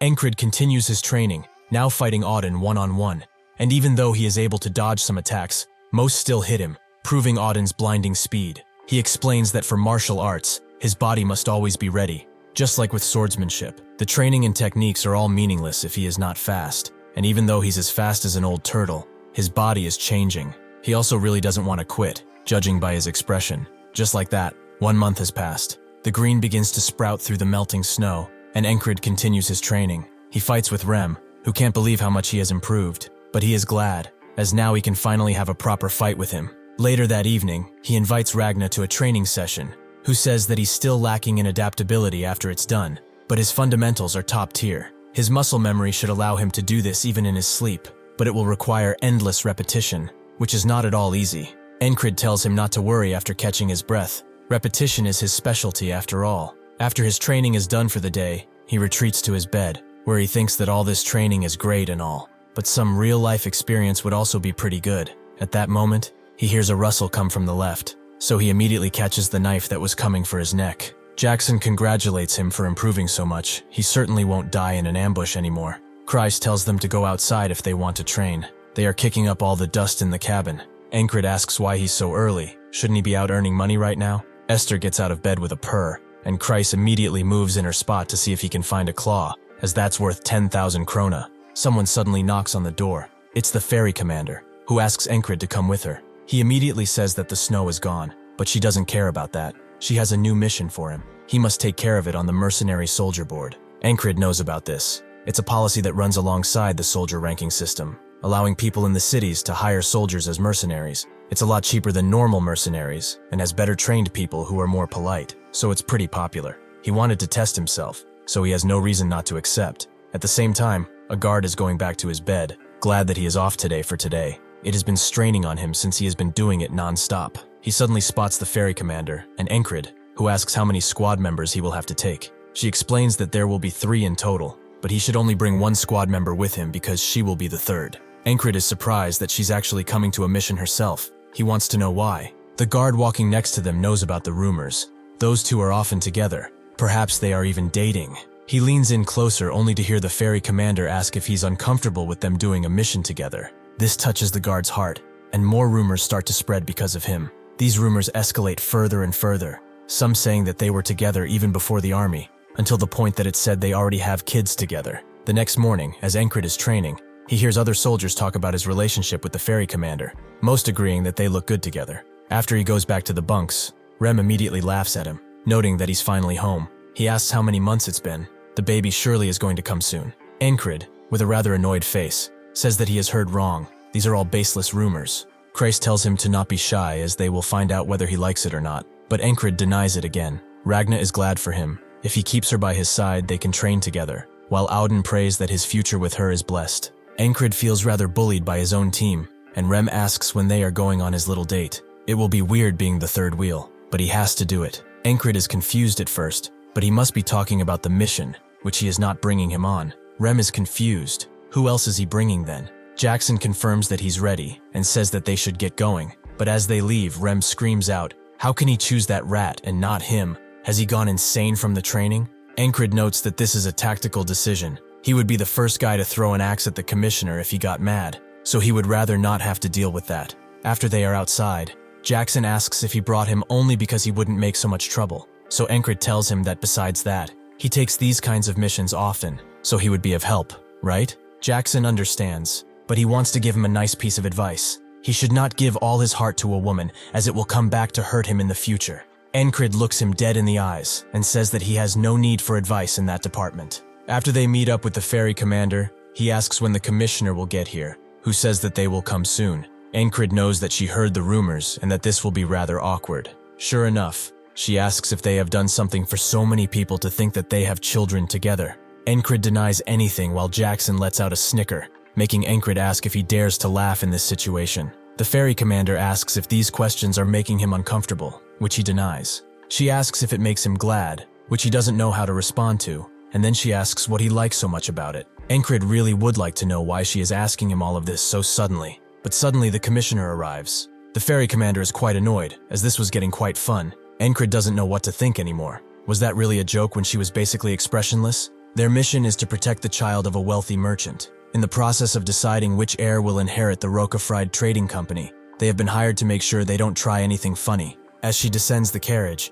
Encrid thought they would be dealing with some fat toad, but it's the opposite. The woman introduces herself as Leona, heiress to the Rogue Fried Company, and their protection target. As they walk, Encrid finds it weird that not a word has been spoken since the greeting, and what little communication they have only happens through her maid, who is telling them that they will get a room in the inn, and then wait for the other heirs. They really just hired them as guards and nothing else. He remembers what Auden says. Identifying the age, body stance, and gaze of a person is all useful info. Figuring out the enemy's strategy is a skill in itself. Encrid begins doing just that, spotting that the guard in front of him is left-handed and also has heavy footsteps, meaning that she's pretty armed. Just that sword is telling him that she's strong, but nobody here seems to be as strong as a special rank. Even though he feels like the analysis is lacking, it will have to do for now. Jackson believes that they should partake in a game since they have a ways to go. They should identify sounds. With that invitation, they both begin reciting what they hear first, but Jackson seems to have the upper hand. He is trained in this after all. After they get to the inn, Leona and her guard go into her room upstairs and order them to stay below. The ferry commander sits down next to Jackson and Encrid to join their little game, but this moves Encrid out completely, as he cannot hope to compete against these two. However, the things they are saying no longer seem to be a game, as someone is coming to them, dagger in hand and ready to strike. As the assassins pull up, it doesn't take long for them to react,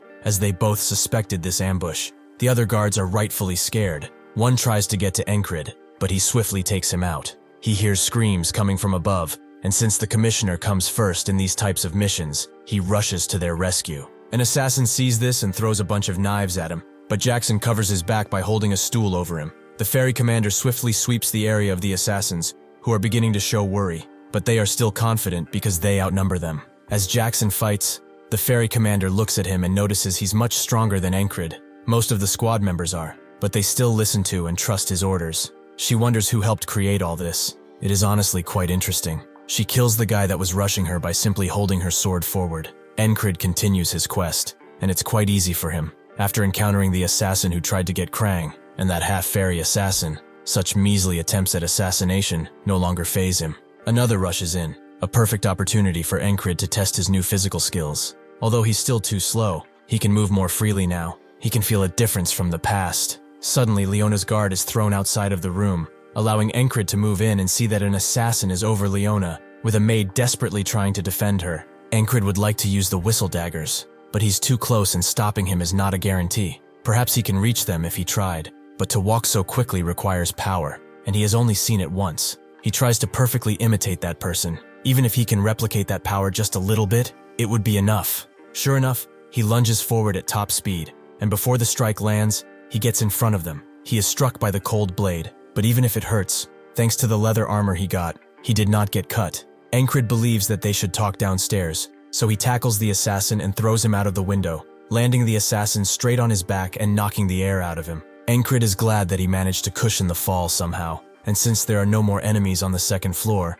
he can focus on this guy. Even if he suffered that fall, he still rose up. That takes grit. He asks Encrid if he's a border guard, which he is not. The assassin is glad. It means that there's no reason why he should lose this fight. Encrid observes him, seeing that he has swords of different lengths, but that does not damage his balance. He probably uses the flowing sword, so responding would be difficult. The assassin vows to kill him, and then that woman, but Encrid tells him that he talks too much, making him charge in. This is Encrid's first fight in a while, against a pretty strong guy. He is happy, however, as he has loads of things to try.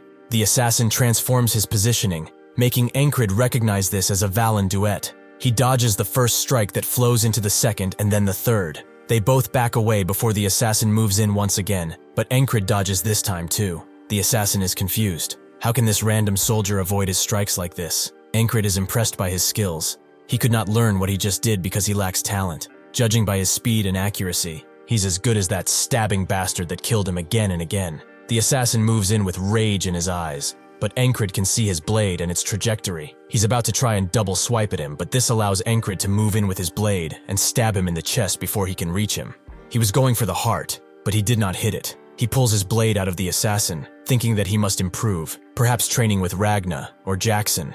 The other assassins run away out of the inn, Encrid immediately preparing to run after them, but Jackson appears and says that his fight drew a lot of attention. Encrid points at the guys getting away, but Jackson doesn't really care, as they were not hired to chase after criminals. Since they are gone, the commissioner is safe. The ferry commander also arrives, saying that he didn't do bad. Encrid asks if she's well, so she teases him. He is quite worried about his lover. She's not going to be able to sleep with these butterflies in her stomach tonight. Encrid stares at her with a sorrowful expression, and unfortunately, Leona has heard this, so she asks if they are in a relationship. Encrid immediately denies such notions, but the ferry commander asks if all of this was a joke to him. Encrid doesn't even know what to say anymore, but can only think about what the hell is wrong with these people. Leona asks for his name, so after she gets it, she thanks him for his protection. He will be properly compensated in the future. Encrid says that it's fine as he bows. It was what was asked of him after all. The next day, more guards arrived in case of a second attack, and the few assassins that were captured were sent to the army.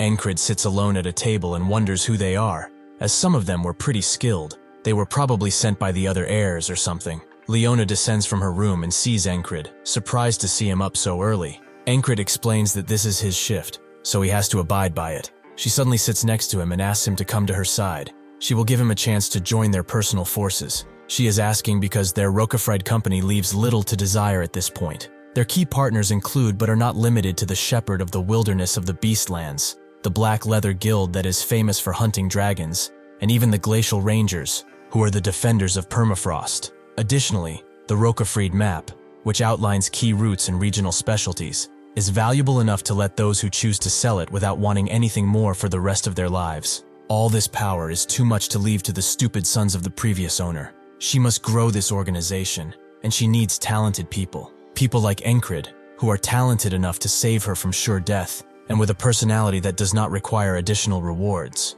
A position such as this is wanted by many, so he must not be different. She promises everything he wants, as long as he joins her. Encrid refuses immediately, but when Leona wants to ask why, Jackson arrives and says that it's unsightly to ask after being refused. The ferry commander comes down too, saying that it's unbecoming of her. Leona understands, and since the other heirs will arrive at noon, she bids them farewell to prepare. Jackson didn't expect him to seduce a rich heiress too. Are difficult women his type? He really has to stop going around seducing every woman he sees. Encrid denies all of that, but the ferry commander is hurt. She didn't expect him to be a two-timer. Encrid has had enough and apologizes, but it appears that his tastes have changed. Jackson and the ferry commander are shocked. They did not expect a comeback, but the other guards seem to have heard this, and now believe that he is an asshole who doesn't appreciate his woman. It seems that in this game of fake relationships and love, he remains the loser. As the sun appears over the horizon, Kreis appears too and has heard everything. He spent a night with the commissioner, right? The guard can't believe that he scored a rich woman now and that he's such a heartbreaker. Encrid asks if he's here to make fun of him, but Kreis has come to report about the Gilfin Guild. He has to stay on top after all. Encrid says that it's good he came. He has something he must do. He is still interested in the assassins who got away. He must catch them and see what they are about to do. Rinos Roquefried, the previous owner of the Roquefried Merchant Association, was said to be an honorable man who has a sharp sense for business. He considered his stepdaughter Leona his successor because she shared that same sharp sense and intellect, but he could not bear to push his son out of the race. Because of his indecision, the Merchant Association remained without a successor as he passed away. As his son is being escorted, one of his men says that the assassins have failed, and it's because of him, because he did not leave it to them. This is Paul-eyed Roquefried, son of Rinos Roquefried. The man says that they will have to figure something out, although their agreement still stands, right? Paul-eyed, with a certain stutter in his voice, confirms as such. They will be rewarded handsomely if he inherits everything, as promised. The silent man next to them says nothing. He's a man of few words after all. Soon enough, they barge into the tavern where Leona is held, and he immediately begins complaining. There is too much dust here, but it's to be expected from Leona. Encrid analyzes the silent man closely and can see that he is strong. They exchange glances for a few seconds, but he soon backs off. Polide screams at them to stop sitting around and get Leona down here, making Encrid believe that it was really a good choice to bring Jackson. If he had brought Rem, he would have certainly split his head open already. That's when he sees Jackson slowly moving in with his blade, forcing Encrid to hold him in place as Polide screams at them to move. Fortunately, Leona comes down of her own volition, saying that it's unbecoming of him to scream in such a place, but he is also late. Polide tells her that he doesn't care about that. She should start educating her bumpkin guards first. She suddenly slaps the living daylights out of him, making Encrid wonder if there even is a person around these parts who won't immediately resort to violence. Polide, rightfully angry, asks if she's gone insane, but Leona begs to differ that he is the crazy one. He seems to be messing around with a soldier mercenary of the border guards. Does he want to end up in prison for the rest of his life? Polide did not know about that. He did not know what to say, but that's when the man clears his throat, making Polide say that it was not him. Why does she dare to frame him like this? She is just a mere outsider in this family, yet she dares to yell at him? Leona agrees. She was adopted, but he cannot even analyze trade routes or calculate finances. Polide makes up an excuse, saying that it's a job for his servants to do. Leona is annoyed. She wouldn't even waste time like this if their father's will said that the successor should be decided after talks. This makes Encrid believe that the previous head was quite soft. Leona is much more suited for the successor position. Why did he give this brat a second chance? Leona believes the only argument he has for succession is that he's a blood relative. However, no matter how close he looks at him, he's nothing like her father. His ignorant behavior and ugly mug, she can only wonder where he got it from. Polide immediately begins to pull out his blade in anger, making Encrid do the same, but he sees the silent man do so as well, although in a much calmer manner. The whole room freezes as Encrid stands in front of Leona, his blade inching further out of its sheath as Polide's guards attempt to protect him. Encrid analyzes the silent man's stance a little closer, seeing that it's actually the swift sword. He wonders how fast he will be, perhaps faster than even a whistle dagger. He is too eager to find out, so he desperately wants to fight. He wants to see this man's style of blade. The silent man begins to forcefully move his blade forward, making Encrid smile in anticipation, but that's when someone commands them to stop. The border guard have arrived under direct command by the crown. They will consider their actions treason if they do not put away their blades immediately. Polide is scared by them, and Encrid does as he is told, but he is annoyed that he did not get a chance to fight. Jackson remembers what he said, but if they are both honest, he's the weirdest one here. Torres says that hired assassins were foreigners, so they are taking over this case. They have confessed that they were paid by a merchant association. Surely he did not hire them because of the inheritance dispute, right? Polide is spooked, but the man comes in his defense, asking if the confessions mention any specific merchant association. There probably is no evidence pointing at them. Torres likes that he talks a lot. He must think that they are stupid or something. Leona comes forward and makes an offer to him. They should find more evidence to identify the true perpetrators of this attempt. He should lock both of them up until he finds someone responsible. Polide did not agree to this, but Encrid is confused. Why is the victim asking to be locked up like this? Torres explains that those captured were grunts with no real information. They just kept repeating that they were told to do it by their boss. Leona says that they still have people to interrogate, as a few of them escaped. One of them might be that boss, so shouldn't they try to find them? The leader asks what happens if they still can't find the ones behind this after all this, but Leona supposes that it's theirs to take care of. It's not prudent for her to discuss this matter with them, so they will return to the city under the condition that they all return if he summons them. Encrid sees this as a misplay. They won't be able to protect Leona if she goes to the city, and her bodyguards won't be able to take on Polides, especially that rapier guy. She will immediately die if she does this. She's a smart woman. She knows this already. The only question is why she's even doing it. Leona is a merchant at heart. She will not ask them to do something without compensation. She will give this to whoever catches the people who got away. Her maid gives her something wrapped in a cloth, which is revealed to be the fourth work of the Carmen collection, Carmen's stiletto. This is their reward. Jackson becomes very motivated by what he has seen and volunteers to take this case. Encrid is surprised to see him like this.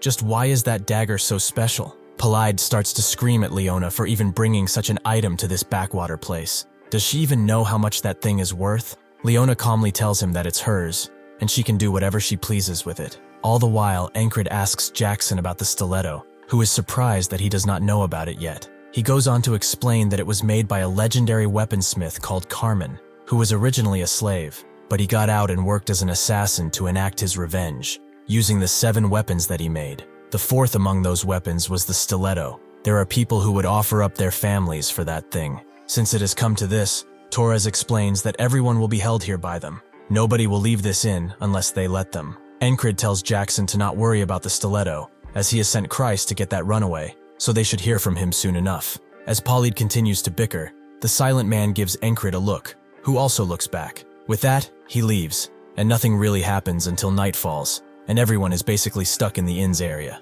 Polyd wonders what will happen if the assassination attempt leads back to them, but his assistant tells him to relax. They cannot do anything against the border guards anyway, so they have to wait. If they, as siblings, cannot figure out who becomes the successor, then the decision will be left to the investors. That's the moment they need to use. Polyd does not inspire confidence with his tone, although he agrees he has sent word out to all of them that if they select him, they would be handsomely rewarded. The silent man looks out of the window and sees Encrid doing his usual overbearing workout, seeming just as dedicated as before. After he is done, Torres says that he's surprised he still continues with that arduous training regime. Does he not consider this the perfect opportunity to have some time off? Encrid would think the same if they were equal, but he is not a genius like him, so time truly matters. The stuff people like him learn in a week, he needs a month, or even a year to grasp. This is why he cannot waste time, and he doesn't want to anyway. He will use each day to create a better foundation for his future. One of the border guards begins to wonder, is he the odd one here,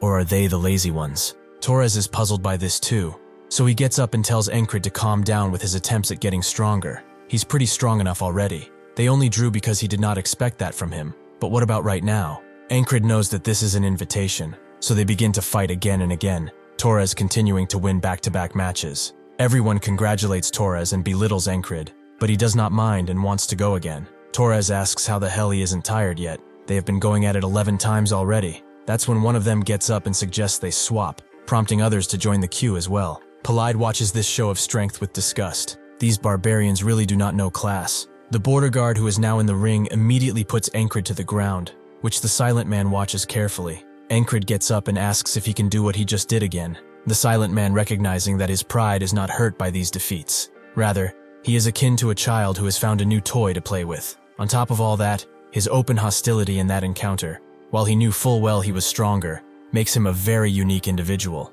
Even if he is unique, he seems to be falling for the same trick 3 to 4 times. He really has no talent for fighting. However, after experiencing something repeatedly, he gets the hang of it pretty quickly and retaliates in kind. The border guards are all excited to see him finally win, and the ferry commander is saddened to see that he's going around charming everyone, a truly bad man. Leona asks if they are really dating, which the ferry commander denies. They are actually married, and even though they did not hold a ceremony, there's probably a child coming soon. Encrid really can't stand this anymore. He would rather she stay inside of the inn. Suddenly, the silent man speaks and asks if he could join in too. Encrid gives him a look, and Torres wonders what he's thinking. The silent man has learned his name. He has no talent that is worth sharpening, yet he feels the desire to teach him. He cannot hold himself back anymore. The man Encrid was fighting with says that he's in a different boat than them, so he should just sit and watch. But Encrid denies that. He has been waiting for this opportunity. This makes the silent man smile with anticipation. All the while, everyone watches them get prepared. Jackson watches from above and can see that the silent man, even though brandishing just a wooden stick, is extremely dangerous. He gets prepared to jump in, as this might evolve into more than just a friendly spar. Encrid feels a certain tension in his body, just as if he were at war once again. As the silent man strikes, Encrid can see his attack path clearly. Even though he's using a feint, he knows that he's aiming for his neck, so he has to block before it's too late. Unfortunately for him, if this was a real battle, Encrid would have been dead, as the silent man moved far too fast for him or anyone to anticipate. He tells Encrid that he reads attacks quite well, but he has to work on his speed. Encrid expected his swift sword to be fast. It's in the name after all, but it's much faster than ever imagined. He thought he got pretty strong, but this man has proved to him that he has not. They are so far, they are at polar opposite levels. Instead of despairing, however, he smiles and asks for a rematch. The silent man likes his attitude, and so they fight the night away. Most people drift to sleep, only the ones that are interested staying up to watch. The silent man thinks that any man who has held a sword knows the despair of losing when they meet someone they cannot beat. He has shown this guy the gigantic gap between them, but he still refuses to give up. Jackson sees that Encrid's reactions are too slow to be dodging everything. If he continues like this, he will never overcome this wall, meaning that he must teach him more about his speed. The silent man tells him that they should go to bed too, as they don't want to be tired. But Encrid simply calls him amazing. His swift sword, he will learn it someday. The silent man smiles and thinks that he's the amazing one. If he only had the slightest bit more talent, he would have been legendary. As the next day continues, someone screams for Torres, as they have captured the mercenaries who ran away. Encrid nods at Crace to signal that he's done a good job, but he feels it was easy. These rats never hide that well. Leona recognizes him as one of Encrid's squad members, so he thanks him. Torres immediately begins interrogating the mercenaries, asking who hired them, Polide's chest tightening as the possibility of being discovered rises. The mercenary explains that a mercenary association from Aspen hired them. They wanted to expand through the contested zones. Any more than that, he doesn't know. They only got a letter and the money, with the promise of more pay after completion. Leona says that what comes next must be up to them, right? Torres is torn. She seems moderately satisfied with this. Was she not hoping for her idiot brother to be behind this? Leona was enough to offer up the stiletto, but alas, she can't personally interrogate them. Torres knows what she's beating at. It's their job to break these criminals. So he tells them that they can go. He will report what he finds out. As they escort Leona's carriage, Jackson looks with glee at the knife, with Encrid telling him to not let it be seen in public. He has never seen this guy so happy. He's like a kid in a candy store. Crace tells him to not fall in love with Leona, as she's quite the scary woman. But Encrid never had this intention. Crace also thinks that it's weird, no matter how one thinks it, Polide is behind this. But he had a little encounter yesterday after they found those guys. A random guy came up to them and recognized him not only by his squad and name, but also by his title of the Gilfin Guild boss. He said that he worked for Leona. They already had tabs on where those mercenaries were and knew everything about the Gilfin Guild. They wanted to pay the military to let them go, and told them to say what they said at the inn. Encrid does not get why. Will Leona be at a disadvantage if Polide was known to be the one behind this? She says that it's quite a relief her brother is not behind this. It would have left a really bad record on the previous leader's achievements. Encrid wonders if it was out of sheer loyalty for her father, but she guesses that he's not interested in things like this, so she will let it go. Encrid asks if this is going to be fine. They won't be able to protect her outside the border, so if Polide attacks, she's on her own. Leona tells him not to worry. It's already taken care of. Right as they arrive at the town gate, a group of soldiers wait for them, with the leader standing at the front. He identifies himself as the Rocafried Merchant Association Guard Commander Mattis, and he's here to escort the new leader of the association, Leona, who has been voted unanimously in favor by the stakeholders. They all fall to their knees in front of her, with Encrid thinking about what she did. She was held here on purpose, and managed to get a vote going with the shareholders in the meantime. She used loyalty, decisiveness, and information all to win. She really is a scary woman. Leona would like to ask him to join her again, but that would be undignified. He has the gift of making people root for him. He hopes they can meet and help each other in the future. Encrid accepts her handshake and agrees. Polide jumps out of his carriage and asks the guards what they are doing. How dare they betray his father when he raised them from the dirt? Mattis tells him to stop dishonoring his name. He doesn't even deserve to be called his skin, because of how much of a dumbass he is. The people in his carriage think this was a failure, but the silent man says they got something out of it. They now know that the leader of the Rocafried Empire is a cunning woman, and about the existence of a soldier who might shake up the world soon enough. When they were training, the silent man told him to lower his blade, as he admired his strength and the effort he puts into it, but he does not have any talent. At this point, it's just plain depressing. Encrid hasn't heard that in a while, but he never listened in his past, and managed to get all of the way here. The silent man just walked off without saying a word, and that is the last day they met. At the encampment, Encrid wakes up Rem, who tells him to not even say his name, as he's going to hang out with that cat bastard anyway. Encrid explains that he wants to train, and he needs him for that, making Rem's face light up instantly. What Encrid really needs for the swift sword is first, the decision-making for finding the most efficient line. After that, the swift movement to back it up, that flows through his body efficiently. He manages to scratch Rem, who is quite confused. With this, Encrid has become faster than him, due to all that he has done again and again. Rem recognizes that he's surprised. He finally figured out how to swing faster, so he will speed up too. Encrid doesn't get it, but Rem immediately bashes him at double his speed, and then goes for his neck, forcing Encrid to back down. He is surprised. His axe was fast, but now it's like a cannonball. Encrid knows he has improved, but there's still a long way to go. Later that day, as he continues to train alone, he suddenly feels someone come at him, so he blocks preemptively. Jackson is glad that his eyes and ears are working well. He won't have to train those anymore, but Encrid doesn't get it. Did he do that just to confirm it? Jackson says that he did, for now, but suddenly, Encrid feels his killing intent and starts to choke. Jackson tells him that this is what comes out of a person's intent to kill another. If he cannot predict an attack from his sight or hearing, he must detect that instead. This skill allows him to detect something that supersedes the 5 senses. It's basically a 6th sense. He will teach him that, in return for the stiletto, of course. Encrid is glad that there's always more to learn. It means that there's an endless amount of fun waiting for him. Jackson explains that the 6th sense borders on his instincts. He cannot rely on just his perception, as that relies on his other 5 senses. His sense of direction, his ability to move, and the way a predator kills its prey, they are all part of instinct. If he repeatedly fights with all his senses on alert, he will eventually be able to detect ill intent too. Even if he tries hard, this won't come easily to him, but as his training continues, his 6th sense will soon open. That night, as he sharpens his blade, Rem says that he looks different, with Encrid thinking that he's talking about his physical appearance, but that's not it. Auden says that he smiles more than before, but that's not it either. Crace knows he's more insane than usual, which everyone agrees with. Encrid says that it's only natural. He's the only normal guy among lunatics, so he seems insane, that's all. As they go to sleep, Rem sees Esther getting into bed with Encrid. She sees that he put his body through hell once again. He's training enough to die every single day. He would have collapsed long ago if it were not for her magic. She cannot have him die, as that will not break her curse, so she decides to enhance his clothing too. Just like his ability to repeat the same day, Encrid trains again and again, never getting tired of it. He knows that this will improve him, and that is enough of a reward for him. However, it seems that he's having difficulty with his 6th sense training, not quite getting it, and making the others disappointed.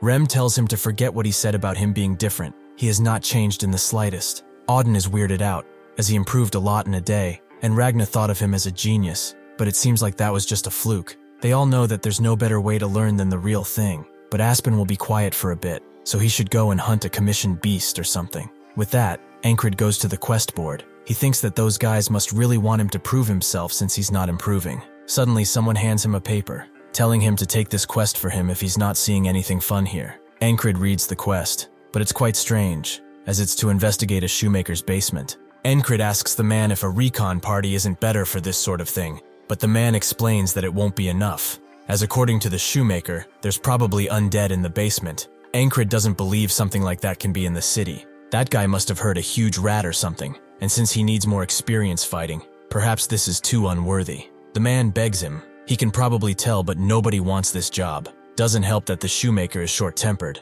but he's a good lad. His wife recently went missing, which probably accounts for his angst, but he can just go and check it out, then leave if he doesn't like it. Encrid goes to refuse the request, but somehow he winds up accepting it. Once he gets there, the daughter immediately invites him inside, as the shoemaker is currently digging into the ground. He is glad to see Encrid, as he found something under the floorboards after just a bit of digging. Encrid is surprised to see a tunnel in the middle of the city. Now he knows this is not just a mere rat. He decides to climb down with a torch, seeing that the cave looks man-made, and since it's large, there's bound to be something down here. He and the shoemaker eventually stop, as they have walked up to a 6-way crossroad, confirming that this is man-made. Encrid decides to take a path while the shoemaker says that there must be an undead, but Encrid tells him to not just walk around randomly. He will head in first and see what's up. Unfortunately, as soon as he steps in the path, he can feel immense heat as a mighty blast arrives within a second and pulverizes the both of them, leaving only their shadows on the dirt path. Encrid wakes up once again.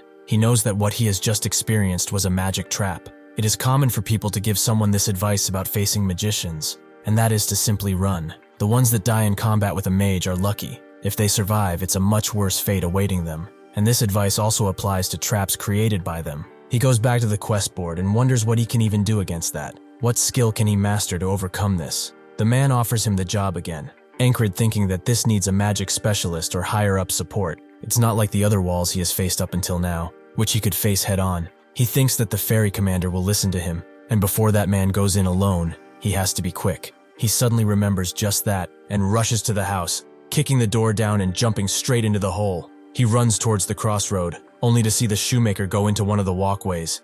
He tries to stop him, but the man has already stepped inside, so the magic trap blasts them once again. Encrid knows that he must find a quicker way. He needs to go see the man first and tell him to stay out of there. The boatman speaks. He only felt it for a moment, but he did feel it. The mane of his flesh turning inside out, and his body turning into ash. Does he still intend to step towards that flame, which might pulverize him again? Encrid agrees that it was excruciating. It felt like 1,000 needles piercing him in an instant. However, It hurts, even more, to watch an innocent man die for nothing. That is not the way of the night. When he wakes up, he immediately dresses and jumps out of the door, Rem wondering where he's rushing off to. Encrid says that it's simple. He's going to save an annoying shoemaker. Rem wonders if he's off to fight leather boot monsters or something, and Encrid gets to work. He cannot make the man stop digging and just ignore it, and he also can't leave this thing under his house. After he digs it up, Encrid orders the man to stay put and not follow him, which the shoemaker doesn't like, but Encrid insists. After he goes inside, Encrid thinks about finding a magic specialist, but that will take a long time, and who would even listen to him? This is a mysterious trap that he has no info on, so someone is bound to die exploring it. He must find as much information as he possibly can, even if it costs him his life. He already knows one of it is rigged, so he decides to test it with his body, but repeating today feels like cheating, so he winds up looking for a better way. He looks for a hint, something that can tell him where the traps even are. As he does that, he wonders how many times he has died already, and what kind of pain he felt each time. When he thought that he already lost, when was that? When he felt a blade pierce his throat when his opponent knocked his blade away, or perhaps by simply feeling murderous intent. He remembers what Jackson told him, that it's something that wants nothing more than his demise. As he walks, he feels a sharp axe come from behind, and just as he steps, he feels it. The axe easily cuts him in half, but he's smiling as he has felt it, the trap's murderous intent. Encrid goes back to the shoemaker's house, his mind filled with detecting the murderous intent of the trap. He decides not to just walk in.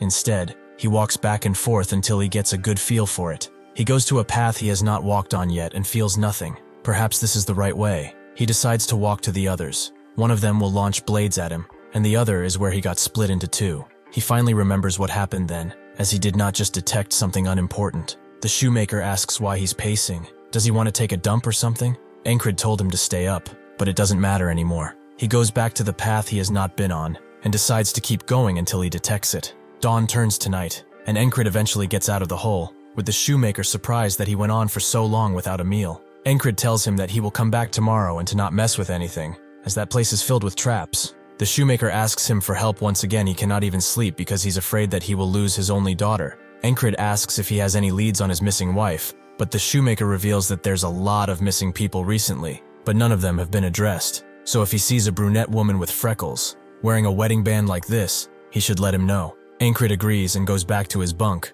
where he tries to train his killing intent sense, but he misses entirely, Rem chalking it up to him spending too much time with Mr. Bootman. With that, they both go to bed. Encrid recognizing this as the first time he ended a repeating today without dying. What will even happen? Will he just continue the days? He decides to find out by just sleeping, but fate does not let go of him, and drags him back to today. Encrid explores the caves again, this time deciding not to sleep at all. He sees the dawn of tomorrow almost go over the mountain range after a long time, but as soon as he closes his eyes, he wakes up in today, with Rem saying the same thing. Now he knows that he must pass this wall to pass today, but that's fine with him, as he had no intention of facing tomorrow without overcoming this. 20 days pass, Encrid forcing his body to listen, as this is different than normal fear. It's something that he must feel, the impending death that is hurling itself towards him. 40 days pass, and he lets go of the torch. He does not need it anymore. 50 days pass, 60 days pass, 70 days, and the horrifying outcomes he faces no longer scare him.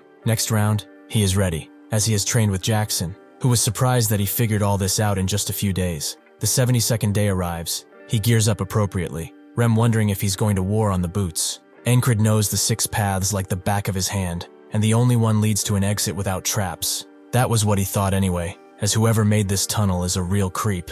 There are traps in all of the paths, meaning that a safe path does not exist, but there is still a path. The only way to get out of this, though, is just not to stop in the traps. On the first path, there's a laser that instantly kills him if he makes a wrong step, and is probably the easiest to go through. He takes a deep breath and tries to take a step, but the sharp pain of the blast makes him quiver. He decides to move his step a little to the left, and when he finally takes it, nothing happens. He has taken the first step, allowing him to take another, and then another. He is fully focused, and his 6th sense has opened. He sees, no. He feels the steps that he must take, and eventually he succeeds. Once again, he has overcome a wall, the zombies that are coming for him no longer phasing his mind. Actually, he's quite glad to see them. This is an amazing present. As the zombies charge in, Encrid, knowing that these things have a strong poison on their fingertips, even a scratch would lead to a deadly injury. So normally zombies are taken in groups, But for someone like him, who can move and weave with no concern in his heart, this is too easy. He continues slaughtering the zombies with none of them even getting close to hitting him. And after he's done, he thinks that he fought pretty well. So well, in fact, he wishes the others could see it. Suddenly, a bunch of ghoulish beasts appear, something that Encrid does not recognize, as it's a mix of more than one animal. He wonders what is in front of him as a result, and continues his journey. Somewhere close, Esther seems to be on the move, as Encrid seems weird today. Why would he go to a shoemaker while being so heavily armed? Will the boots attack him or something? If he ends up dying, that would be bad for her. He's far too reckless. As she gets to the shoemaker's house, she detects some bad energy, and the unmistakable smell of spells. Encrid finishes off the last beast, but can sense breathing deeper into the cave. It's faint, like it's about to be the last at any point. He wonders if there's another demon nearby or something, but once he gets to the end, he sees a gruesome sight. This cave is filled with body parts of humans and beasts alike, strung on hooks to rot. The person he was hearing demands peace. She wants the sweet embrace of death to take her from this hell. Encrid recognizes that ring. It's the same as the shoemaker's, meaning that this woman is his wife. Suddenly a strange man appears. He has heard some noise. It looks like he has some fresh meat to play with. Perhaps he shall make a playmate for Bamilio, as he's been quite lonely. Encrid asks if these corpses are his doing, which the man does not deny, but those are all trash and failures. This is his best work, Bamilio, a work of art, and soon he will make something beautiful out of him as well. Encrid knows the best way to counter a mage. He has to run, as that might grant him death. If he survives, he will meet a fate worse than death, but he is not scared. Even if he has to try 1,000 times, he will end his miserable life. He throws a flying knife towards him, which bounces off his magic shield, but allows Encrid to move in with a silent strike. The magician, however, easily pushes him away, and in the corner, Esther watches. She knew there was a magician afoot. She has not managed to gain too much power, but if she gathers all that she has now, a small fry like that bastard is nothing. The mage shoots a deadly gust of wind towards him with one simple movement, making a hole in his cloak as he dodges. Even if Encrid can't see or hear it, he can feel his murderous intent. The mage is surprised he dodged, but Encrid goes further than that, and moves in while recognizing all of his movements. A long time ago, he asked his squad mates about what he should do if he had to face a mage in combat. Rem told him to shoot an arrow, but that would honestly be pretty useless considering their speed. Jackson advises that he kill him silently while he is not attentive. Auden just told him to get up closer and personal, but even that fails because of the shield. Ragna told him not to be so scared. Everything that has ever breathed can be killed. Encrid descends upon the mage with full force. This invisible shield makes his whistle daggers next to useless, so he will just smash it open like an egg. The mage wants him to come. He has prepared a strike for when he is most vulnerable, which is now. Esther watches closely as the attack gets closer, but soon relaxes, as she knows Encrid won. The shield suddenly comes apart, leaving the mage defenseless, so Encrid swings his blade with so much force that he almost cuts him in half. For this wall, he did not have to die even once. The mage falls down, and so does Encrid's blade. It took a beating with this, but it served him well. The impact was so strong that he could feel it in his bones, but he wasn't hurt. Perhaps this armor really is that great, and can do much more than block simple cuts. He looks at the shoemaker's wife, and no longer senses her breathing. It has stopped. He has trained his sixth sense so much he could take down a magician,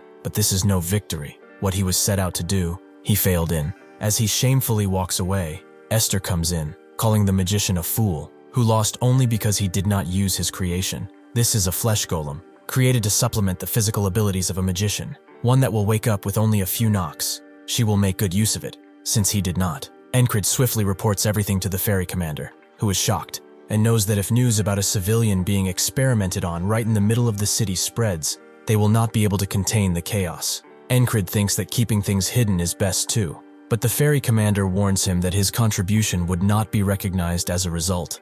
Encrid doesn't care for that. The lives of the citizens are far more important. They soon got to work repairing the tunnels, the people given some bogus story about the Thieves Guild, one that the shoemaker himself also believes. He comes to Encrid with a gift for all that he has done. His shoes seemed worn out, so he made him some new ones. He's glad he got this off his chest. He hopes that his wife will make her way back safely to him one day. He already knows he has done much work, but if he could at least try one more time to find her, he would be eternally grateful. Encrid keeps silent for a moment, and then says he will do his best. After this interaction, he goes somewhere quiet to collect his thoughts. Was it really right for him to give that man hope? Would it have been better to just tell him the truth? That would have made him despair? If he ever becomes a knight, would he be able to prevent these things? Encrid cannot know the answer to these questions, so he leaves them in the dirt with his old sword. After all of this, Encrid and his team took on a monster hunting quest, thinking that it would be at least exciting, but really, the monsters are way too slow to be a threat, making them pretty bored.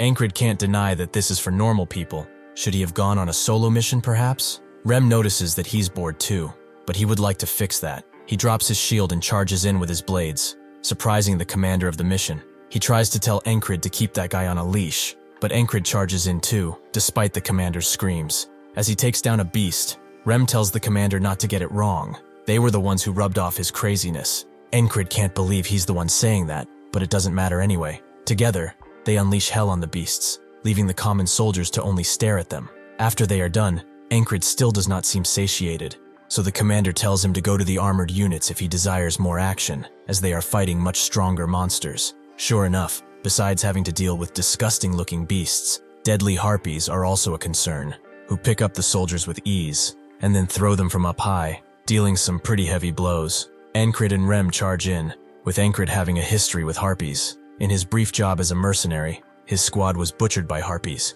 He remembers it vividly, because he had really good people around him. He draws his blade sharply, as no more people will die today because of these chickens. One of the harpies sees them charging in, and lets out a high-pitched scream, making the other soldiers flinch with pain. But Encrid is not affected by this disorienting sound. He has faced death countless times after all. He successfully hits the harpy's wing, and cuts it off completely with one last charge. Rem holds another harpy and tells him that he's doing great. Why don't they bet on who can get the most kills? Another harpy approaches from behind, and Encrid says that he's not here to play. He swiftly gets out of the way and cuts down the harpy, making the soldiers think that he's actually pretty cool. Rem doesn't let up either, and together, the harpies are soon dealt with. Torres and his group are there too. They were supposed to help the heavy company, but at this point, they aren't needed. The harpies see Encrid as a threat now, so they swiftly disarm him and rush to incapacitate him, but Encrid takes care of one with a whistling dagger. He's not out of the fight just yet. The other knows that its time is limited. It rushes in, and as Encrid does the same to get his blade, with only a few seconds to spare, he swiftly grabs the handle and cuts up, killing the harpy. The others refuse to fight any longer and leave, much to the soldiers' surprise, to think that they would make actual monsters run away like this. Encrid looks upon what he did. These harpies are probably not the same ones that killed his mercenary group, but maybe one or two were. After his squad was annihilated, someone came and called him weak. All of these bastards died to save him. Now, though, he's the one saving others. Torres guesses that they should go back now that they are finished, but one of the squad members suggests they go hunt a beast or something, to not go empty-handed. The armored company leader tells them that they got support for the harpies, so they can go now. But Encrid feels that it's far too soon to return.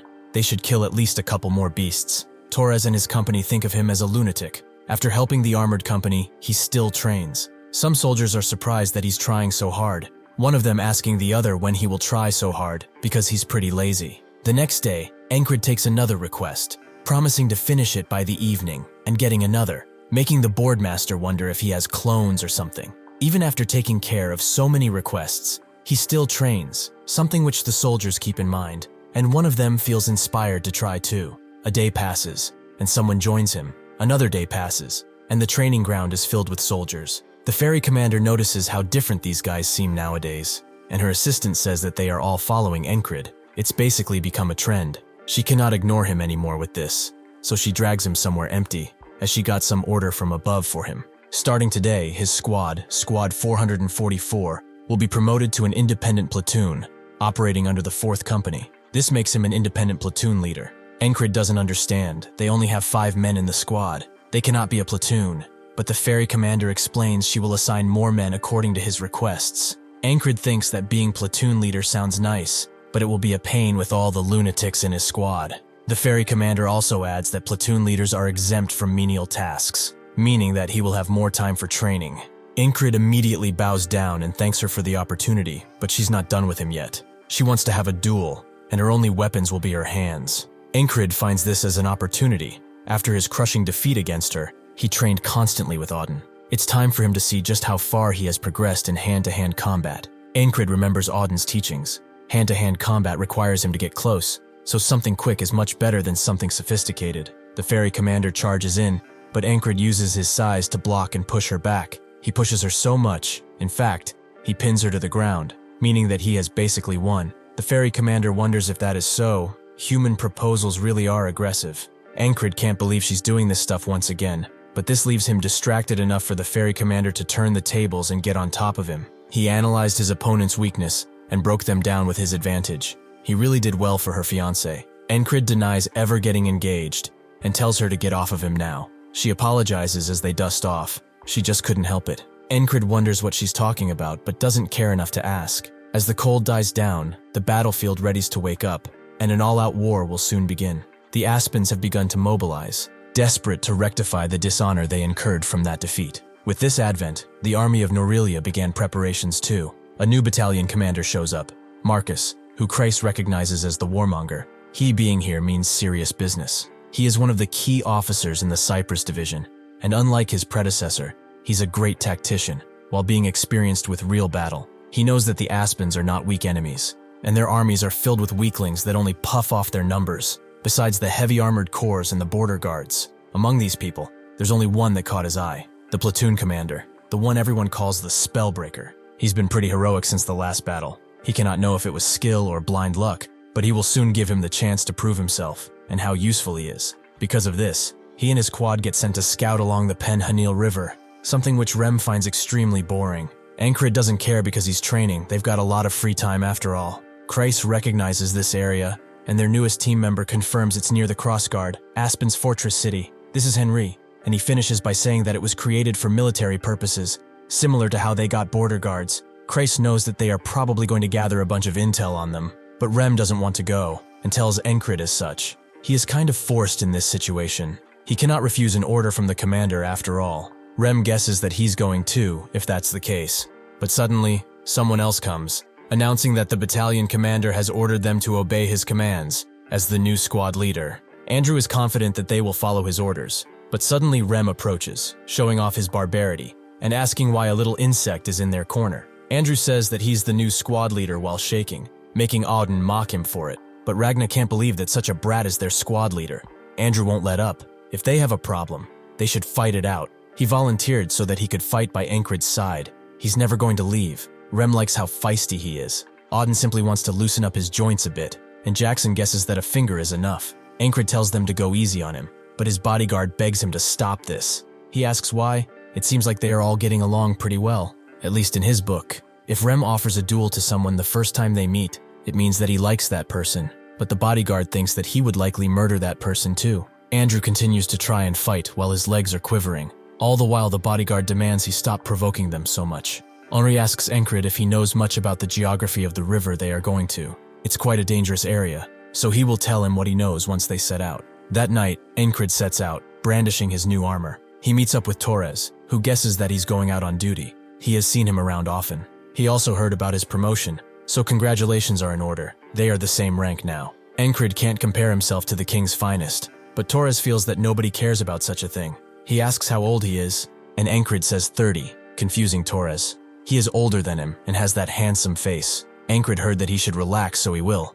What's the mission about anyway? Torres explains that they will cross the Penhanil first. He was going to explain it in more detail once the others arrived, but even the bosun is not here. Can't be helped. They should just relax for a little longer. Encrid agrees and starts swinging his sword. Apparently this is what passes for rest to him. Torres can't believe how persistent he is. He trains hard and people acknowledge him. He's also pretty handsome for his age. This bastard. Doesn't he have too much? Encrid notices killing intent coming from him, but it's actually just seething jealousy. Torres relaxes, remembering that their record at the inn was 14-6. He's at least better at fighting. Encrid smiles, as that was in the past, but Torres reminds him that he's not the only one who got stronger. Encrid is glad to hear that, and readies his blade for another fierce number of battles. Torres is the first one to strike, but Encrid retaliates, forcing them into exchanging a flurry of slashes. Torres already knew by watching him fight the Harpies, but this bastard has gotten unimaginably strong. He can't go down like this, so he puts both of their blades to the ground and goes for a punch, something Encrid doesn't get, but soon sees the reason behind and barely gets out of the way. The hidden knife slashes Encrid's cheek, but he is more impressed by it rather than scared. This is Torres's hidden technique, hidden knife, and he doesn't have to cut his ring finger for it either. Encrid finds it ridiculous, making Torres think that he's going to call him a coward, but Encrid actually finds it pretty cool and wants to learn how to use it. Torres can't believe him, but agrees to teach him a few tricks. The boatswain actually arrives, but they don't even notice him as they train, making the old man wonder if they are even crossing the river at this point. Eventually they do so, but even on the boat, Encrid continues to learn. They arrive at their destination as day appears, Encrid knowing that they are supposed to meet with a recon team, but he does not know where the rendezvous point is. Torres suggests they wash up for a bit. They are already drenched in sweat as is from their training. Encrid can't deny that after smelling himself, so they both get into the water. Torres turns around just as Encrid is taking off his pants and sees his real fighting sword. He's now even more jealous. His fighting spirit is completely gone. Encrid doesn't get it and asks him to charge if he's ready, but Torres wasn't telling him to spar. Suddenly a woman speaks. She has been looking for them all this time, and yet here they are, taking a bath without a worry. Encrid is surprised by her presence, as he did not detect her or the others. She explains that they must get near the crossguard before the day closes, so they should hurry up and get out. Torres asks how he's supposed to do that with her watching, but she doesn't care what she sees, so they should just come out. Encrid does so first, allowing her to see his fighting sword, something worth looking at. Torres notes that her eyes are obvious, but she promises she was looking at his abs. She introduces herself to Encrid as Finn. She looks forward to working with him. Encrid takes her hand, while Torres wonders if his abs aren't worthy enough. As they walk, Finn explains that before they talk about the mission, she should brief them on the actual situation. Their spy inside the crossguard, codenamed Cat, obtained some critical intel, which they were supposed to receive 4 days ago, but the Cat never showed up to their meeting point, and they haven't been able to contact them since. Encrid asks if they are in danger, which is what Finn thinks, so they will infiltrate crossguard to rescue them. The very front of that place is the land of monsters and beasts. The enemy uses it as a natural barrier, so they do not patrol in that area much at all. They have infiltration routes too. First, they will use the dog hole, a path usually used by smugglers, which the guards know about, but they choose to ignore it. After that, they will climb over the city wall as soon as night falls, which is physically demanding, but it's also safest. The last option would be to disguise themselves as a merchant group and go in, but this means they will go through the main gate, which is risky, although it's much more convenient than climbing. Her platoon members are to stay at the meeting point in case Cat actually shows up, so only the 3 of them will go into crossguard. The difficulty is about the same no matter what they choose, so he can choose. Encrid thinks she made it sound easy, but they all know it won't be so simple. Torres thinks she should choose since she knows the situation best, so Finn chooses the dog hole. They will be departing in the morning. After night falls, Encrid continues to train, but the most he can do is throw a rock a few inches from him. Torres wonders how he even learned swordsmanship with those skills, but he will get it eventually. He just needs patience. Finn arrives at their sleeping spot. She wonders why they skipped dinner, but what is he doing playing with his hands? Encrid says it's training, so Finn tells him to fuel up for it. One of her members actually dreams of becoming a chef, and the jerky he made is amazing. Both Encrid and Torres agree that it's incredible, and Finn suggests they ask him for more. His parents run a shop at the border guard too. They should visit it to eat. She also tells them to not go and sleep over on that spot, especially under that yellow rock. Encrid knows that there's a viper there already. He learned this from one of his squad members who was a hunter. Finn is surprised about how well prepared he is.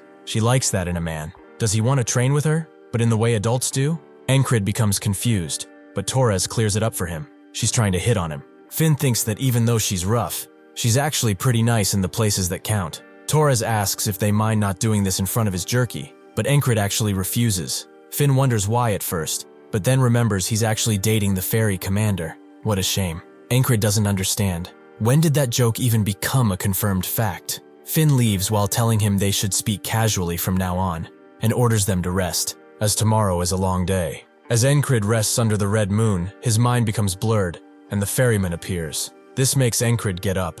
He has not seen that bastard for a long time, meaning that he must have something to tell him. He also remembers the ferry commander apologizing for something, but this actually makes him smile. He knows that this mission is another massive wall that he must clear.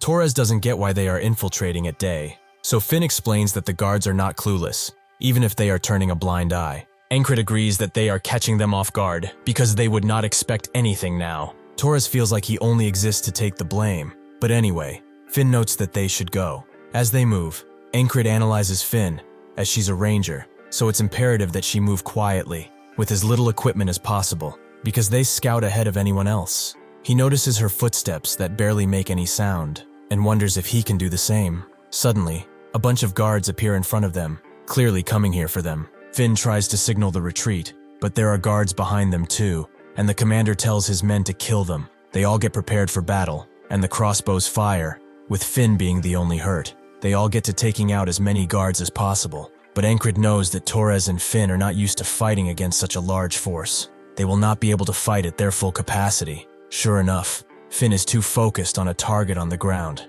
and Torres is defending too much, causing both of them to die at once. Encrid understands. This is the wall he must pass, but he will not just give up. He throws a bunch of whistling knives and rushes in with his blade, but under the orders of the commander, he is swiftly pinned down, and even if he tries to dodge, his death is more than assured.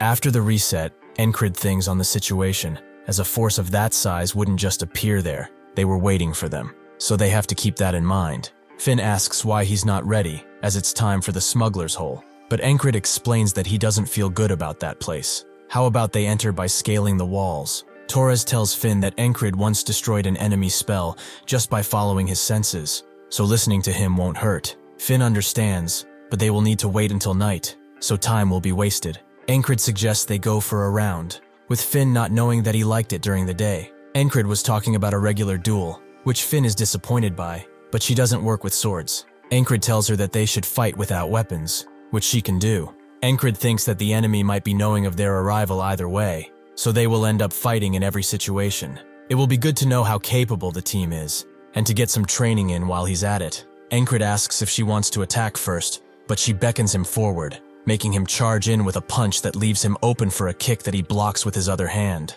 Finn seems to be backing down, but charges in with a kick instead. Encrid knows this is dangerous, so he thinks that he will use the same tactic as the fairy commander and charge her because of his superior size. But as soon as he pins her to the ground, she catches his hand and puts him in a leg lock. Torres sees that she clearly won and stops the match, with Encrid thinking that even if small Finn is packed with muscles, there's a reason why she prefers barehanded combat after all.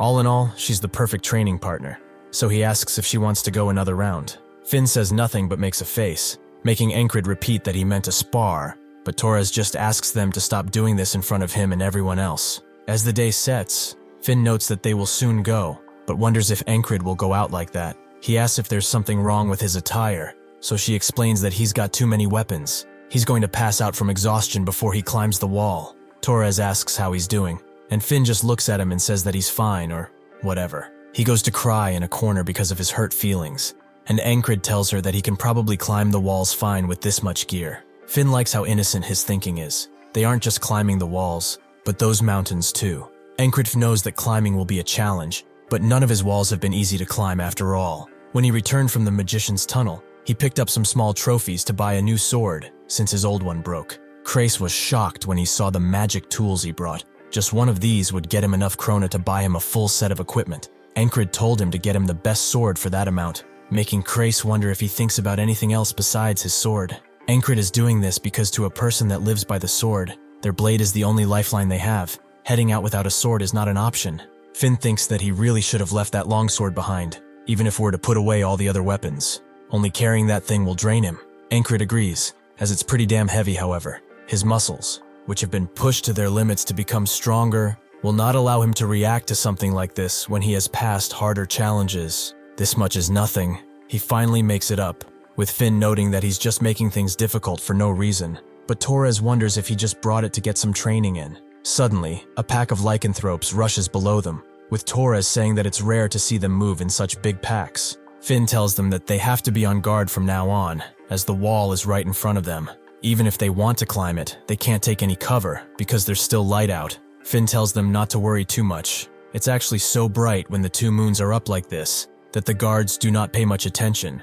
So at her signal, they charge in silently. But Encrid is the only one who notices the guard that was presumably ignoring them stare right down their souls. They do make it to the wall, and Finn notes that it's like she told them, pretty easy. Encrid is sure that the guard saw them, but maybe his visions are playing tricks on him. They get ready to climb, while Finn explains that past this wall is the slums. If they hide there, there is no way those bastards can find them. She also suggests that Encrid ditch his sword, as this climb will be much harder, but he says that this will not be a real workout without some weights. Finn thinks that he really is insane, and as they climb, Encrid understands why this would be the safest route. If they do get past the walls, infiltrating Crossguard will be easy, but only if this wasn't a wall. Just like how there were guards ambushing them in the tunnels, there's a pretty good chance that they will be waiting here too. He wonders, how do they plan to stop them now? As soon as they step on the wall, a woman tells them that they worked hard to get here, but now they can rest. She throws a bunch of vines at them,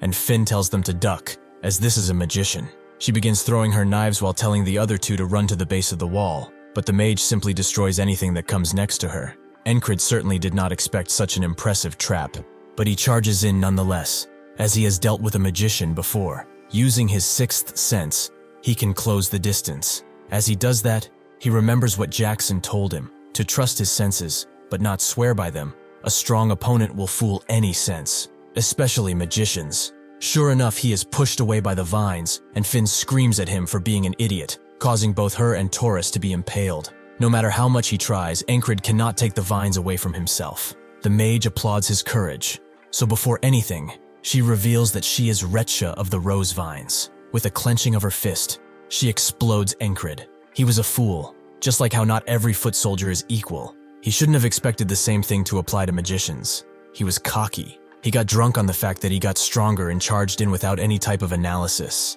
The ferryman wonders if he knows his place now. He finds it odd, using the power of today to get stronger instead of suffering for his consequences. But against such an overwhelming wall, he is nothing but an ant. Encrid thanks him. He reignited that fire within him. This is exactly what this wall needed. The ferryman smiles, as he wonders if he will say that after meeting the third wall. Encrid tells Finn that he wants to enter as a disguised merchant this time, as he has a bad feeling about the other ways. Finn agrees, but they will have to enter along with the merchants who go in regularly, and that would be tomorrow morning. This is a problem, as Encrid cannot make a day go by without surpassing the wall. How will this manifest now? Torres says that there's nothing they can do, and since they have time to spare, Finn knows what they have to do. She tells one of her men to bring out everything, and they pull out an assortment of drinks and meats. But Encrid wonders if they will really do this in front of the damn enemy. He asks if being so relaxed isn't dangerous, but Finn says that it's inefficient to stay stressed when there's nothing to do.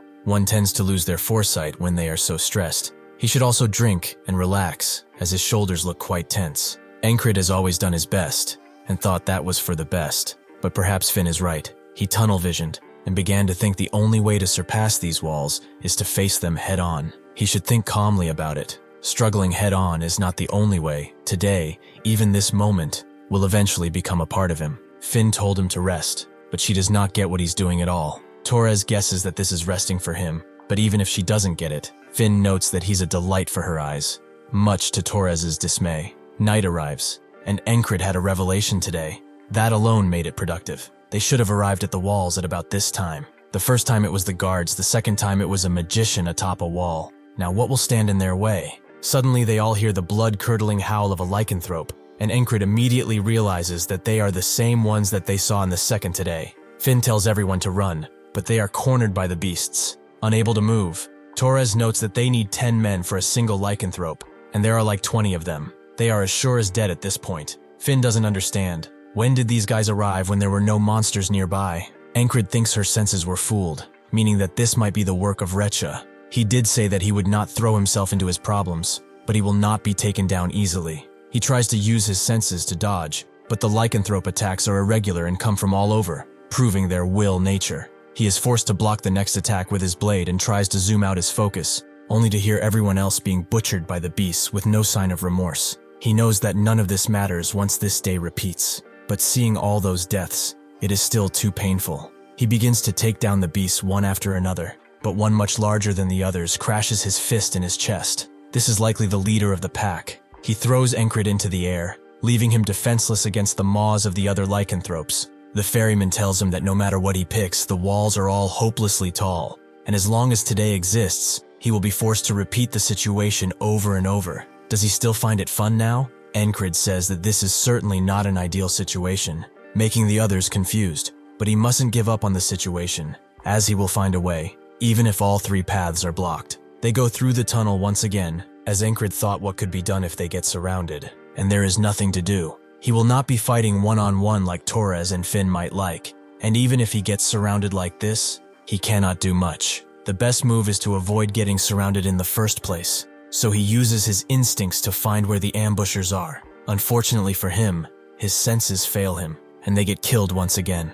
He guesses that there is magic here too, so he climbs the wall once again and asks Recha if the magic planted in the crawl hole was her doing. She cannot believe that the others got caught properly. Captain Roger was not doing his job, it seems. With that, she kills him, and he continues his training with the hidden blade. Although it's not working well, he knows that once a mage is involved, one cannot use their senses anymore. Even that simple trap becomes dangerous, and since their enemies are all obsessive lovers, they cannot shake them off easily. The same goes for the lycanthrope.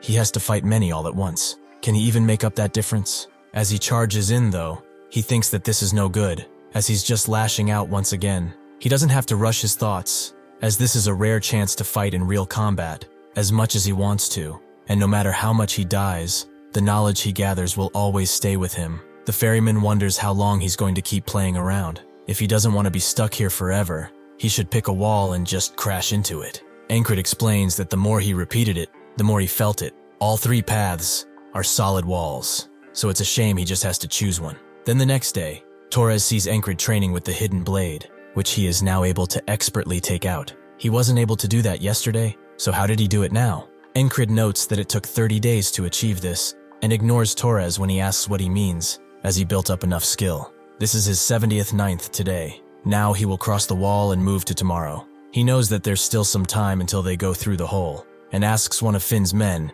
to make him a small pouch that he can strap on his wrist. The soldier agrees, and Encrid moves on to Finn. As those boots, there is something different on the inside, right? Finn confirms as such. They got extra cloth to muffle footfalls, as there are a lot of sensitive beasts around these parts. Encrid notes that they should all wear them, even Torres. As they walk through the hole, Finn wonders if he worked as a ranger before, as even without the boots, it's hard to walk so quietly. Encrid kept practicing repeatedly. To survive this stage, he had to find the ambushers first and create an opening, but finding something in this darkness is not easy. However, they have an expert in that field right here. He asks what will happen if enemies are waiting in the crawl hole, which Finn finds the chances to be slim, but they will just retreat. Encrid asks what they will do if their routes are blocked. How high or wide is this tunnel anyway? Are there perhaps any other side paths? Torres asks if he's scared or something, as that's a lot of questions for him. Encrid just says that if armed guards were waiting ahead, they would all be dead, right? Finn tells him to sit it out if he's scared. Better than him saying all that ominous stuff. Encrid just wants them to be a little careful. He has to make his teammates move how he wants, and given their status, he cannot just brute force it like in the past. He must use persuasion. He has to be like Krang back in that old infirmary, a forceful will that conveys his words exactly. Finn admits that she has been too relaxed, and by raising her senses, she is able to discern that the footprints they see were deliberately erased. With that feeling, she tells everyone that they have to turn back now, but the crossbowmen are already searching for them, ready to strike at any moment. Without warning, Encrid rushes forward and says that he's a messenger from Captain Roger, surprising the two, but the crossbowmen don't know anything about a messenger. They still let him approach foolishly, allowing Encrid to start his true climb. Roger is the name of the commander he learned from Resha, and since these guys cannot make out his face or uniform in the dark, they naturally believe him when he says that a monster attacked the city. This one mistake allows him to close the gap between them, and once they figure out who he is, it's already too late. He slices one open before grabbing another and using it as a shield, not allowing the others to shoot their crossbows. Encrid entices them. Are they even trained? Can they not handle 1-foot soldier? The other two wonder what the hell he's doing as he keeps yelling and yelling incessantly, angering Finn because she cannot hear anything else. But that's when she gets it. The darkness combined with the chaos of the situation and his nonsense creates a perfect opportunity for her to strike unnoticed. She did not expect him to be so smart. The soldiers eventually notice that someone is behind them, but they cannot do anything as Torres joins in, allowing them an easy slaughter because of the darkness. The crossbowmen refuse to die like this, so they shoot Encrid's hostage and prepare to shoot him down as well. Encrid thinks that the stalling lasted longer than expected. He's happy with the results. He throws 2 knives at the ones in the front and rushes to the others, where Finn commands them towards the exit. Suddenly, though, the main force of the Grey Dogs, led by Roger, appear, who look determined to cut them down. To confuse them, Encrid screams at Roger to relay Resha's message, stunning everyone and allowing them a few more seconds to run. Roger becomes furious and tells his soldiers to get them, and they all eventually get out of the tunnel. But Finn wonders how long they are going to keep chasing and thinks of where they can try to shake them off. Encrid tells her to head for the campsite and she asks why, but he says they don't have time, and to hurry up already. With that, she guides them towards the camp, Encrid noticing that the sun is about to set, meaning that he can call up those guys soon. He remembers stories about the vipers underneath some clay-like stones, so he throws one stone at a soldier, who blocks it, but does not expect the absolute army of vipers that are attacking them now. Finn wonders why they're making so much noise. It is not wise here. That's what Encrid was aiming for, with those big ears of theirs. They cannot miss something like this. The moon is rising, and the monsters that herald its arrival appear. These beasts care not for allegiances or status. They just want flesh and blood. Encrid tells the two to get to the side, but they both do not want to abandon him, as he is a precious comrade. He tells them to go already,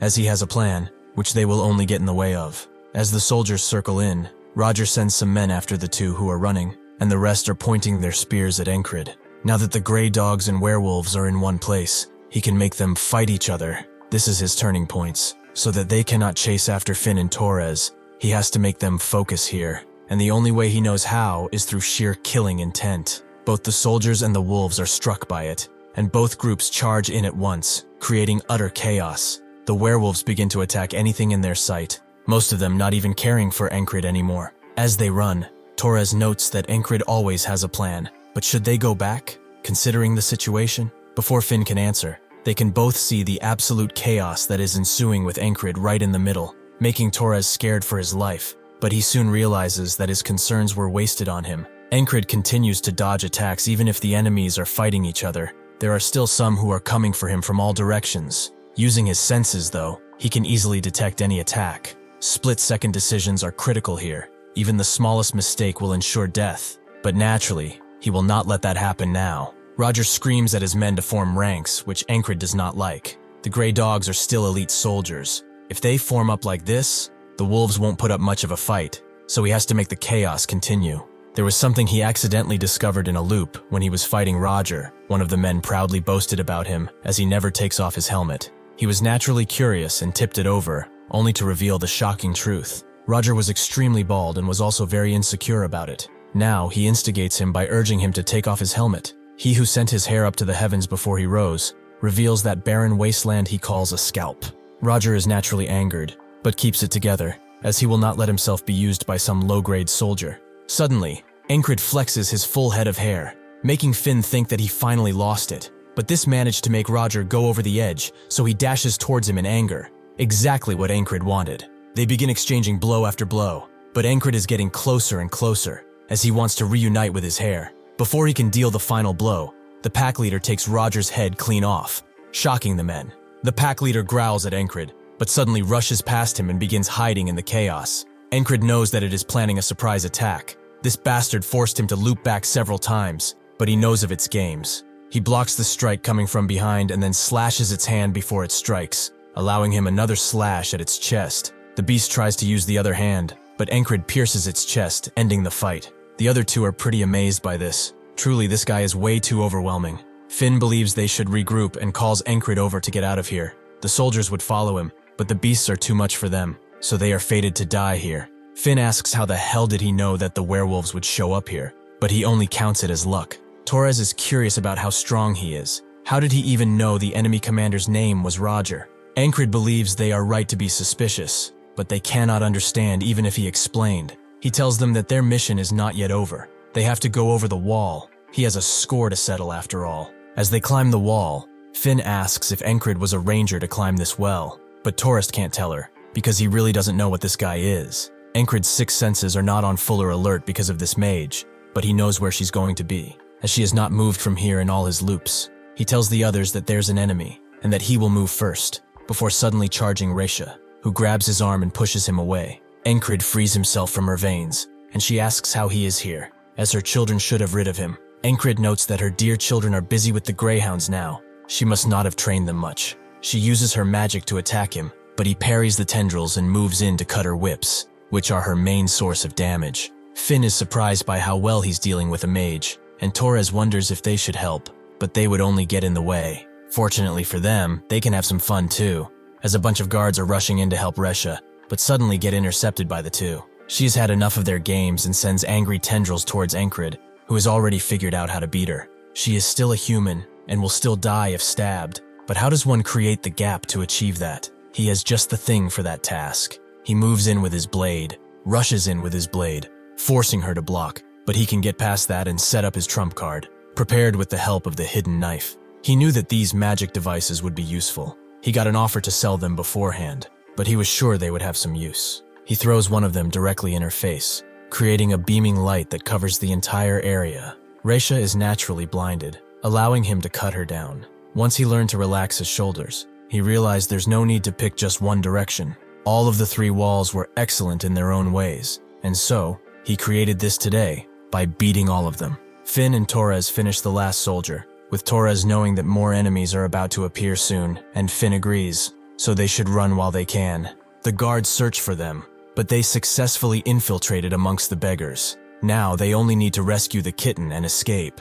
Finn brings them to their last place of contact with Kitten, where it's clear that an ambush took place, meaning that something happened with Kitten. Finn thinks that they are dead. This entire plan of theirs was just a trap of their own being.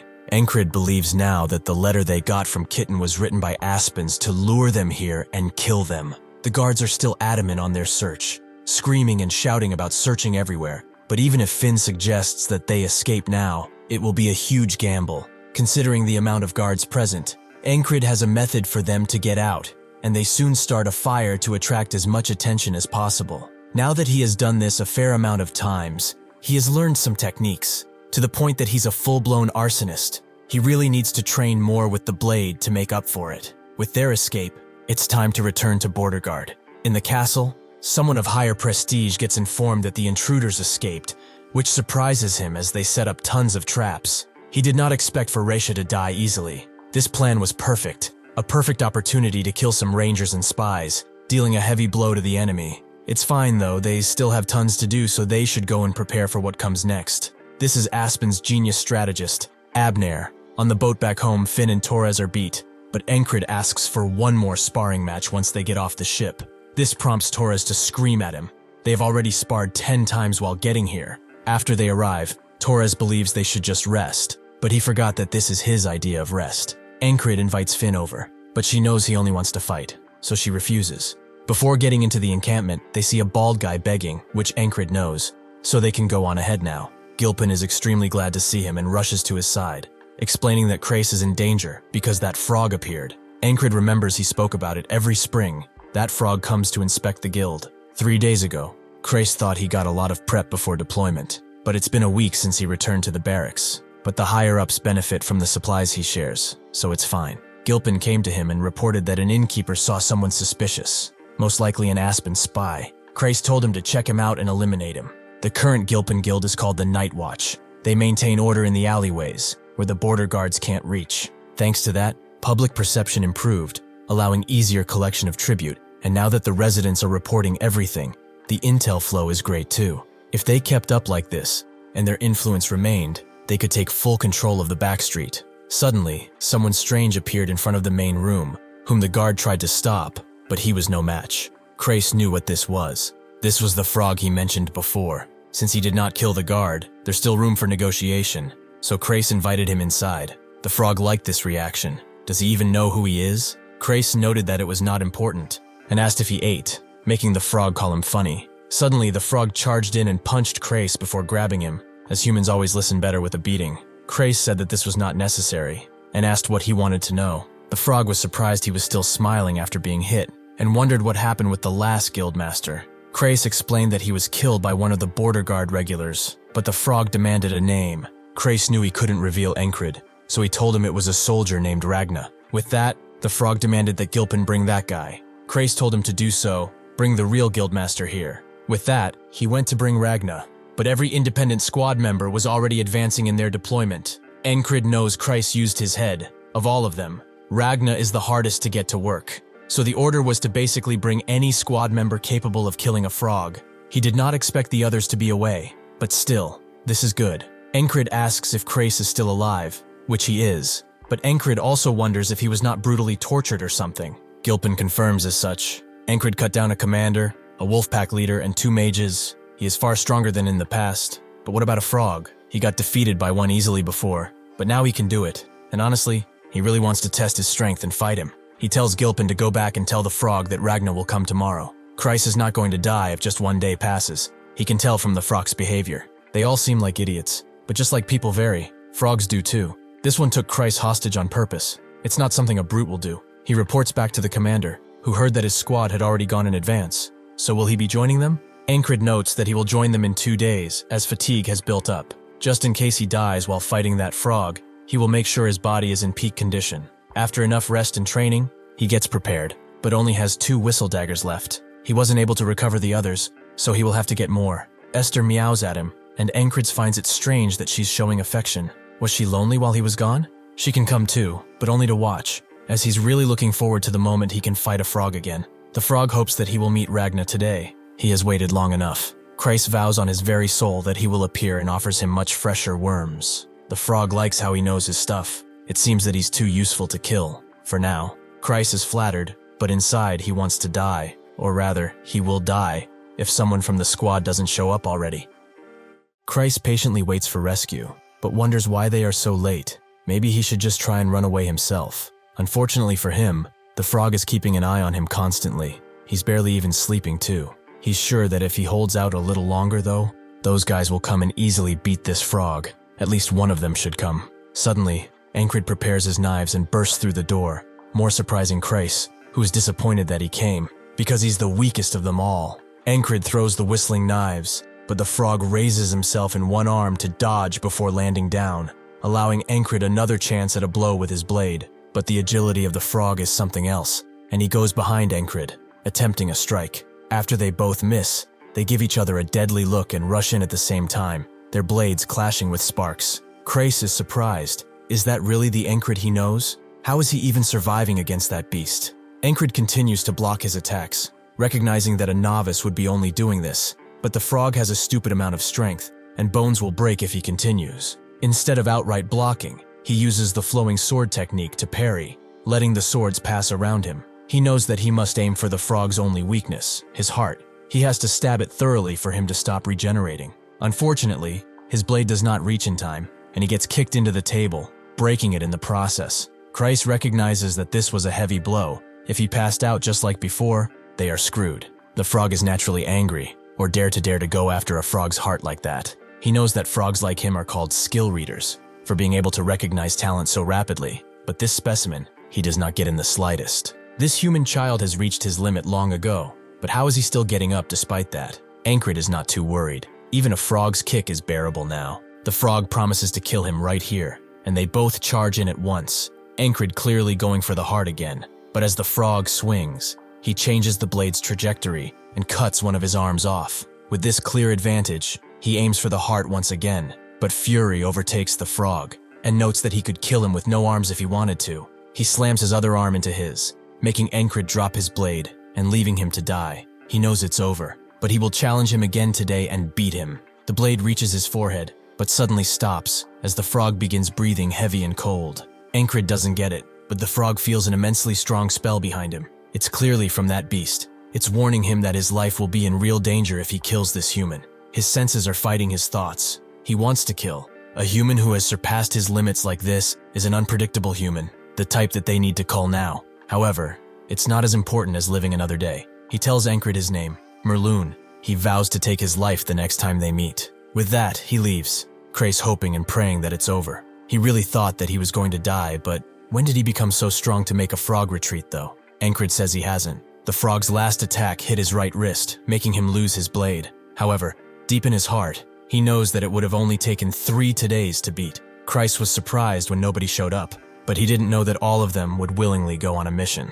Encrid was surprised too, but Kreis is only glad that the frog just left. They sure got lucky. Encrid doesn't get why that guy could have killed both of them, so why did he leave? He asks Esther if it was her, but Kreis tells him to stop speaking to animals. Suddenly, the first company commander approaches, running, asking where he has been. He notices the wound on his arm, which is not good, but they do not need him to fight now. He has to come with them. His own company commander asked for it personally. She watches his group battle, and now understands why people consider them lunatics. Rem is taking out people like no tomorrow, but he gets bored midway and stops. Ragna comes back after days of being lost with a head in his hand, asking why they switched camps when he slept, which they didn't. He gives them the head, and asks not to be disturbed, and they recognize this as the head of the enemy commander. Even his own allies are afraid of Auden, who snaps arms like twigs, leaving both the enemy and his allies pretty spooked. Jackson easily dodges any strike that comes his way, not damaging the enemy directly, just leaving them with psychological damage. The fair commander has watched them all this time. Marcus is surprised she managed to control those animalistic bastards, but she found that bringing them in was easy. She approached their barracks, expressing that she wanted them to fill in the shoes of their missing leader. Andrew immediately accepted, but Rem asked, "She took away their leader, and now wants them to fill in his place?" The ferry commander told him that the blame of the individual falls on the leader. So does he want Encrid to pay for insubordination? Rem was clearly mad at her and told her that he would only kill 3 per day, no more than that. She's pretty thankful they are doing at least this much, but those above them are still pressing her about it. Marcus notes that their forces are the top of the spear in this war. Their wins and losses will decide the course of this war. Are the Aspens still trying to provoke them into a 1 versus 1? They lost against them in a proper fight, so now they are trying some cheap tricks, right? The ferry commander finds their methods questionable, but they have only sent out skilled soldiers, making them not win a single battle. With these repeated losses, the soldiers are worried that if they keep losing like this, soon the war will be lost all the same. Marcus knows that their morale is going to plummet if this continues. They only need to send those who are strong on their side. Honestly, getting those lunatics to do it would be perfect. The ferry commander tells him that just getting them to show up is already difficult. If they ask more, they must refuse to fight at all. Marcus is annoyed that they are so disobedient, but it's hard to get rid of them, given their skills. Is there no way to effectively control them? The ferry commander knows of only one way to bring their leader back. After she leaves, Marcus damns these Aspen bastards, as they have never been this cunning. But recently, there have been reports of a young genius tactician in the Aspens. Surely, this is his doing. As Andrew walks through the camp, he thinks that he's the only man who can rebuild his house. Currently, he's the squad leader of a bunch of lunatics, and he's trying to keep them in line while Encrid is away. The others wonder if his eye is okay. Maybe he should stop dueling Rem so much. Andrew knows that he must take care of that murderous instinct of his, lest he actually attacks someone. Every time he fights him, the closer he brings him to death, but he also feels himself getting stronger too, like he's getting more powerful. His guard agrees. It is frustrating, but it does help. Thankfully, the other squad members kept to themselves and are not starting fights. The problem is that the other soldiers are frustrated by the fact that they are not doing their jobs properly on the battlefield. Do they think this is some kind of joke? Andrew recognizes this man as the newly appointed platoon commander. He knows that if he leaves things like this, he will die. So he intervenes and explains that only their commander is allowed to give them orders. As the man screams in anger, Rem wonders what he looks like with his guts out, making Andrew push him and demand a fight. They will listen to whoever wins. With that, they leave. But Rem finds this boring. The fighting is boring. He was going to have some fun destroying this bastard, but he's gone. There is nothing fun to do here. Maybe it's about time he quits being a soldier. Ragna hasn't heard anything about him, making him wonder if he's dead or just super late. Auden prays and wonders if he has returned to the earth. If that is so, there's no more reason for him to be here. Jackson finds this time inefficient. He has already accomplished what he wanted in this army. With this, they all come to the same conclusion.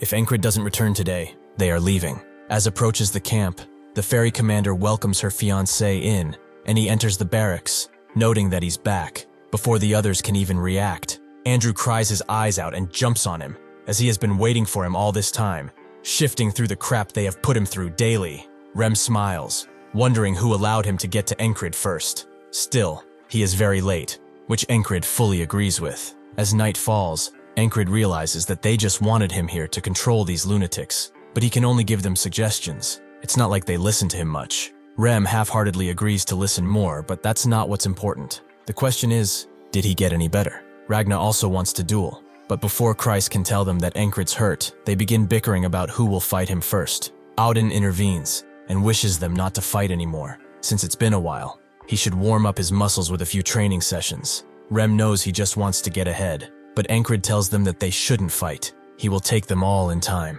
Cray screams at him that he can't because of his arm, but Encrid thinks it's not broken. He can still move it. Jackson notes that he cannot ignore injuries, no matter how small, so he should give it here so he can apply some cream. Encrid can't put strength into it, but he can probably still hold a sword. After fighting a frog in crossguard, he has gotten even stronger once again.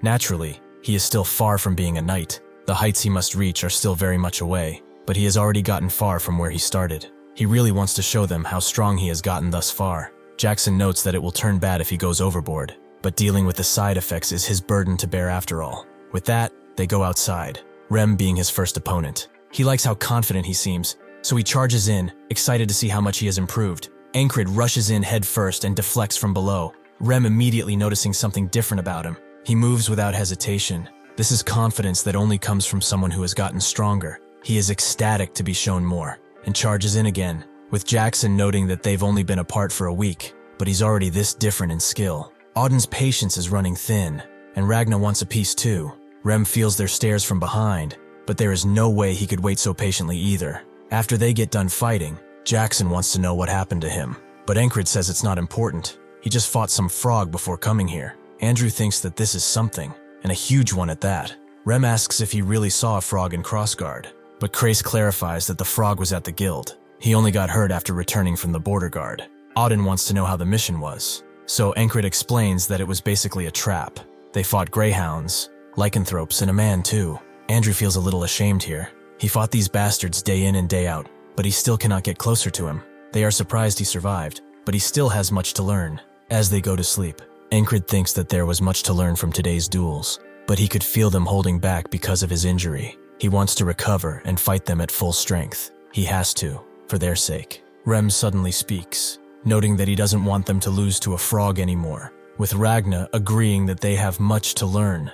Auden notes that training is the way, and Jackson notes that he still has some openings. Encrid notes that he will win if they fight again, and silence falls. Suddenly though, Rem says that they will fight once fully healed, and the others join in too, vowing to help him with the training and such. Esther covers her ears, and Encrid dismisses them by saying that they will do all that once he recovers. A short moment of silence left. Rem damns the frog.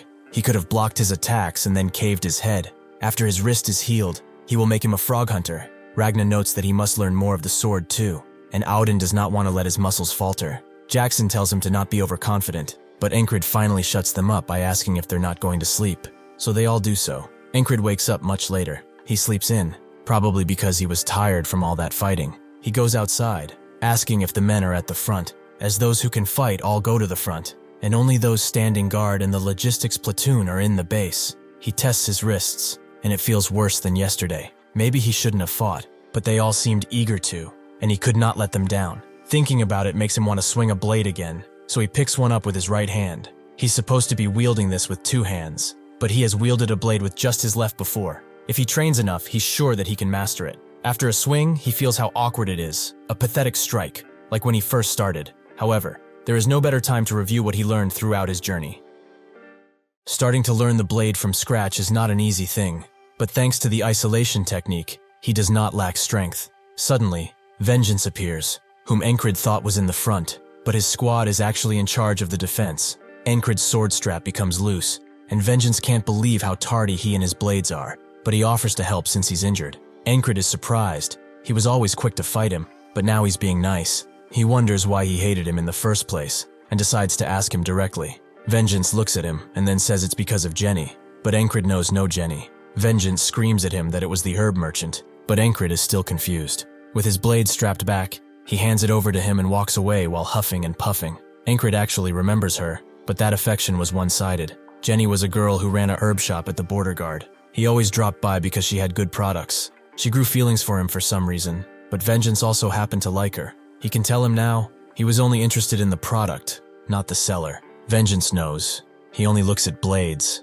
not women. Still, he's a bit mad because Jenny never once looked at him, but fell for his face. Because of this, he goes back to work angrily, making Encrid wonder if he's bipolar or something. After training a bit and going inside the tent, Esther seems more tired than usual, making Encrid wonder if she's sick. This is actually because of him. Because he keeps getting injured, she has to overdo it and reduce his fatigue, which will not allow her to use magic for a while. Encrid pets her again, and notes that they are in the rear, so she should focus on getting some rest. The day seems peaceful. The guards are patrolling the waters with no real disturbance, but it only takes one ripple to make everything turn.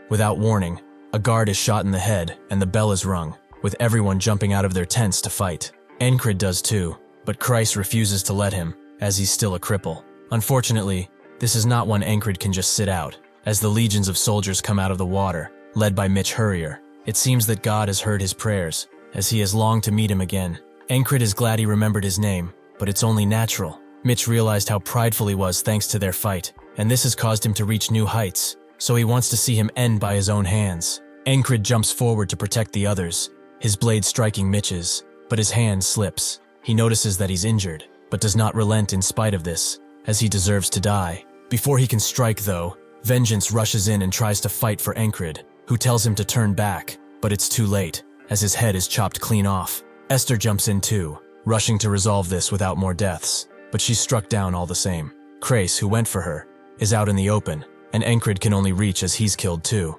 Mitch finds this all disappointing. He would have shown him how much stronger he is, if only his wrist wasn't injured. With that, Encrid dies too, seeing the aftermath of his foolishness one final time. Encrid wakes up on the same day, petting Esther all the same, but his thoughts linger. He could not even hold a candle to Mitch because of his injury, and he has no one he can talk with to learn something. The Greyhounds will attack before the afternoon, so he must train, no matter how much it will tire him. Even while doing this, his thoughts go to a dark place, where he's blamed for the passing of his comrades, something he does not want to experience again. Vengeance comes around, and asks if he's training with his left now that his right is injured, but he should take a break. As does anything come out of this? Encrid will make absolutely sure he will get something out of this, as he has vowed to save everyone. He also apologizes about Jenny, which Vengeance appreciates. But then Encrid notes that there are women in this world who do not care for looks, so he should cheer up. This makes Vengeance shout and scream, but Encrid just smiles. The time of attack comes, and he is faced once again with Mitch Hurrier. He was always over the level of even a special rank, and now he's more focused than ever. Even if he has trained, Mitch's sophisticated sword techniques are too much combined with his injured hand, so he gets a deadly cut. He notices once again that his hand is hurt, and finds it a real shame that he has to end him like this. No matter how strong he may be, Encrid knows there's one thing he can do: train his left side, how to grip the blade, how to swing it, his stance with it, everything he has lost, to the things he learned as a child, all the way to what Ragna taught him. He will not waste his time figuring it all out once again. He has already walked the same path with his right side, so even if he dies countless times, it doesn't matter, as he's a quick learner. It's already been 40 today's thought, and his blade trajectory still shakes. Perhaps he's just not used to it. On this today, Vengeance comes with the proposition of a duel, which makes Encrid curious as to why he's doing it, but since he's being serious, he has no reason to refuse. They get set up, and Vengeance is the first to strike, successfully pushing Encrid back. After all, he's still a platoon leader. However, Encrid makes it up in experience. He lets his blade Goldie and trips him, winning the fight. Encrid notes that he has trained quite a lot with his left too, but wonders why he wanted to duel. Vengeance doesn't really know. Just watching him made his blood boil for some reason. Encrid says he's only been doing basic exercises, but that's exactly why Vengeance is like this. Looking at him reminded him of how he first picked up a sword and began training. That desire to become stronger, to become one with the sword. But his blade is weird. He doesn't know how to put it, but it seems like the sword of the dead. It's really difficult to explain, but what he wants to say is something else. This makes Encrid think, does this mean he's not powerful enough, or something else? Vengeance was just getting to that. But Encrid seems to have figured it out. He tried to follow the trajectory he learned with his right up until now, but his left side is fundamentally different. He needs to look for a trajectory that works with his left,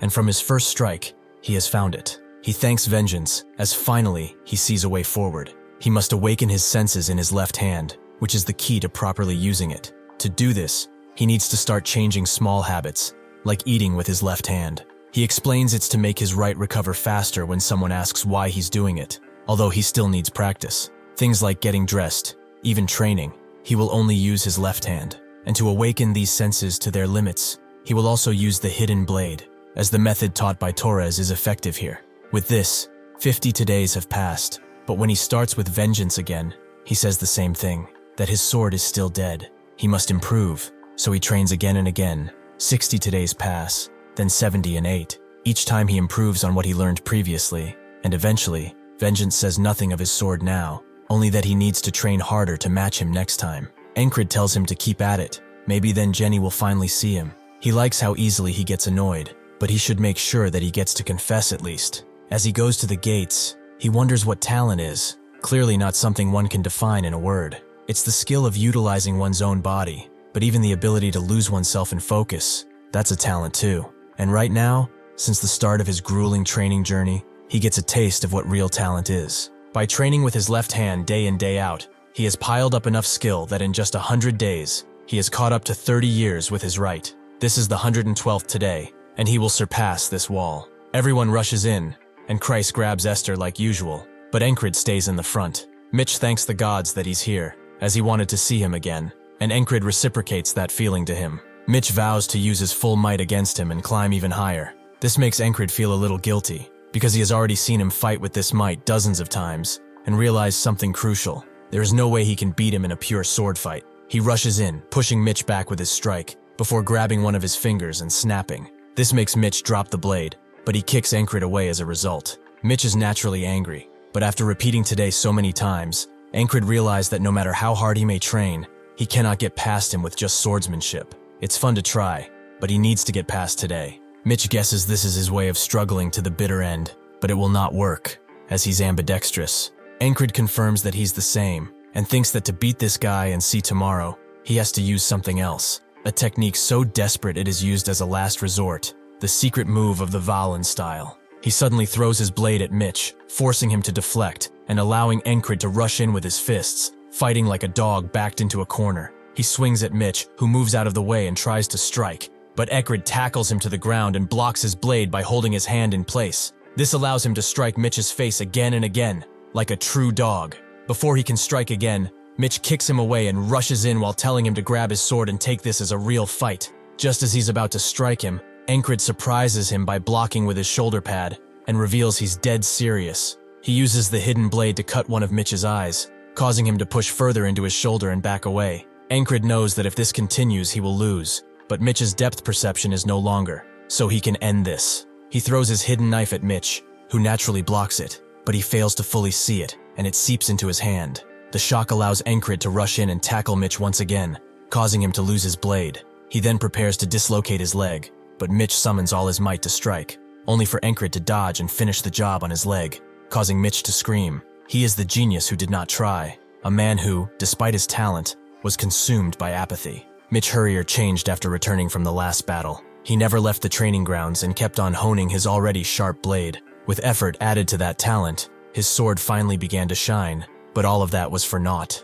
He wonders why this is happening to him, and calls out for Encrid, who thought of him as a hopelessly large wall, a rival who gave him true insight. Mitch never wanted this. What he wanted was a true duel with him. Even if he can reciprocate, Encrid tells him to remember that this is a battlefield after all. With his blade, he strikes Mitch down, and his men try to intervene, but Vengeance and his squad immediately support Encrid by shooting the men down. With this, today comes to an end. Encrid admits that Mitch was fun, but he is just another stepping stone on his eternal climb towards greatness. After the fighting is over, as Krace is bandaging up Encrid, he notes that it would have been bad if this place fell. The main unit knew it was dangerous, and sent the archers, giving them enough time to win.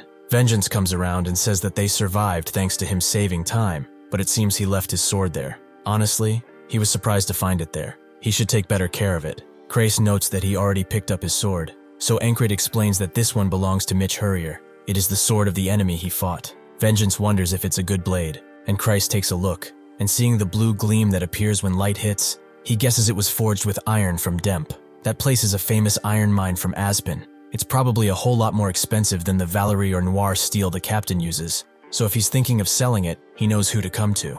Encrid ignores him and asks Vengeance if he's heading to the front soon, making him ask if he's going too, which Encrid confirms, as he cannot leave his squad members alone for long. Krace asks if he's going to switch blades, which Vengeance notes is not a great idea, but Encrid will not stick to just one and wield both. As Rem walks, he thinks that their captain is about ready to move to the next stage. He never thought he would be drawn to a continental fellow in his life, but someone like him, he might be worthy enough to know the secret art born from the beast's heart. Auden thinks that with the muscle remodeling a success, now it's time for the joints. Once the posture is adjusted, the body shape will undergo a change too. That is how they build a body that will not collapse, and doing it all at once would break one's body, so he will do it one by one with the squad leader. Since he's stopped, Rem walks into him, causing him to have a bruise on his head and an angry demeanor as he tells Auden to move it. He notes that he lacks the growth to talk like that, but before they can bash each other, Ragna nonchalantly walks between them,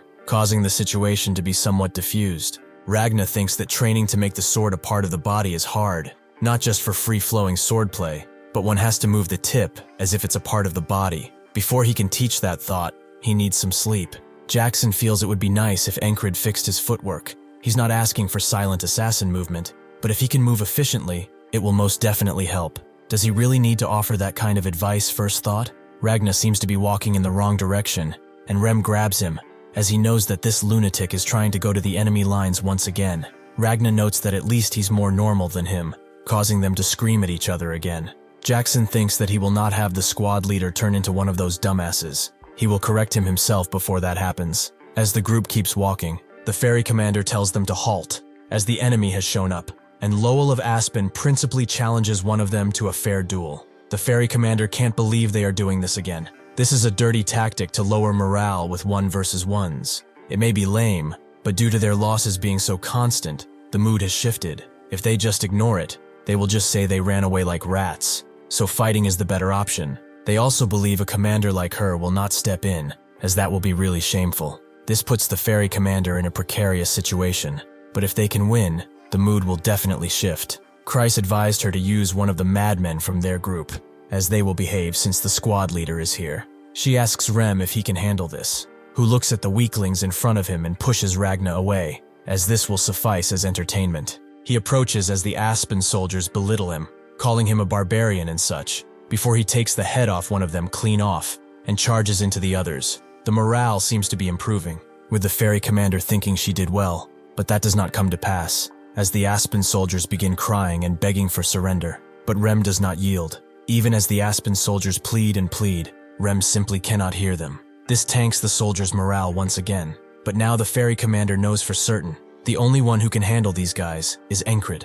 Late at night, the group members tell Encrid to stop fighting when he's injured, as it will take too long for him to recover. The ferry commander overhears this as she comes in, noting that her fiancé is overworking himself, so she hands him fairy medicine, something that he couldn't buy even with a fortune. Jackson notes that's better than his ointment, and Rem is surprised she cares so much about him. Encrid is grateful, but why give him something like this? She realized that even if they exchanged vows already, they never exchanged some kind of token. It's a small engagement gift. Encrid just plainly looks at her, and she leaves, with Kreis noting that they really should open that salon he was talking about. Rem notes that this ability of his is more enchanting than his swordplay, and Ragna agrees. Encrid doesn't understand why she keeps calling him her fiancé, but at this point, he will never understand her.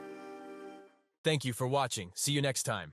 A few days after reaching the front line, the Aspens continued to repeat the same little skirmishes, but in general, avoided a proper fight. Thanks to that, Encrid's wounds got a good chance to recover, and that's why he can train better. Auden is glad to see him so early. It seems his body is doing much better. Encrid credits his healing to the fairy cream, and Auden invites him to a little spar if he's so active. Encrid can't back down from a fight, but Auden easily puts him to the ground as all over his body there are contusions. It is not the time for him to abuse his body, yet if there was a fight, he would probably still join. Encrid confirms as such, as long as he can move, he's fine. Seeing that nobody is around, Auden charges up his divinity, and Encrid knows what it is, coming through him and healing his entire body. He tries to say something, but Auden won't hear it, and he also makes Encrid vow, on the name of their lord, to never speak of this to anyone.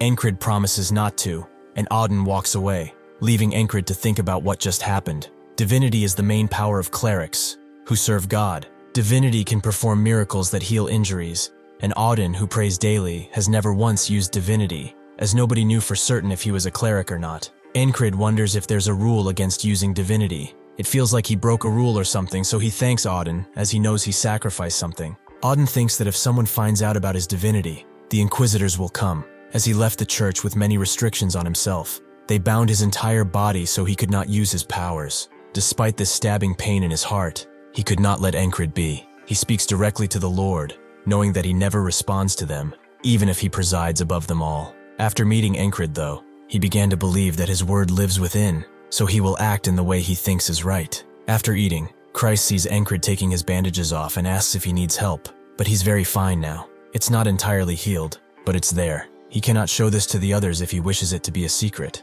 so he will just spread some ointment now to look like he's still injured. He is also curious about when they are going to fight, but Kreis explains that both sides are just testing the waters now. Their troops, led by Commander Marcus, are the vanguard, preventing them from flanking, and their main force is waiting at Green Pearl. They broke the unwritten rules of warfare last time by bringing spell slingers and sorcerers, so both main forces are probably prepared for all-out war, with entire night orders at the ready. Rem thinks they should be there, as they keep trying for a 1 versus 1. It's not fun sitting around. Kreis thinks that this won't continue for long. Soon enough, something will give, and the fighting will start. They go to the front line where the Aspen troops approach them, but Encrid's squad is ready. The commander notices 3 Aspen soldiers approach and starts talking crap about them. Rem is just slightly annoyed that they are not fighting, but Kreis knows this is a battle of words. Without a larger force, like a knight, the Aspens and their soldiers are evenly matched, so they are attempting to get a psychological attack through before the fight. They would all easily die from an arrow,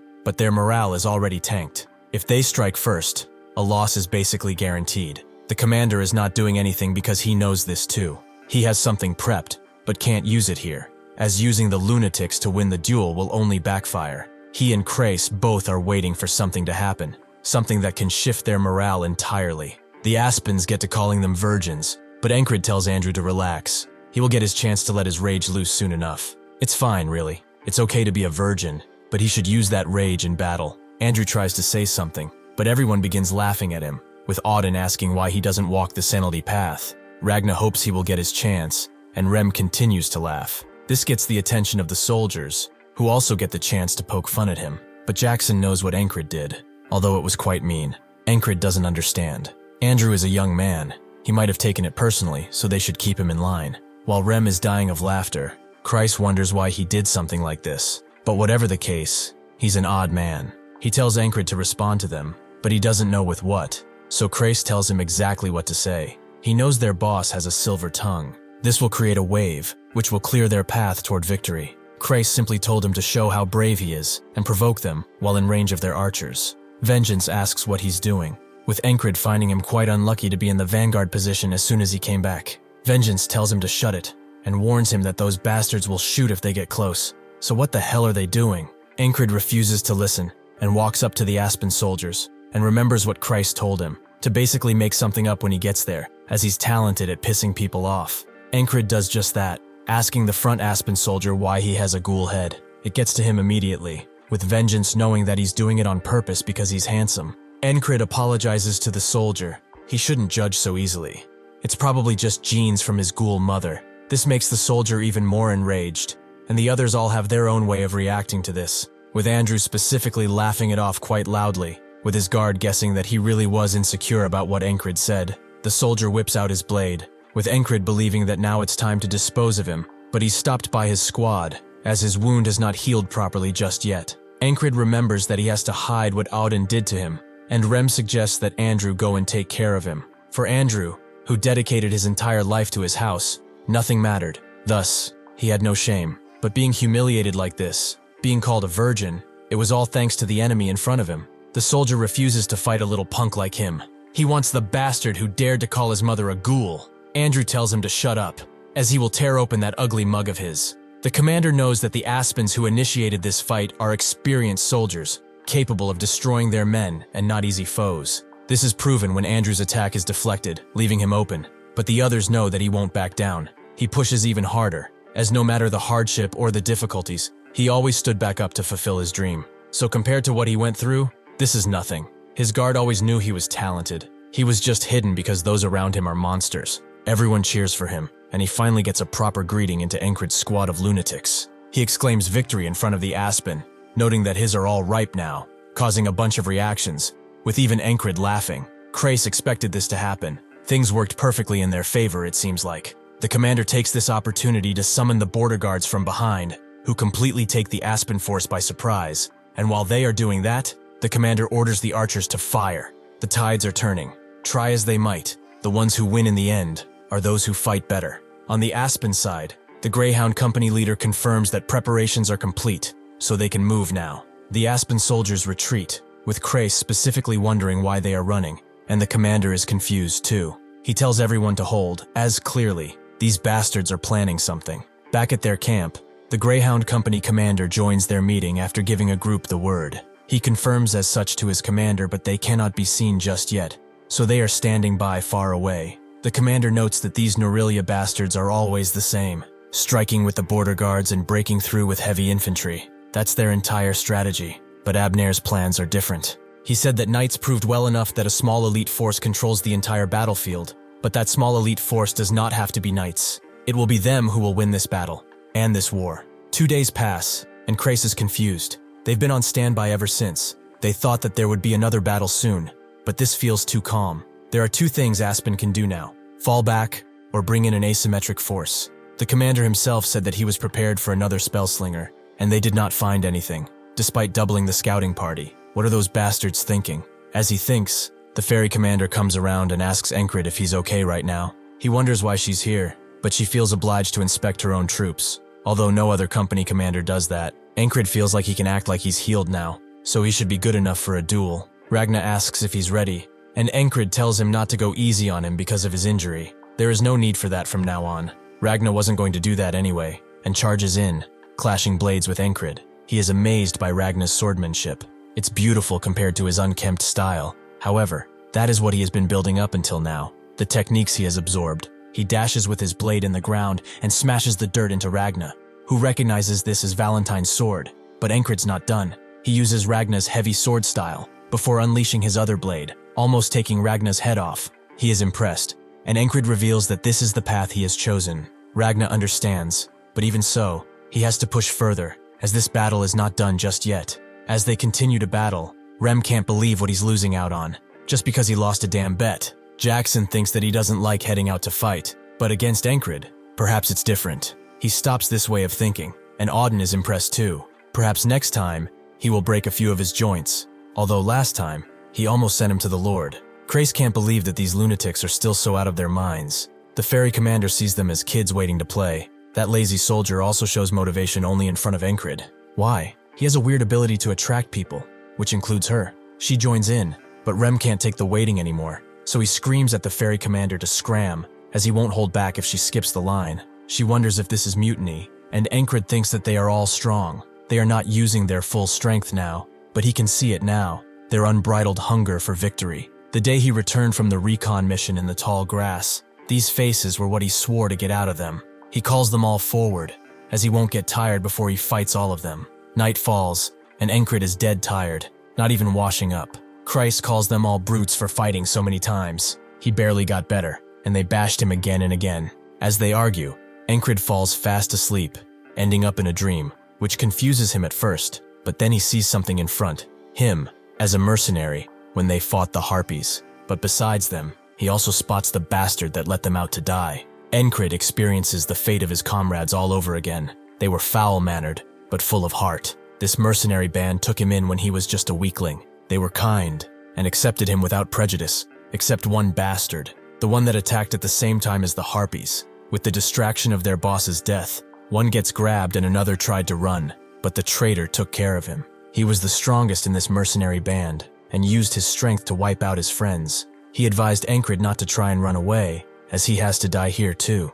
Encrid asked why, so the traitor explained that he got a better offer than sticking with some pathetic country bumpkins like them, and it's cleaner to wipe them out, no loose ends and all. Besides, they pissed him off quite a bit with their comradeship plays. Upon spitting on one of their heads, Encrid charged in, but the traitor easily put him to the ground and began choking him. He wanted to let him go. After all, leaving someone like him alive would not change a single thing. Encrid began to hate his weakness. Watching his comrades die helplessly was enough to bear, but what tormented him was the fact that he lived thanks to the charity of maniacs. He knew that wasting his life for revenge would be playing into that bastard's plan. He buried the grief of losing his comrades deep in his heart and moved forward toward his dream. Even so, if he only had the strength he has now. In this nightmare, the traitor turns around and goes for his very soul. But something makes this entire scene disappear into serenity, and that something is Esther. He is a man who needs a lot of looking after. At the rear base, she used all her strength to drain his fatigue, but he was too exhausted, and she couldn't do much. She will not make that mistake again. In the morning, the battle horn sounds, with Rem noting that the Aspen bastards are finally crawling under their rocks. It's time to take some heads. Before Encrid leaves, he looks at Esther, as that voice that ended his dream reminded him of her, so he pets her gently, telling her to guard the camp. Rem hopes they brought something interesting, and Encrid agrees, as he's eager to see what kind of wall he will face next. Unfortunately, the frontline soldiers are not as eager when they see what they are up against, a mighty giant. The archers immediately fire, but the arrows break on the beast's skin, with even Encrid surprised to see a giant here. With one fell swoop of his mace, he takes out 20 men, with the others left alive freezing up in fear. The giant smiles, making Encrid think of the non-human races living on this continent. Frogs are simple, driven by dreams and desires, and so are the elves, who only care for nature. Dwarves obsess over metal, and beastkin prioritize reproducing above everything. Dragonkin are the strangest, forever walking the earth alone, and giants are intoxicated with the act of killing. They love the violence carried out through their bodies. That is why they carry the moniker, Beasts of Red Blood. Jackson points out that they are attacking from the other side too. A bunch of assassins have begun talking their men down, and it's not much better on the other side. Krace is in full panic mode. If they don't stop them, they will be surrounded and killed. Encrid notes that they just have to stop them, making Krace wonder how he's so calm. But the ferry commander thinks so too. It seems someone from their side is already on the left, so she'll be heading there. She asks Encrid for a blessing kiss for luck, but he refuses, making her call him cold. With the left taken, it only leaves the giants in the front and on the right side. Rem is up next, going in front and telling Encrid to watch carefully, as he might learn something. Encrid is curious about what he's planning to do, especially in a situation like this. Rem keeps moving forward, and a feeling awakens inside of him, just like when he first stood on the battlefield. Even without the heart of the beast, he never even reacted to axes coming for his head. The reason he decided to train the heart of the beast is that it does have its uses. With its activation, blood begins rushing through him, sending him into a frenzy. The other soldiers begin screaming and shouting the retreat, just as the giant is about to take them all out. But Rem charges in just in time, blocking the giant's blow relatively easily, considering the size difference. His blood vessels are expanding, and his muscles become even more pumped, increasing their density. This technique, which begins from the heart, boosts the entire body, allowing him the strength of a superhuman and the courage of a fool. One of his axes breaks as he pushes the giant back, who immediately tries to attack him again. But the soldiers are shocked to see that Rem is still charging in with the same smile on his face. The giant becomes angered, allowing Rem to climb on top of him and give a deadly blow to the side of his head. The giant flails his club around, making Rem go down. What's worse is that his other axe broke too, but suddenly, a spear flies his way, which he catches. The soldier who did this has only one request for him: to win against this thing. Rem is pleased, as this type of courage is not bad at all. The soldiers charge in too, throwing their spears at the giant to keep Rem supplied. Encrid is pleasantly surprised. This bastard is fighting the giant on a strength advantage. To have the strength unreachable by normal humans, perhaps that is what he will be going to attain next. Ragna has honestly seen enough of this, as it seems like Rem is just toying with the giant now. Krace appears too, and explains that the company's commanding officer has left, and Rem is dealing with the middle giant. If they take care of the right flank, they can take the win from the Aspens. Encrid agrees, but it seems like the other squads are off doing their own thing, so he asks Ragna what he will do. Ragna wants to go with him, as watching has gotten pretty boring.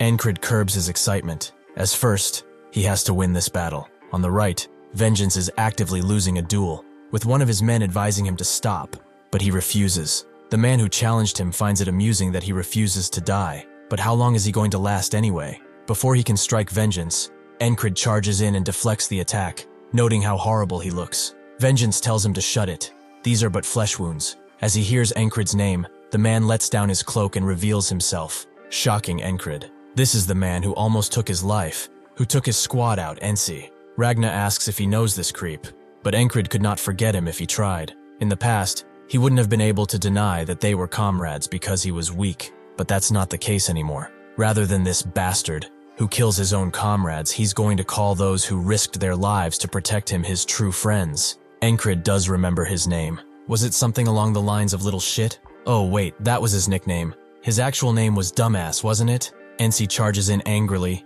calling Encrid a weak piece of trash. Encrid just nonchalantly blocks his blade, and notes that he was not able to do this when they parted ways. But now, he is the weak one, and he will avenge his friends. Ensi understands. Revenge, huh? He was wondering how such a weakling survived, but that hatred must have pushed him. Christ can't believe that he got into a fight almost instantly, and Ragna just silently watches. Ensi's squad thinks that he's going to die. All of them working together weren't able to even graze Ensi. A mere soldier could not hope to do it either. Judging by their stances, Ragna surmises that they have all learned the murderous blades. It's a skill built through real experience, and they seem to have learned it solely for the thrill of the kill it gives. Ensi notes that he continued to live his life, while he only harbored thoughts of revenge. It just so happens that a lordship in Aspen has been promised to him once they are victorious here, so he's going to climb so high that even if he survives this, he won't be able to touch him anymore.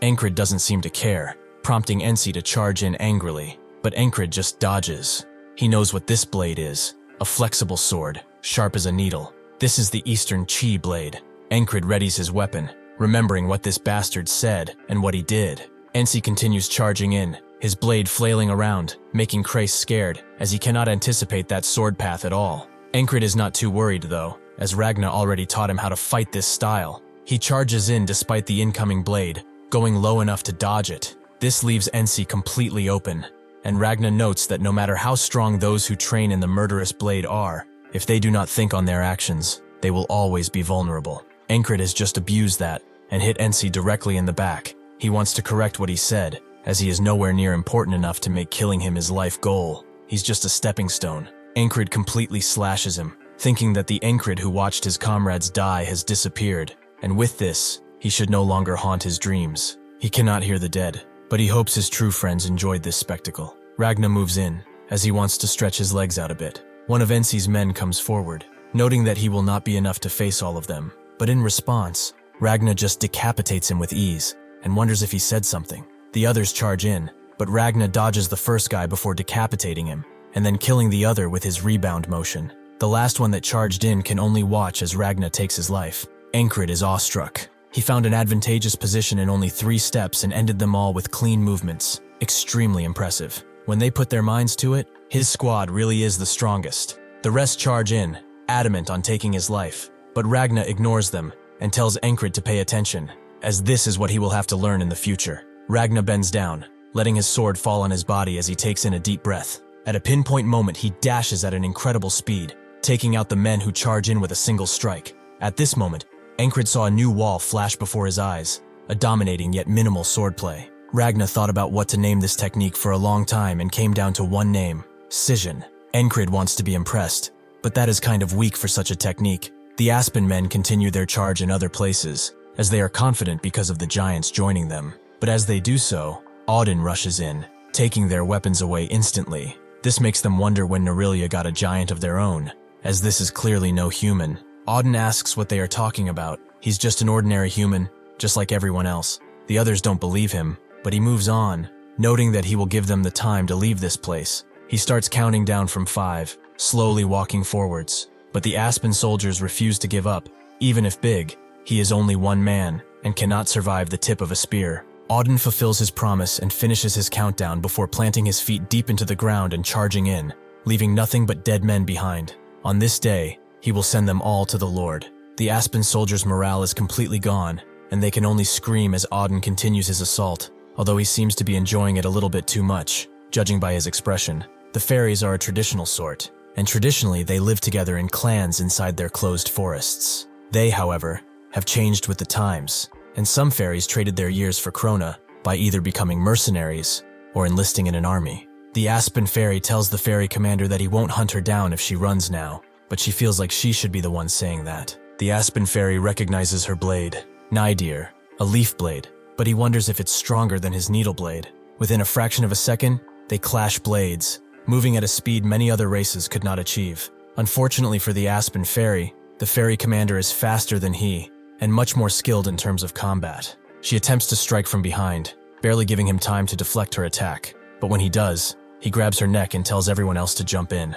Unfortunately, all of his men are either dead or still dying, as Jackson has taken care of them all with relative ease. Even if they are fairies, they cannot overcome pure skill. The fairy commander understands. The plan was to distract her with someone of her own race, and then have her circled. But alas, the plan did not work. She kills the Ossipin fairy, and asks Jackson if he's fine with leaving his leader behind. But he notes that if he were the type to die in such a place, he would have done so a long time ago. She notes that he really trusts Encrid, but he just ignores that comment and notes that the tide is turning. She agrees, unlike the old battalion commander, who was like a sprouting vegetable. Marcus is a commander who knows his way around a fight. He will definitely not miss this chance. He forwards the turtle infantry, and seeing the heavily armored soldiers, the Aspen soldiers sign the retreat, but Andrew and his crew charge in, With the Aspen soldiers recognizing him as one of the madmen, Andrew's bodyguard is shocked to see him act just like Rem. It seems that he rubbed on him quite heavily. They say that the spring wind carries magic with it, and right now, it's blowing through this battlefield too. This feels like a spring wind that leads the way for new beginnings. Marcus tells everyone that the enemy commander is routing, and they will send the border guard to finish them off for good. They broke through the dagger the enemy hid, and completely turned the battle on them. That crazy squad did it all on their own. Krace knows that if this were the old squad, they wouldn't have charged in like this, but Encrid has influenced everyone and dominated the battlefield. The ferry commander is glad that everyone is drunk on the spring winds, and Marcus tells everyone to raise their voices for the heroes of this battlefield, the madmen. As they cheer, Krace notes that this nickname is kind of weird, but as long as the captain is happy, then he's fine with it. As the Aspen commander runs away, he thinks that Abner's plan was not at fault. They just did not expect there to be someone strong enough to defeat a giant. The Greyhound's commander thinks it was all Encrid's fault, as he was the one who kept getting in their way since the last battle, and even took down Mitch. Suddenly his horse is hit and he falls on the ground, but still tells the commander to keep going, as this is his only chance to escape the border guards. Sure enough, they charge in feverishly, with the commander of the border guard putting the Greyhound commander down. In a normal battle, they are equals, but they must be tired from all that fighting, right? The rest of the Aspen men are taken, with the Greyhound commander knowing they don't have the men to fight these bastards. Even the commander is not safe, as he is taken out while distracted. Seeing this, the Greyhound commander makes an opening for himself and retreats with his remaining men. The border guard wonders if they should give chase, but they decide against it, as those guys are nothing but a bunch of stray dogs now. This battle was a massive victory over the Aspens, but in the grand scheme of things, it was only a tiny piece of this gigantic puzzle. The proper all-out fight still awaited them in the tall grass fields. Krace tells Encrid that they will move their base tomorrow, as they are going to wait near the crossguard and pressure the Aspens further. Encrid thinks that there is no booze or party to celebrate their victory, but there are rewards for those who contributed. Rem is just glad that they don't have to help with moving as a bonus. It's all thanks to him defeating that giant. The others begin bragging too, about how many people they defeated, making him scream at them to not butt in. Jackson calls them a bunch of fools, prompting Encrid to step in. If they want to fight, they can duel him. Andrew is just glad to have experienced this, as the thrill he felt as the lunatics spread out on the battlefield was amazing. Rem tells him that he's still a virgin though, prompting them to begin fighting again, but Encrid ignores them this time and stares at Henry, who seems deep in thought. He approaches and asks what he's thinking about, marrying that widower florist. From what he heard in the grass field, Henry's dream is to marry that widowed florist, but he will not be able to achieve that while still in the army. He asks if he wishes to return, and Henry admits it. How could he just return though, when everyone else is fighting? Encrid recognizes that they've avoided death multiple times thanks to his experience as a hunter. They only escaped because of him in the grass fields, and also knew of those snakes because of him. With this in mind, he gets up and thinks that he dreams of his blade. He is happy here, but he will not let this man waste his dreams away. The first thing the next morning, the ferry commander grants Henry a special discharge, and he will get on the wagon with the injured. He's confused, but the ferry commander just notes that he should thank his platoon commander. Rem wonders where he's going as he packs up, and Auden prays for his safe travels, while Ragna is jealous of him discharging, as he will probably be able to sleep a lot more. Christ just notes that he did really well among these lunatics, and Andrew wishes him a safe journey. Encrid awaits him outside and thinks that, unlike Andrew and Mac, who integrated well, Henry never did fit in. He bet he felt like an outcast too, since he is not suited for battle. He taps Henry on the shoulder and hopes that he will win her over. Henry bows down one final time and thanks him for everything. As he leaves, the ferry commander approaches Encrid and asks if he saw Henry off. Encrid confirms as such and thanks her for accepting his request. The ferry commander says it's a small thing to do for her fiancé, but when should they have their betrothal? Encrid notes that it will be in about 10 years, which she can wait, but she's not into older men. Encrid decides to clap back, noting that if they are talking about preferences, he's not into fairies either. This makes her visibly distraught, as he wonders if he doesn't know that words hurt people. Encrid knows that she's not hurt, and she lets it go for now, because someone wants to meet him. More specifically, Marcus is looking for him. As they walk, Encrid remembers what Krace told him, that due to his countless achievements, like that infiltration mission and even this battlefield, the battalion commander might try to scout him soon. Marcus asks if he likes tea, and if he would like a cup, but Encrid gently refuses. Marcus notes that he must have been busy with the camp relocation, so he hopes he didn't call him for nothing. Encrid explains that he was free, since he has no luggage to pack, making Marcus laugh, as he did not know he was capable of flattery. He achieved something of remarkable merit on the battlefield yesterday. Encrid is surprised he even called his direct superior here for a scouting offer. That's a declaration to let him transfer completely without any noise, but that won't change his answer. Marcus sees how calm he is and guesses he already knows why he is here. So what is his answer? Encrid refuses, which Marcus expected, since he heard him refusing a lot of commanders in the past, but he should know that his offer is much more potent than the other. Encrid explains that he has a dream, and that dream is to become a legendary knight. Marcus is taken aback, as this is a person with a dream that shines brightly. He too was like this in the past, in the days when he wanted to become a sword for the royal family. As time passed, though, he gradually compromised with reality, and now, his life is dull as he has settled into the present. A stagnant heart like his forgets its dream and becomes a shackle for those moving forward, so he does not have the right to command this young man. With this in mind, he sets Encrid off and asks the fairy commander what she thinks about his dream. She can't say, as his future is his to decide. Marcus never liked the excessive honesty fairies had, but he respects Encrid for his dream, as he too will move towards something new. Norelia is a centralized state, but power was usurped by the nobles, and they gained dominance. He too belongs to a noble faction, but perhaps it's time for him to reawaken that dream that he had forgotten. The relocation that began at dawn only ended around sunset, as everyone set up camp and reorganized the base again. Rem is glad he has no chores, but this is getting pretty boring. Auden notes that this is the perfect time for training. Muscles only grow when one keeps putting them under strain after all. Ragna perks up too, noting that Encrid has to train swordmanship too, especially since he's using 2 swords now. Jackson notes that senses are important too, but Encrid wonders if talking from that far away counts as training too. Rem tells them to get lost, as Encrid remembers the brute force he showed. Before he can finish, the fairy commander arrives and tells them that they are standing in the way of their barracks. So would they be so kind as to get the hell out? After getting kicked out, Rem blames it on Auden because he's too easy to notice. Andrew doesn't know why they got dragged into this when they did nothing, but Encrid is the only one who can deal with them, and probably the least lunatic. Crace tells him that he's just as crazy, making Andrew wonder if this doesn't count as insubordination. Crace looks around and sees some structures, noting that perhaps this was an enemy camp. He looks around, as during war, soldiers usually hide valuables around, and whoever finds it keeps it. Encrid asks how he knows where they hid it, but Crace is just using his head. If he were a soldier, where would he hide treasure? It has to be recognizable, as even if the camp is destroyed, he could still retrieve it. Encrid gets it. This means that it will be easy to spot at a glance. Crace finds these tree roots unique. From the traces of the barracks, it seems like a convenient spot to camp, meaning it's a good hiding place. Encrid thinks that Crace's brain works really well, even on the battlefield. He assesses the situation immediately and predicts what happens. He says that he learned it out of sheer instinct, but he's better than most strategists out there. Still, his dream is just to open a noblewoman's tea shop, and he's quite obsessed with gold too.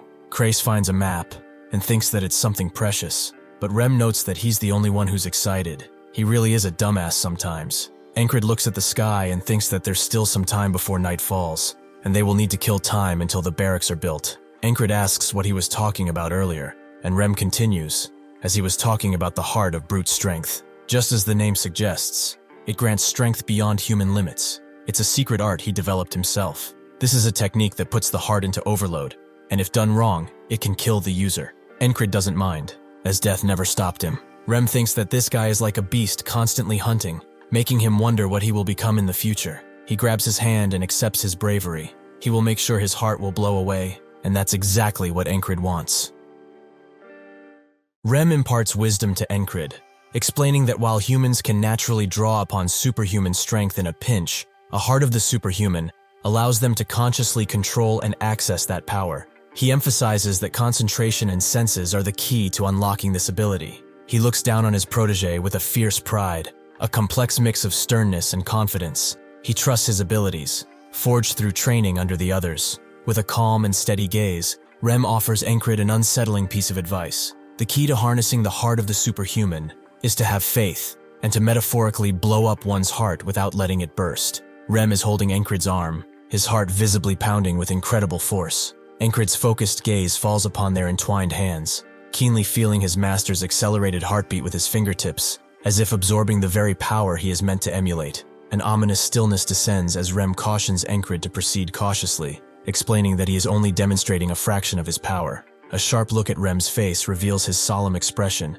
as he delivers a dire warning. Failure to proceed slowly will cause Encrid's heart to burst, resulting in his immediate death. In an exhilarating moment of understanding, Encrid's eyes widen as he finally grasps the immense challenge before him. With newfound determination, he resolves to blow up his own heart, just as his master has, while the others silently observe from a distance, their faces a mixture of expectation and concern. With a wry grin that quickly shifts to a look of mild disappointment, Rem mutters that his worries were indeed useless. His expression hardens as he observes Encrid, realizing with a sigh that his protege is currently making no progress in replicating the difficult technique. In this critical moment, Rem's frustration mounts as he realizes Encrid is repeating a past pattern, advancing with incredible speed, only to hit a sudden wall. He confronts Encrid, believing that he is holding back deliberately. While a baffled Encrid looks on, the others share a knowing glance, silently concurring with Rem's frustration. They acknowledge Encrid's peculiar habit of sudden and inexplicable stagnation,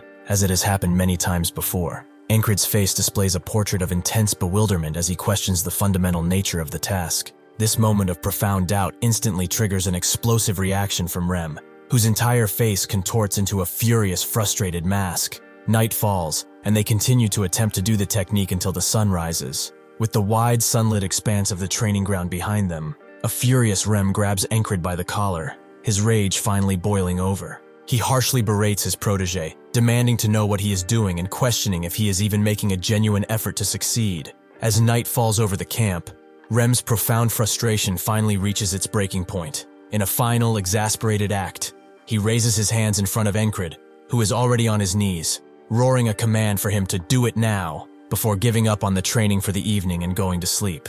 Within the subdued glow of the lamplit tent, a frustrated and exhausted Rem sits alone on his bed, his thoughts consumed by the day's training. Suddenly, Krace inquires about the boss's whereabouts, only to be told that the leader is apparently preparing to swing his sword, like he always does. Jackson sits comfortably on a bed, idly toying with a wicked-looking dagger, as he dismissively offers his own perspective on the situation. He bluntly suggests that Encrid's lack of progress is due to the uselessness of Rem's specific skill, and casually proposes that it would be more effective if he were to assume responsibility for his training. With a look of utter contempt and simmering fury, Rem looks down on his fellow mentor, his face a hard mask of simmering rage. He delivers a brutal, terse warning, demanding that they wait for their turn to speak and not to interfere with his methods, more bluntly, to shut the hell up.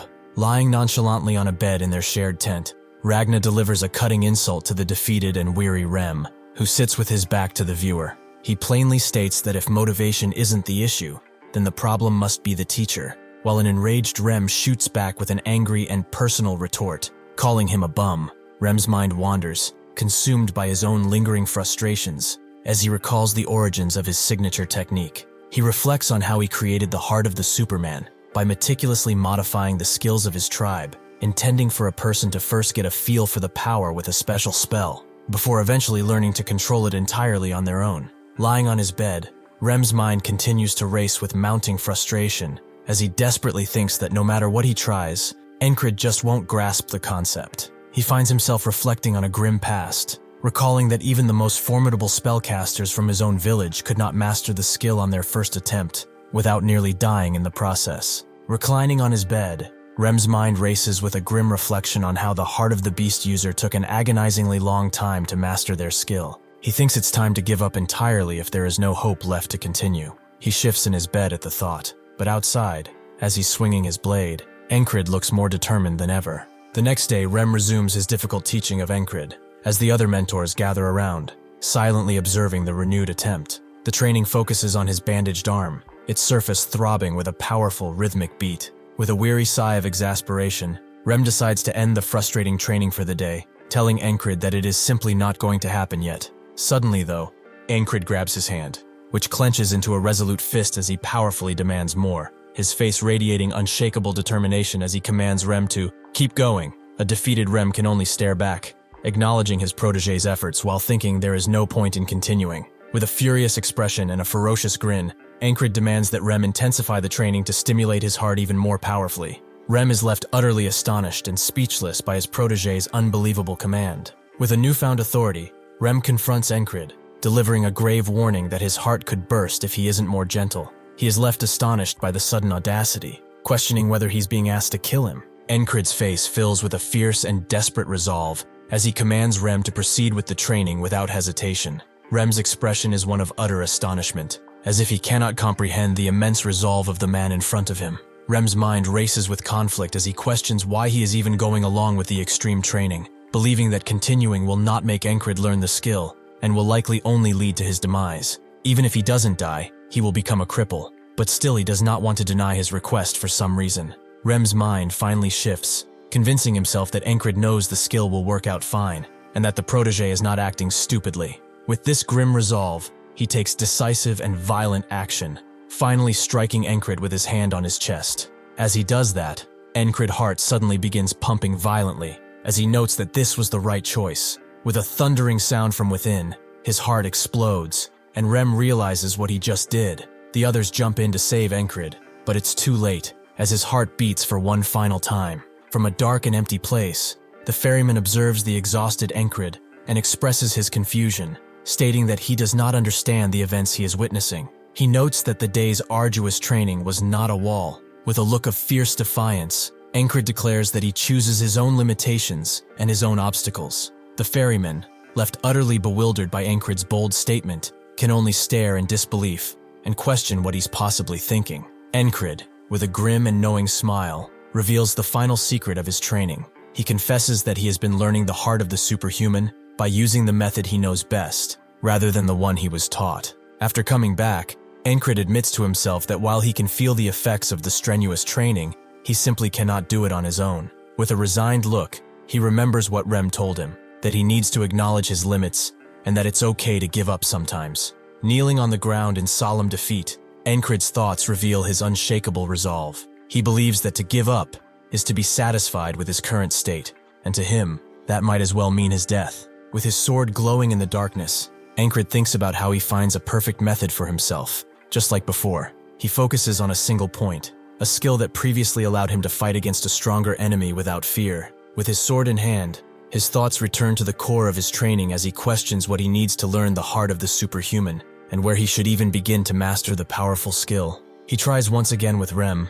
but the same thing happens, and he dies once again. The mysterious ferryman, holding a glowing lantern, appears before Encrid and issues a direct and powerful challenge. He questions whether this is all Encrid can do, or if he will continue to fail with a heart that explodes. Kneeling in solemn understanding, Encrid explains the true nature of the heart of the superhuman, revealing that it allows a person to use the superhuman strength they only get in life or death situations at will. With his eyes glowing with determination, Encrid reaches a chilling conclusion. He believes that the skill should be easier to activate in an actual life or death situation, which he can summon at will, basically. The ferryman looks down at Encrid with a saddened expression, declaring that the boy has completely lost his mind. He questions whether Encrid has considered the immense pain he will suffer from his actions. With an unbreakable will and a glowing aura, Encrid declares that he is willing to endure any amount of pain if it allows him to continue walking his chosen path. This is his final, resolute answer. After regressing, Rem informs Encrid that the training will not happen today. With a resigned expression, he tells his protege to stop his solitary efforts and get some rest. The tension from the previous scenes has completely vanished. Encrid, with an unwavering will, tells Rem that the training will work if he just presses his heart harder. Rem, with a look of utter horror, questions whether Encrid is asking him to end his life. With a chilling finality, Encrid calmly confirms that he is in fact asking Rem to kill him. Rem, in a fit of rage and utter disgust, tells Encrid not to drag him into his insanity. Encrid, with a cold and calculated accusation, calls Rem an aristicide, knowing the term is a personal provocation. Rem is incensed by the cruel jab and threatens Encrid, telling him to stop bringing it up lest he gets a hit to the head. Encrid questions why Rem is reacting so differently today, coming to a chilling realization that even if the wall is of his own making, if he does not surpass it, the day will simply reset. With a somber look, Encrid thinks to himself that it is fine because he can continue training, but he is left to ponder why Rem would not listen to his simple yet deadly request. He continues to reset today, gets to 30 times, but Rem is still reluctant. Same thing with 50 times, Rem seems to be doing whatever he wants. At 60 today, Encrid has had enough and orders Rem to do it, and he immediately does so. Now he understands, this guy only listens to him when he gives him a command. He thinks to himself that Rem and the others ended up in this place because they are all rebellious and do not listen to orders. He didn't even bother with ordering them around because he did not think they would listen. But at one point, These bastards actually started listening to his commands. He would like to know why, but first he has to focus on learning the heart of the superhuman. He continues letting Rem kill him, again and again, without stopping, his heart fading out every single time. But at one point, he finally understands, and his heart is complete. Rem is amazed. He learned to control his heart in a single day. With his repetitions, Encrid has finally learned how to control his own heart. A few hundred days have passed, giving him this power. Encrid rushes in with his sheathed blade, his heart boosting his power so much that he makes an entire hill fall.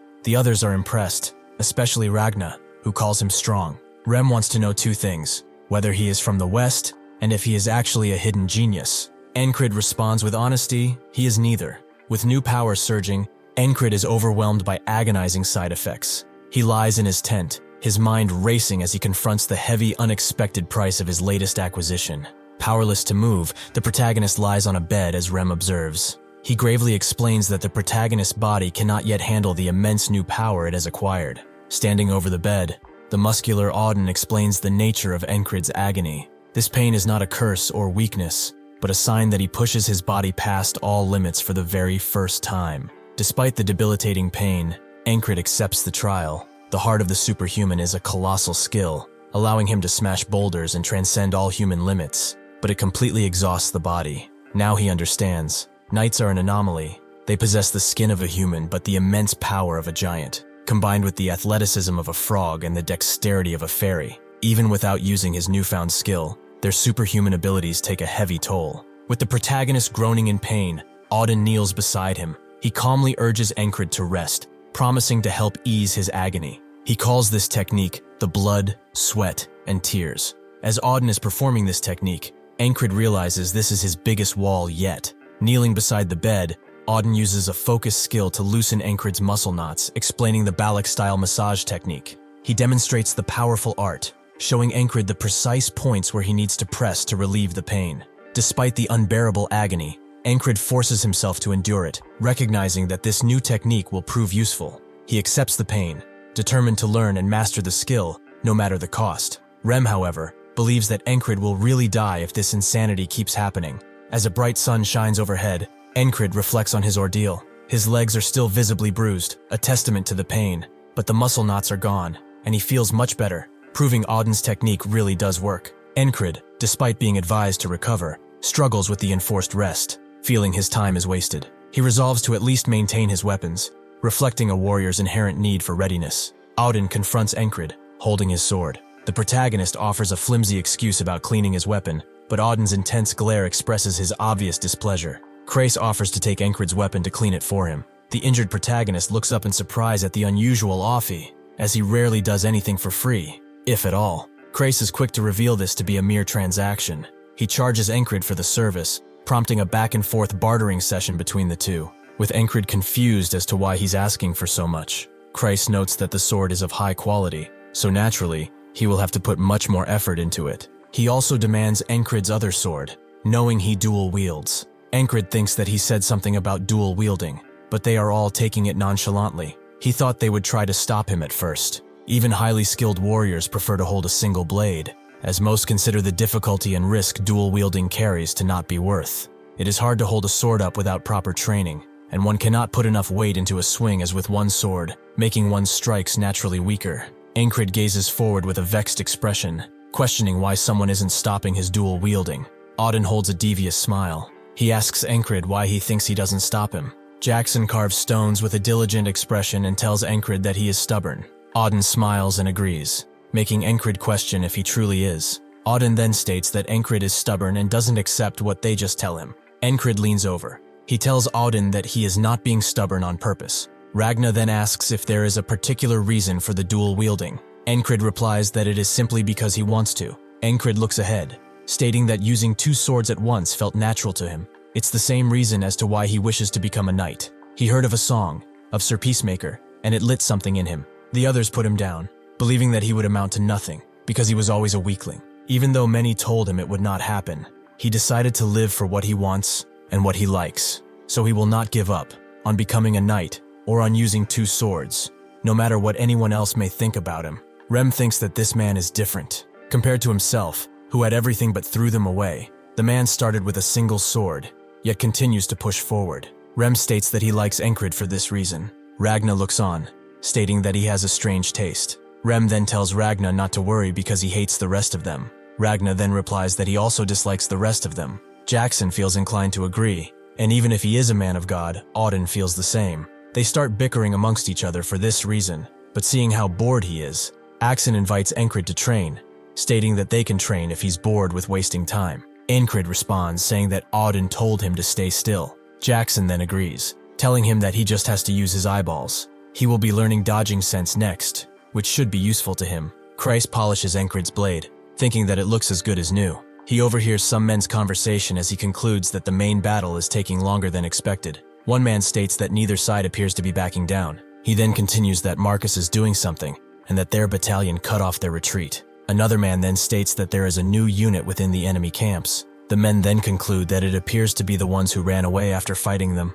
Christ thinks this is not good. He needs more information, as clearly the Aspens are trying something new. Somewhere else, Jackson explains that evasion means seeing with your eyes and dodging. He says training the sense of evasion is about pushing your reaction speed to the extreme. But first, one needs dynamic vision. He plans to throw stones with letters on them and have Encrid read and answer. Jackson briskly throws a small stone. Encrid's eyes widen slightly in surprise, and he wears a confused expression, clearly not understanding the current situation. Jackson then calmly states that he will throw another. Jackson continues to throw the stones, Encrid failing to see what they say each time. But the training stops at night, when Auden gives Encrid his massage. Suddenly though, a stone flies past Encrid's face, and Jackson demands the letter that was written on it. Encrid wonders if he waited until he was off guard, but Jackson tells him that on the battlefield, there is no mercy. The next day, as they train, something peeps out of the bushes near their camp, a dark figure, ready to strike. Just as Encrid is about to see one of the letters, the guards ring the bells as a surprise attack has hit them. Jackson asks Encrid about the letter. Encrid replies, questioning if he is still asking about that now. He then tells Jackson that the letter carved on the stone was me. Jackson then congratulates Encrid, stating that he finally succeeded after making 40 me stones. Rem looks happy, shouting about an ambush and enemy troops. He asks where they are while looking around frantically. Encrid asks what is wrong with Rem, wondering if he has completely gone mad. Jackson replies that it is frustration since the captain was bedridden. He explains that Rem has not been able to duel with the mighty heart technique, and even after bullying the never-tried squad leader, it still was not enough for him. Men are shouting and asking why the enemy troops are not fighting, and why they are just gathering. Rem is also wondering where the enemy troops are, and where the giant and his toy are. One man notes that it appears the enemy only fired arrows and then ran. Another man replies that the border guards will catch the archer, so they have nothing to do. Rem then states that the border guard will not be able to catch him alone. Rem tells the other man to take a good look at the arrow. He explains that the shaft is longer, and the feathers extend farther back than the others. He adds that it comes from a special bow that shoots at an extreme range. Rem then states that he has seen that person before. He's called Hawk's Claw. Encrid asks Rem when hawks have claws. Rem asks if it's Hawk's Fang, and he says he cannot recall, but he does not think that it is that either. Rem then says that Encrid's memory is terrible. Encrid thinks that it was months ago, but for him, who has to repeat it, it was years ago. Rem then asks Encrid to remember when the captain got beaten by Frog and ended up in the infirmary. Rem explains that at that time on the battlefield, the person shooting these arrows was rampaging around. Encrid stares ahead as he says he recalls now. He then mentions that a soldier named Bell nearly died from him, but Encrid rescued him. Ragna stares forward, stating that he thinks there was a raid. Encrid then wonders what he was doing during the day that he didn't notice. He quickly takes it back, stating that he already knows what Ragna was doing. He then looks at his and says that he slept so much that his face is greasy. Ragna, sitting on a bed, thinks that more importantly, he has been thinking about Encrid's dual swords. He says Encrid needs to get his body more used to the two swords. Encrid asks if he has a method, and Ragna replies that he will explain it in a way that is easy to understand. Ragna looks at Encrid and says that from now on, he has two lovers. Rem is scared, telling Encrid if his fiancée hears that, he is dead. Encrid then replies that she is not his fiancée. That night, Encrid goes to sleep with his blades by his side, confusing Esther, as now she has no place to sleep.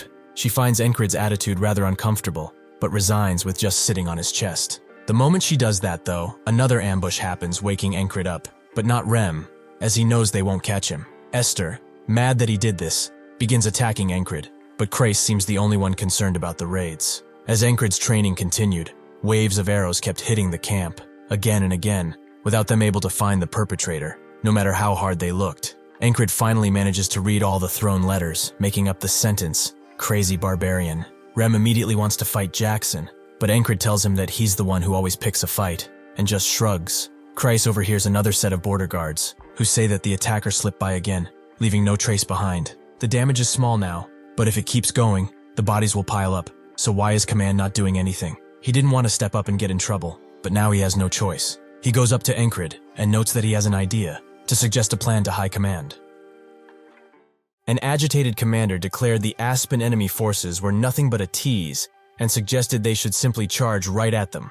Another commander immediately questioned the suggestion, asking how they could be sure it was not a trap. A third person then asked whether they should just continue to take the constant attacks, while Marcus sat silently observing the bickering commanders. Marcus thought there were no useful opinions to be heard from the bickering, sighing that there wasn't much more he could do there. He reflected that while fighting in battle was his strong suit, he was not good at dealing with this kind of situation. A shifting sound accompanied the entrance of the ferry commander, who apologized for being late, prompting Marcus to ask what had taken her so long sternly. The ferry commander revealed that Encrid, the leader of the Lunatics platoon, had asked for temporary operations control, while also proposing new tactics. Marcus asked whether Encrid was the type of person who would come up with anything decent, to which the ferry commander replied that the specifics of the plan actually came from one of Encrid's men, Kreis. A commander asked what Encrid's plan was, to which the ferry commander took a moment before beginning her explanation, revealing that the proposal involved.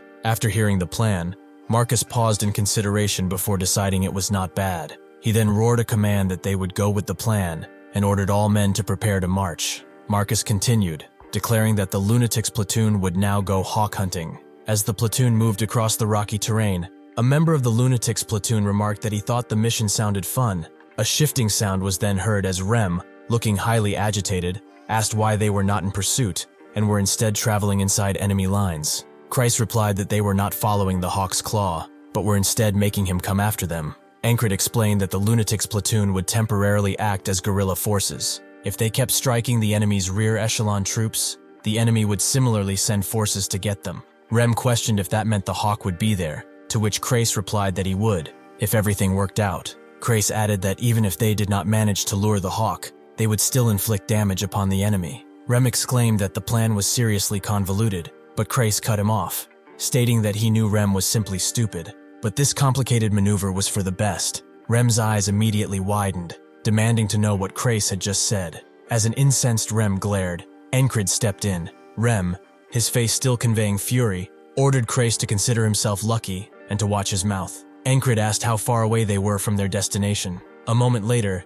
Pin happily exclaimed that she thought she could see it. Encrid reflected that the key to the plan was high mobility, allowing them to strike and retreat quickly. For that to work, an experienced ranger who could find safe paths was a must. Encrid continued thinking that he had asked command for reinforcements, and as a result, Pin had joined their platoon as a new squad leader. Encrid asked Pin why she had to fully join their platoon, questioning if a temporary assignment would not have been enough, to which Pin simply replied that she had her own reasons. Encrid looked up with confusion, prompting Pin to explain that she was now in an awkward spot because she had joined his squad, adding a sarcastic, "Thanks for that." Pin then stated that Encrid could repay her in the future, instructing him to make the repayment good. Encrid asked if Pin was still talking about the repayment, as Rem intervened, warning Encrid to watch himself because he had a fiancée.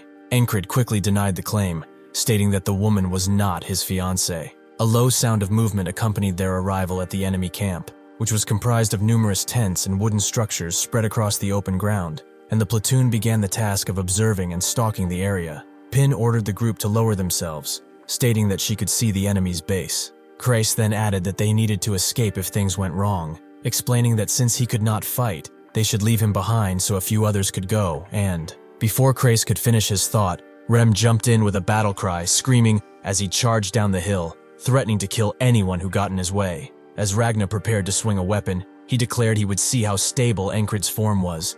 Encrid stared back, realizing the action was meant as a test. While they descended rapidly down the rocky terrain, a loud swish of air and debris followed their movement, and Encrid thought to himself that even there, his training was continuing. The guards at the enemy camp looked on in confusion as Rem happily shouted as he approached and greeted them. One guard questioned who Rem was and asked his comrade if he knew the man. The second guard replied that he did not, then asked his comrade if he didn't know him either, beginning to question who Rem was. Rem immediately attacked, launching a projectile that struck the guard directly in the head with a sickening impact, causing blood to splatter everywhere and the guard to fall back. The remaining guards screamed as Encrid and Ragna landed and continued their swift movement down the hill. Powerful sound of movement followed Rem's kick, which had generated a cloud of debris that blinded the guard.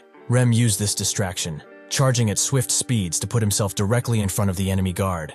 Encrid watched the action, wondering what he was seeing, before realizing it was the quickest charge he had ever witnessed. He smiled, concluding that Rem still had skills he had not yet shown his protege. He really wants to learn this one.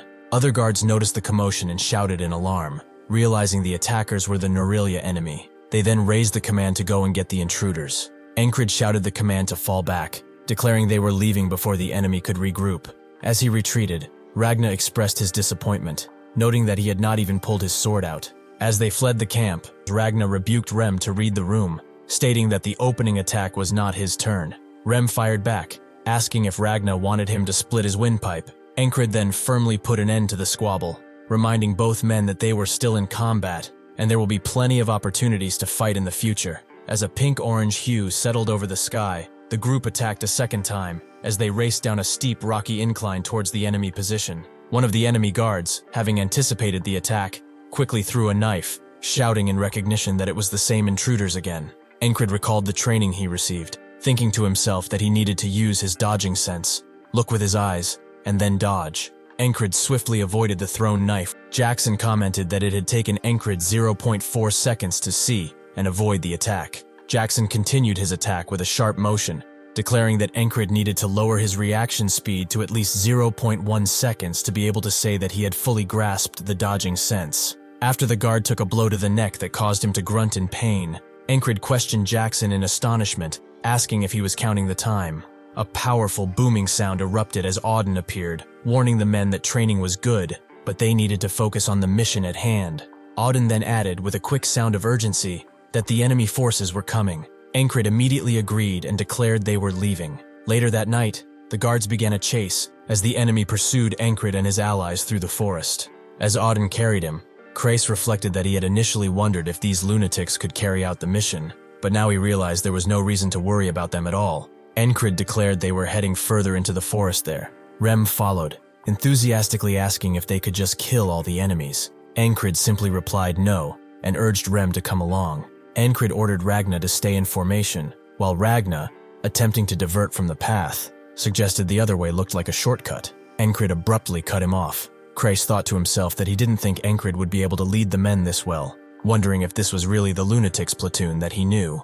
After a while of running, Jackson stated that the enemy had stopped chasing and suggested they set up camp right there. Encrid sat down, thinking that after realizing his platoon members followed his orders well from the today when he learned the heart of the superhuman, it had gotten a lot easier to control them.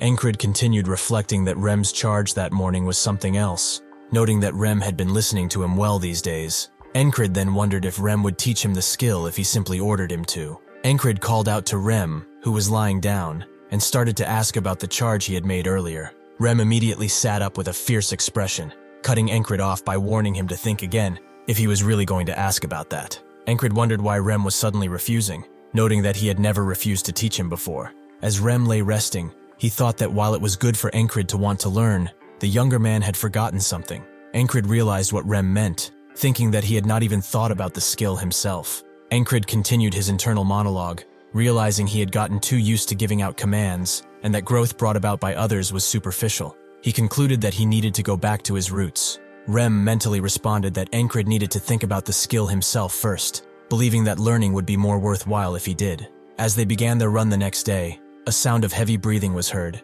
and a character identified as Andrew complained that they had been jogging non-stop since they started. He groaned that they were moving at such a high speed through the mountains that he felt he could collapse at any moment. Andrew continued thinking to himself that he knew the lunatics would be just fine, but he was surprised to realize that even Crace and the boss were holding up this well. Andrew gasped with exertion, thinking that Encrid definitely wasn't this strong when he first met him, and wondered just how he had improved so much, thinking to himself that he, too, wanted to achieve more. Clenching his fist in renewed determination with a sharp sound of resolve, Andrew's guard, Mac, thought of Andrew, recalling that ever since he was dedicated to Andrew as a friend of the young man's father, he always stayed by Andrew's side in place of his friend, who had passed away with the fall of House Gardner. Mac continued his internal monologue, reflecting that Andrew had always seemed like a child, but not anymore. Mac concluded his thoughts, stating that just by looking at Andrew from behind, he could already feel what was about to come, the rebuilding of House Gardner.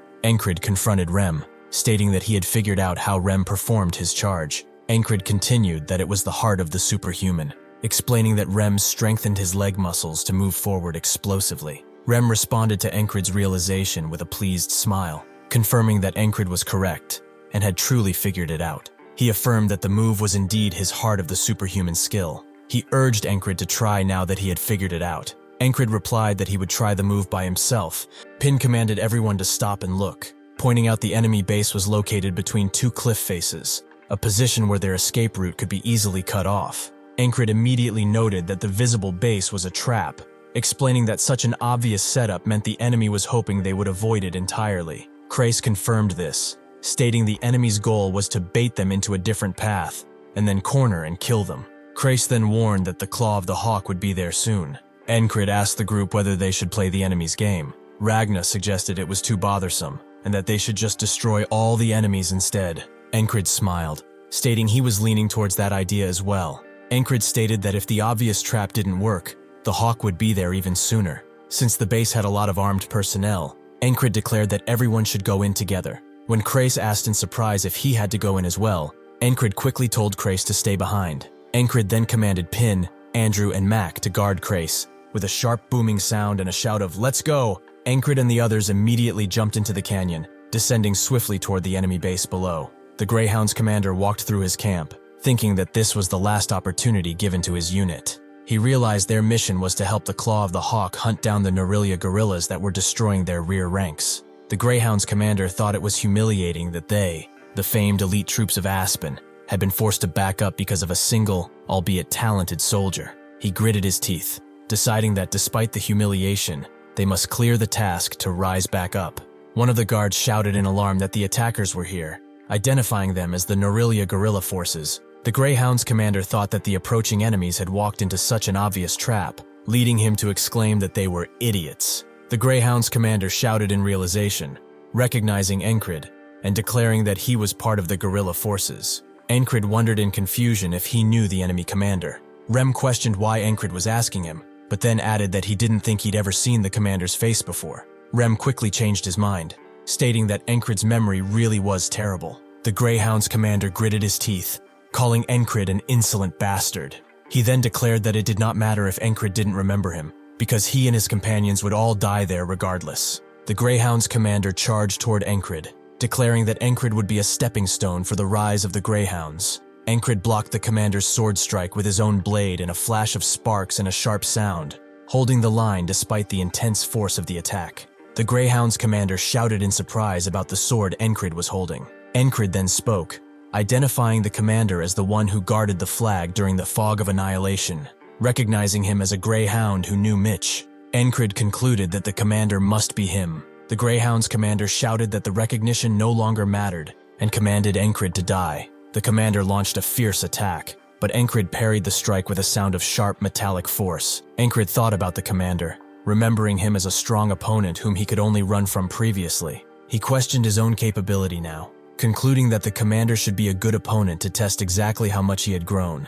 One of the guards, armed with a spiked mace, spoke with a low, threatening sound, noting that it seemed Encrid and the commander had some bad blood between them, but affirmed that the guards were still going to destroy all of them. The guards were completely ignored by Encrid's group, which caused one of the infuriated guards to scream about how they were ignoring them, before charging toward them with a booming sound of movement. Rem intercepted the charging guard's attack, bringing the enemy to a violent stop. Rem then calmly told the guard to be quiet, explaining that the group was watching something.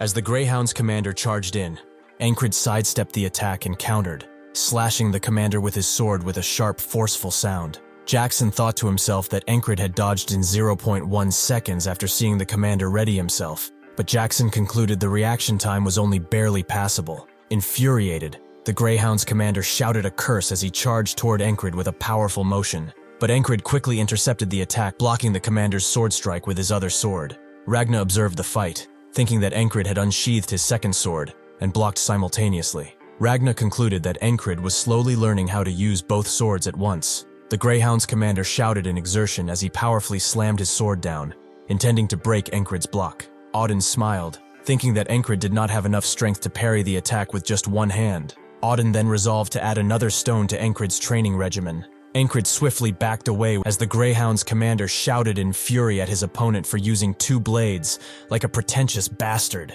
Rem looked on with an intense grin, shouting, "That's it!" as he recognized the activation of Encrid's heart of the superhuman skill. Encrid's heart began beating soundly with a sharp, resonant sound as he fully activated the heart of the superhuman, enabling him to charge toward the commander at explosive speed. The Greyhound's commander shouted in shock as Encrid's explosive strike connected, the force of the blow pushing the commander back with a massive booming impact. Encrid's attack did not stop with the push. He immediately followed through, using his second sword to pierce the Greyhound's commander in the neck, causing blood to spray as the man fell back. As Encrid stood over the defeated Greyhound's commander, who was gushing blood, a guard reacted with disbelief, shouting that there was no way their commander could have lost. Rem laughed loudly, declaring that was it, and that he knew the heart of the superhuman would suit Encrid perfectly. Ragna added that the performance was not bad, while Auden smiled, expressing confidence that God was surely smiling down on their brother's progress. Rem yelled down at the enemy troops, shouting at them to get out there in front of him. Rem grinned fiercely, declaring that his axe wanted to celebrate by tasting some blood. The remaining guards charged forward with a sharp sound of determination, shouting for their comrades to show the pride of the Grey Dog and to fight to the last man. Auden intercepted the charging guards' attack, bringing the enemy to a violent stop. Auden then shouted that he would answer the enemy's courage by sending him to the Lord's side. After Auden struck the enemy guard, causing him to grunt in pain and be knocked back with a jarring sound, Andrew watched and questioned in astonishment how Auden had blocked the attack barehanded without even getting a scratch, wondering what kind of muscles Auden had. Pin smiled playfully and asked with a curious sound whether Auden actually looked kind of useful too. Rem charged forward with a fierce expression, bringing his axe down onto an enemy guard's weapon in a sharp, clanging strike. After Rem struck the enemy's weapon, Ragna immediately followed with his own attack, striking the same enemy guard and sending him flying back with a grunt of pain.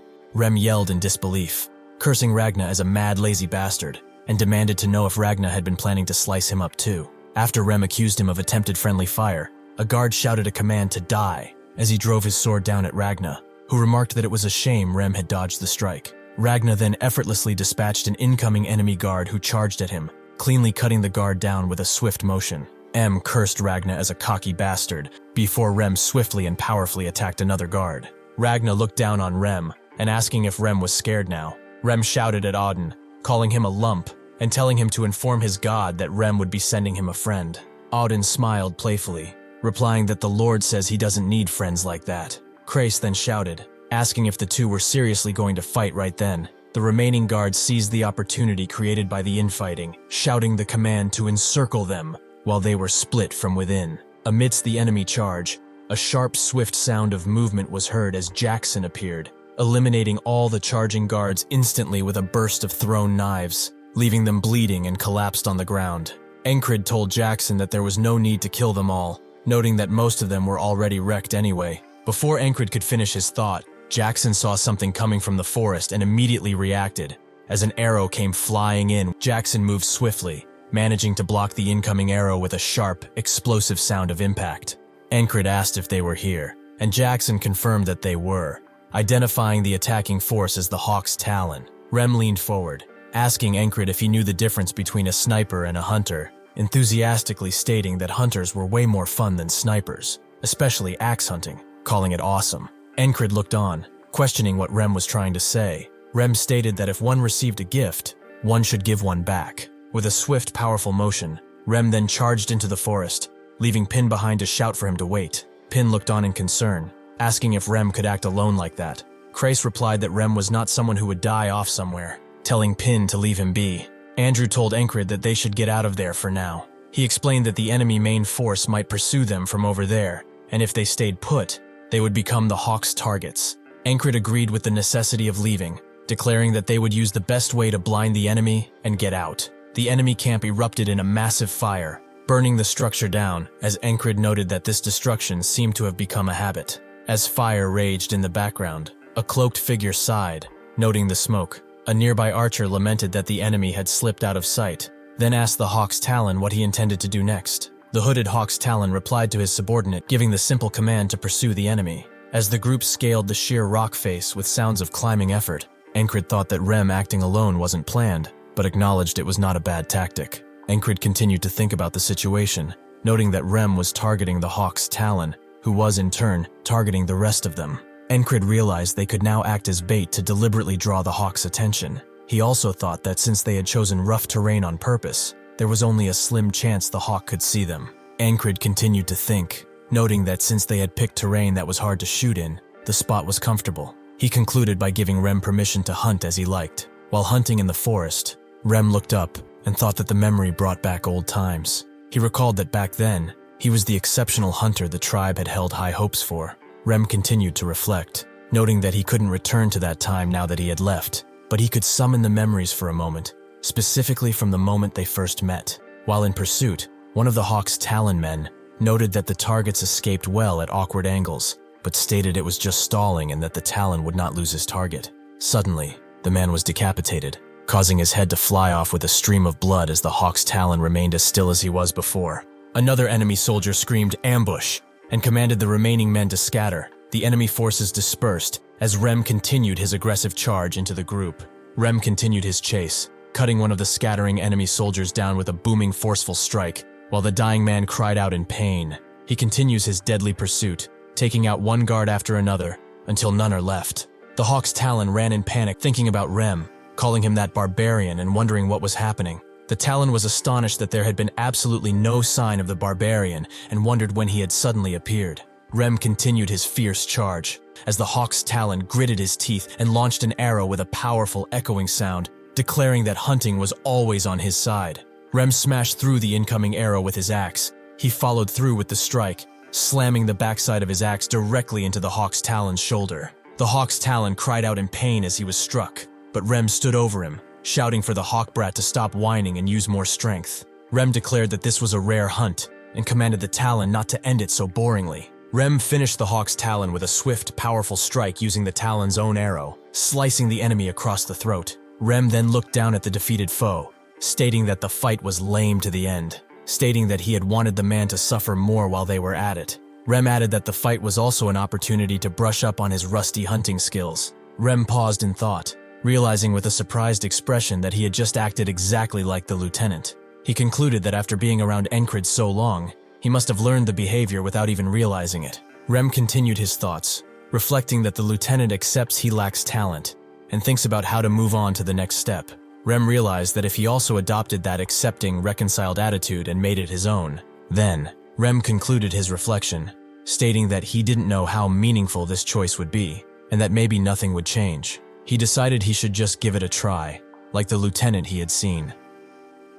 After the lunatic platoon hunted down the claw of the hawk, the tall grass fields stand empty, except for two squires, who look at each other as the wind blows gently. With no warning, they both charge at each other, their clash creating a thud so loud that even Encrid hears it from afar, knowing it's the squires. He would have liked to watch them fight, but he refuses, even when someone asks if he wants to.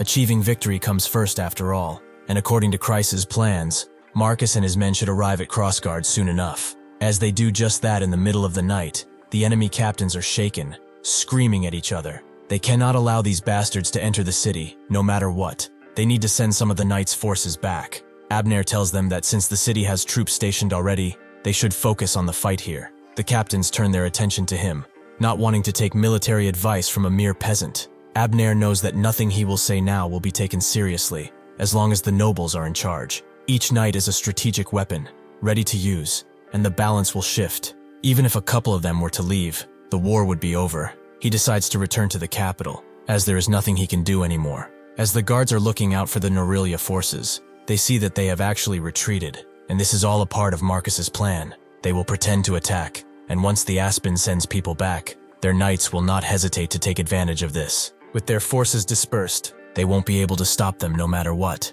This plan allowed their forces to earn a gigantic victory. All of this, thanks to those damn lunatics. With this loss, the Aspen forces lost too much to continue the war. They requested an armistice by offering the lands around the tall grass fields as compensation, and Nerelia graciously accepted. Spring had arrived, and with the flowers springing up, the long war against the Aspens was finally over. 10 days pass, and Encrid has returned to the border guard. Most soldiers have lost their discipline, only doing their menial tasks, but he cannot do the same, as he has many fights to think about, and many skills to hone. Suddenly, a soldier comes to him and asks if he could teach him, introducing himself as Paul, a lower-ranked soldier. Encrid had seen him around from time to time. He continued training just like him. He's pretty diligent and seems rather familiar. Encrid asks why him. He never taught anyone, and he can't give any good pointers. Paul didn't care about that. He just wanted him to be his teacher, and the determination on his face said so too. Encrid, seeing his eyes filled with passion, couldn't just ignore him,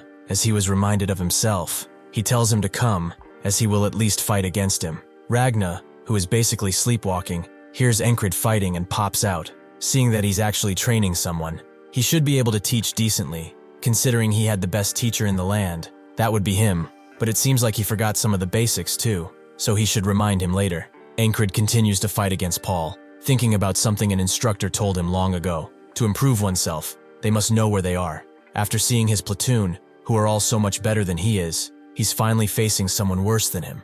And now he can see where he currently stands and what he needs to work on the most. He was too focused on flashy skills for a while now, so he needs to go back to the basics and make sure they are mastered. Ragna sees him using the textbook form that he taught him. It seems that he realized the thing about the basics too. Seeing him, it makes him want to. Before he can finish, Rem interrupts him, and they begin bickering like usual, Ragna not wanting any of it, and telling them to piss off, as he is way too tired to be doing this. Still though, he gets face to face with Rem. Encrid is not at all surprised that they are going at it again, and Jackson notes that they have a lot of eyes on them. Encrid did not even hear him approach, making Jackson wonder if he hadn't been training his senses properly. He sighs and notes that everyone's eyes aren't on those bickering idiots, but on him. Encrid takes a closer look and sees that everyone has stopped to look at his training, some considering Paul to be lucky that he can train with him, and some noting that they should all be leaving him. Later, Marcus thinks of Encrid, from the squad leader of the losers to the platoon leader of the lunatics.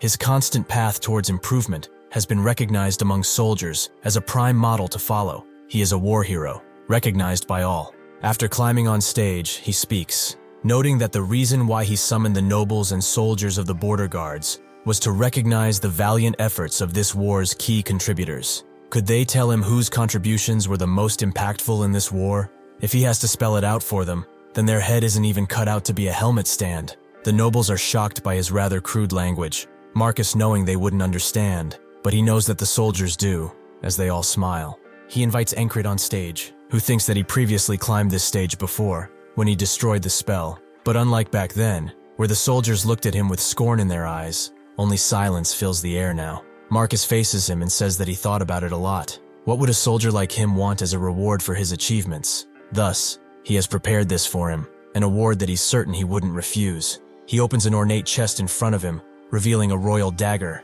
The royal family's dagger is a ceremonial blade, bestowed upon those who have done a great service to the family. It not only serves as a proof of honor, but grants its holder the right to be received as a guest by the royal household at any time. Encrid recognizes what this is, a blade with many ornamental engravings, but little value as a weapon, though he hears the crowd cheer for him. This is the true honor, as a knight who goes after strength alone is no better than a mercenary. A true knight must build honor with the foundation of his skill. That is what defines them. This very moment will become a stepping stone for his knighthood. Even his squad cheers for him in their own way, some just smiling, others just sleepy, but all of them are happy. Marcus is glad that this reward suits him, but he shouldn't feel satisfied just yet, as he has prepared another personal gift for him. He should look forward to it in the near future. Encrid can't ask what exactly he means, because suddenly, Marcus announces that they are having a banquet tonight, as he has brought the finest wine, so they should all drink to the very last drop. Encrid notes that he's quite the passionate type, but a banquet, that sounds nice. The festivities are in full swing that night, with everyone having a mug of wine with them. Rem asks Ragna why he's not drinking, and it's because he can't drink something to water down. His palate is refined, so he should drink. Rem throws the drink in his face as a response, making them want to fight again, but the big guy just powers a literal barrel full of wine on them. Encrid looks back at them and thinks of what Rem said previously, that he would split heads if the wine wasn't good, but now he's having the time of his life. He also isn't seeing Jackson around. He probably went to the city, but he's not really the type to enjoy this kind of thing in the first place. He gets that. He'd rather be training with his sword too, than sitting around at a feast like this. It's getting kinda boring. Suddenly, Jenny arrives, wondering if he's thinking about training again. Sometimes one has to listen up, so why don't they drink together? As soon as she sits down, the ferry commander approaches, noting that he didn't expect to see another woman besides him. Her heart is ripping apart at the seams. Such a terrible man he is. Encrid immediately tells her to go to hell, shocking everyone around them. How could he say something so heartless? Can he not see how wounded the ferry commander is right now? They say, as she's completely devoid of emotion. Jenny didn't expect this from him either, but Encrid defends himself, noting that elven eyes always sparkle like that. Esther now understands that while some are doing what they can to help someone turn back into a human, he's flirting around. She headbutts him in the chin, surprising everyone, as it seems that his charms also affected that animal. But one of them has had enough. He pulls out his blade, as he can't stand seeing him with so many women. But in return, Encrid just smiles, as someone wanting to fight him is just what he needed. The man immediately retreats, but now the fighting mood is in the air, and Krace is already taking bets. Someone else arrives. One of the border guard veterans has come to introduce a rookie to Encrid, as he wanted to meet him. As they talk, the recruit stares at the ferry commander, seemingly smitten by her beauty, but she tells them that they came at the wrong time, as Encrid has his eyes on just sparring now. After the fight is done, Encrid thinks that this is nowhere near enough. Once he starts, he just wants more and more fighting. If he's to fight, it would rather be with someone stronger. He stares at everyone, but they are seemingly refusing to duel with him, making him wonder why. So Krace informs him that not everyone is as crazy as he is. Andrew, however, would like to take up that challenge, as this is how he's going to prove himself. Everyone stops whatever they are doing to see Andrew approaching Encrid, as through him, he has learned what it truly means to never give up. He dreamed of reviving his family name as it was his mother's dying wish, but knowing his own shortcomings made him anxious and impatient. For someone like him, the commander who runs straight towards his goal with no rest is both a role model and someone he respects deeply. That is why he, Andrew Gardner, requests a duel with Encrid. He too has trained, so he will not fall behind, and show him that here and now. The wind blows gently, Encrid thinking that the spring breeze carries mana and announces a new beginning. Truly, this is the perfect night to fight. He accepts Andrew's challenge and will face him with everything he has. As they fight, Encrid mentions the day they met, where he said that someone can only take his command if they best him. Andrew asks why he's bringing up his embarrassing phase from the past, and Encrid confirms that it is the past as he swings his blade away. As he's different now, Andrew charges back in with glee, and Rem tells Encrid to go easy on him, as that virgin is still persistent. Encrid has noticed too that his youthful arrogance has gone, and in its place came caution and experience. Truly, just from the way he is fighting, he really is quite different. Their relationship, along with their skills, has changed. He begins pushing Andrew back again and again, until eventually, he manages to push him to the ground. He gives him a helping hand, with Andrew announcing that he's going to leave tomorrow. The time for the House Gardner to rise has come. If he comes to the capital someday, he is invited to stay at his manor, although of course, he would probably want to stay at the palace since he got the royal dagger and all. Encrid ruffles his head and notes that he's looking forward to visiting. Andrew wants to cry, but instead he smiles. It's fine though, because Mac is crying plenty for him already. He wipes his tears and boogers on Rem's hair, and Andrew goes to join them. Encrid hopes the feast will go on all night, so that Andrew and Mac have no regrets when they leave. After sunrise, they immediately boarded a wagon for the capital. They were both a mess, having suffered the entire lunatic platoon all night, but he will be a patriarch noble the next time they meet, so sending him off like this wasn't that bad.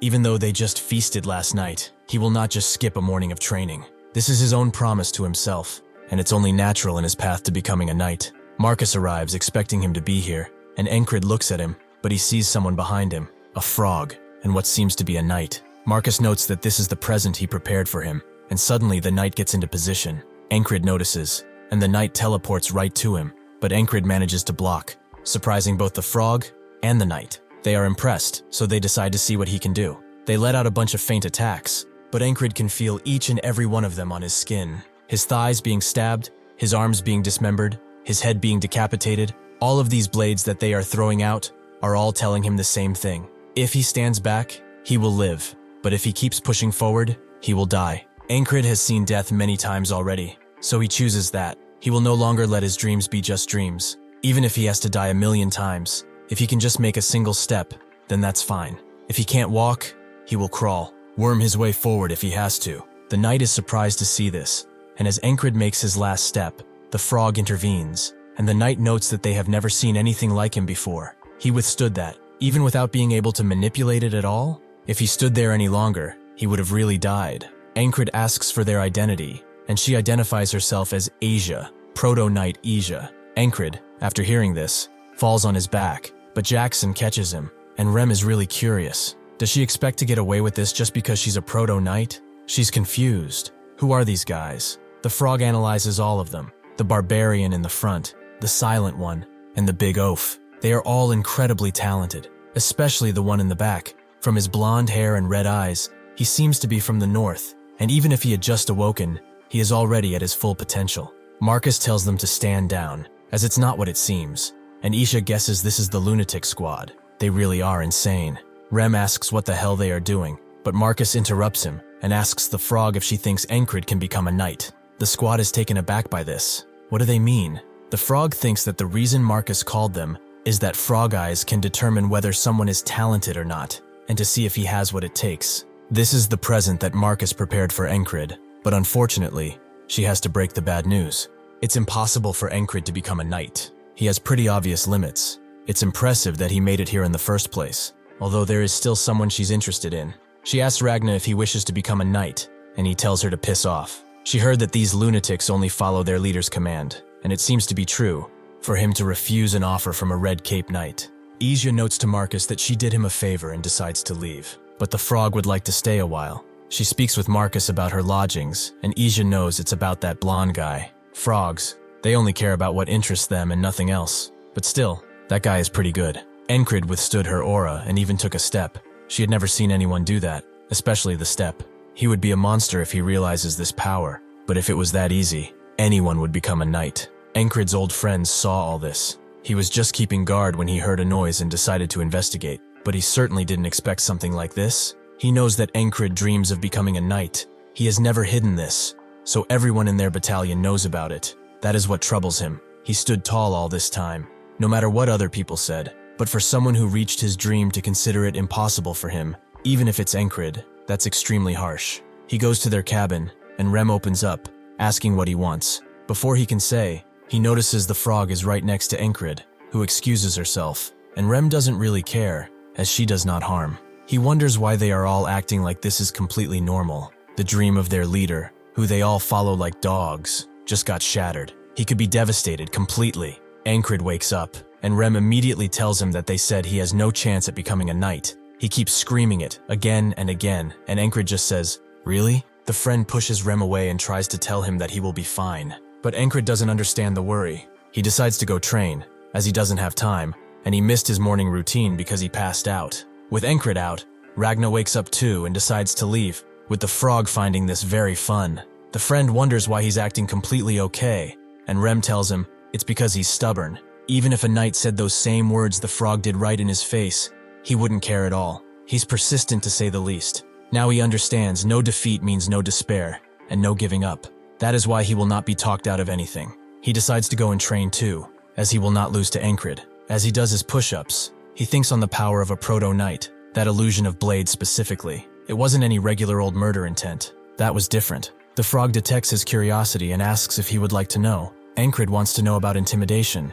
Is that what the skill is called? Ragnar approaches with one simple question. What separates knights from them? Those who have surpassed their limits dream of knighthood, but he will never become a knight until he realizes this power. Only 1 in 10,000 can learn it. A mysterious power that doesn't just work. The frog notes that he might give up if he tells him about that, but Encrid wants to know, no matter what. The frog notes that the intimidation that Asia showed is only a part of it, with Ragnar continuing. The broad designation of all the powers used by knights to become superhuman. That thing is called will. It is the power of volition. Some might call it just willpower, but this is the greatest feat of humans. To be able to use it, one needs to face their limits and overcome them, and then to truly understand. He stops himself, noting that he will just figure it out, as he can't say yet. The frog explains that will manifests differently, depending on the individual. The method for one to realize their will is unique. Although all this talk is meaningless when he hasn't even broken through his limits, Ragnar agrees with her assessment.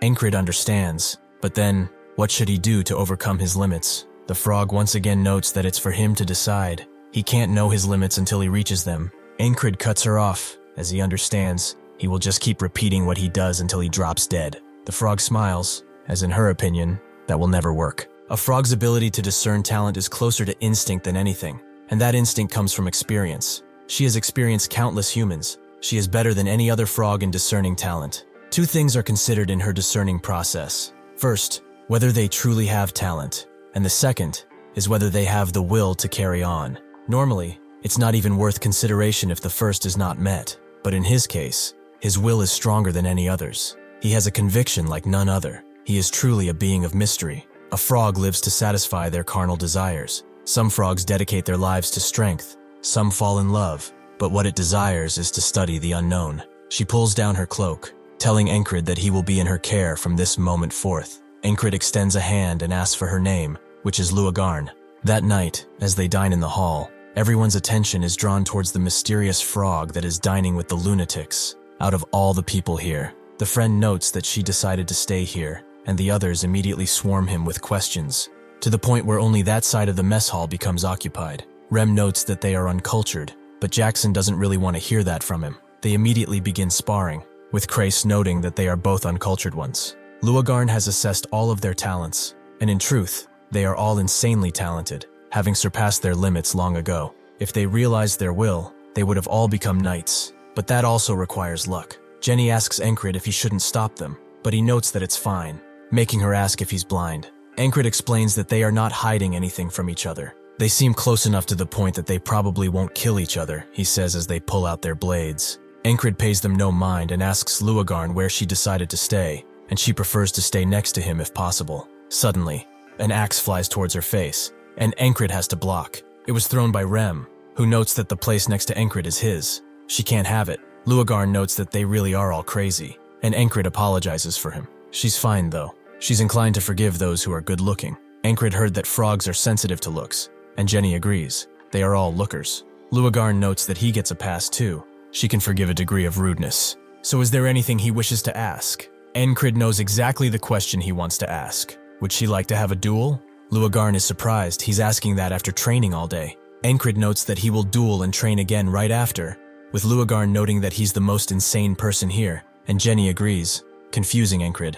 Luagarn thinks that normally, people would be exhausted after doing what he did all day, which means his mentality is stronger than most, by orders of magnitude at least. How would he be if he realized his will? Encrid notes to Jenny that he's quite practical, but she just thinks that he's delusional. Luagarn isn't one to spend her time on someone she doesn't see potential in, but she will play along for a bit. After she takes her cloak off though, she promises not to go easy on him, but that is exactly what Encrid wanted to hear. In the Principality of Aspen, Abner thinks on their defeat. It's foolish to expect a victory at this point, but with everything he prepared, he never thought they would just lose. The cascade of defeat began with the death of Mitch Hurrier, that bastard. The taunts failed afterwards, and their giant was thus slain. However, at the center of all this events was the soldier named Encrid, the platoon leader of the lunatics. The war is not entirely over yet. Once the armistice runs its course, Aspen will definitely make a move, but if Encrid gets in their way, he can't make any other plans. The Greyhounds already sent an assassin for him once, and at the time, he found it weird that they invested so many resources in one man, but that might be the solution after all. The Swamps of Monterey are the assassin guild owned by the Crown of Aspen, which has never failed a request with their excellent competency. Thus, he requests a job in the name of the Crown of Aspen to eliminate the soldier called Encrid, no matter the costs. That same night, an assassin watches Encrid closely, identifying him as such, but suddenly Jackson appears behind him and asks who he is. A secret admirer of the boss, perhaps? Thank you for watching. See you next time. In the outskirts of the Aspen, at the secret hideout of the Monterey Guild swamps, a man smashes his fist into the table, demanding to know how they have lost contact with one of their assassins again. This is apparently the fifth one. One of the assassins reports that someone keeps taking them out. They sent an intermediate assassin now, but still, he couldn't do a thing. The old man knows that this request was sent by the Aspen Crown. If their guild, which is owned by them, fails this quest, the future of the guild will be unclear to say the least. He knows of only a few people who can take this request now. The best assassins in the guild, the Locks brothers. Regardless, they must complete the mission. As Encrid walks around town, people recognize him and begin handing out gifts, but he initially refuses. The people insist though, one man noting that his son returned alive thanks to him, and so they swarm him with gifts. In this massive crowd, though, an assassin draws a needle-like blade, and two others sit nearby, waiting for the perfect moment. That moment soon arrives, and they all throw their blades at Encrid at the same time, but they get deflected by some crossbow bolts, and one of the assassins gets strung up by a noose. Encrid notices the air slightly shifting, but what was it? As Jackson chokes out one of the assassins, another appears, knowing that he's the bastard who keeps getting in their way, so he charges in, but Jackson uses the string to tie him up by the neck as well. The other assassin, who was sitting in the house, knows that this is bad. The brothers didn't stand a chance, and they need to take out the target now. Unfortunately for him, Jackson has noticed his presence already. He breaks his needle knife with a throwing one and strings him up too. Encrid approaches, asking what he is doing all the way over here, and Jackson notes that he just found some drunkards who were about to get run over in the streets, so he moved them to prevent that. Encrid senses alcohol in the air, but would do something nice for some strangers. Jackson asks if that's a problem, and Encrid says it's not and goes on his merry way. Jackson knows that Encrid has to spend this time getting stronger, and he won't let these idiots get in the way, although it seems that they keep getting better and better. That half-fairy and rat that came before them too was quite vicious. Still, who do they think they are? He makes his way to the shadowy part of town and goes directly to the guildmaster of the local assassin guild. He reports all that he has done, and she thanks him for it, but it seems like it's really the swamps of Montera. What should they do? Jackson suggests they take them out their way and leaves, leaving the guildmaster kind of sad. Still, she summons her assassins and tells them to send a warning to the swamp of Montera, as they have had enough. All assassins who enter this city from this moment forth shall be killed. With no other way to kill Encrid, the Montera guildmaster goes to Abner with shame, reporting that the task is impossible. He is guarded by those who outclass them in every way, and they are quite skilled within Aspen at least. But those guys, they are the best in the entire continent. Abner understands. He rescinds the request. If Encrid truly is something special, then he will see him again on the battlefield. 3 months have passed since the return of the border guard. The weather is warm, and some soldiers are resting nearby. Encrid, who is still training despite the warm weather. It seems that it wasn't just luck that made him stronger. He wonders how strong he will get if he trains like him, but Rem calls bullcrap. Ragna is sad too. He taught him everything, yet he's still like this? Everyone from the squad seems to be doubting him, even Luagarn. Was she mistaken? It's not that. He's just as untalented as she first thought, and she admits it to his face that he's in a slump. Encrid, however, doesn't see it that way. He's taking huge steps that nobody can truly see, except him. Just as the sun is about to rise, Kreis is under his blanket, trying to read something he apparently can't understand. As he does that, Luagarn pulls his cover, as he is too noisy, but as she berates him, she notices the letter he's reading, and Kreis asks if she can read it. As the sun peeks over the mountain, Encrid immediately gets up and notes that it's time for his morning training. As he does that, everyone watches, with the consensus being that he's not improving at all. Jackson notes that he probably knows he's in a slump too, but why does he not seem bothered at all? Rem is really curious about this. What is he really thinking? After finishing his training, Marcus calls for him, giving him a mercenary request. Encrid reads it, to take out a colony near a frontier town. Marcus explains that things get tough outside the city at this time of year. Monsters and beasts sprout out like crazy in the summer. Once they have enough numbers and a leader rises, that pack of monsters becomes a colony, which threatens nearby towns.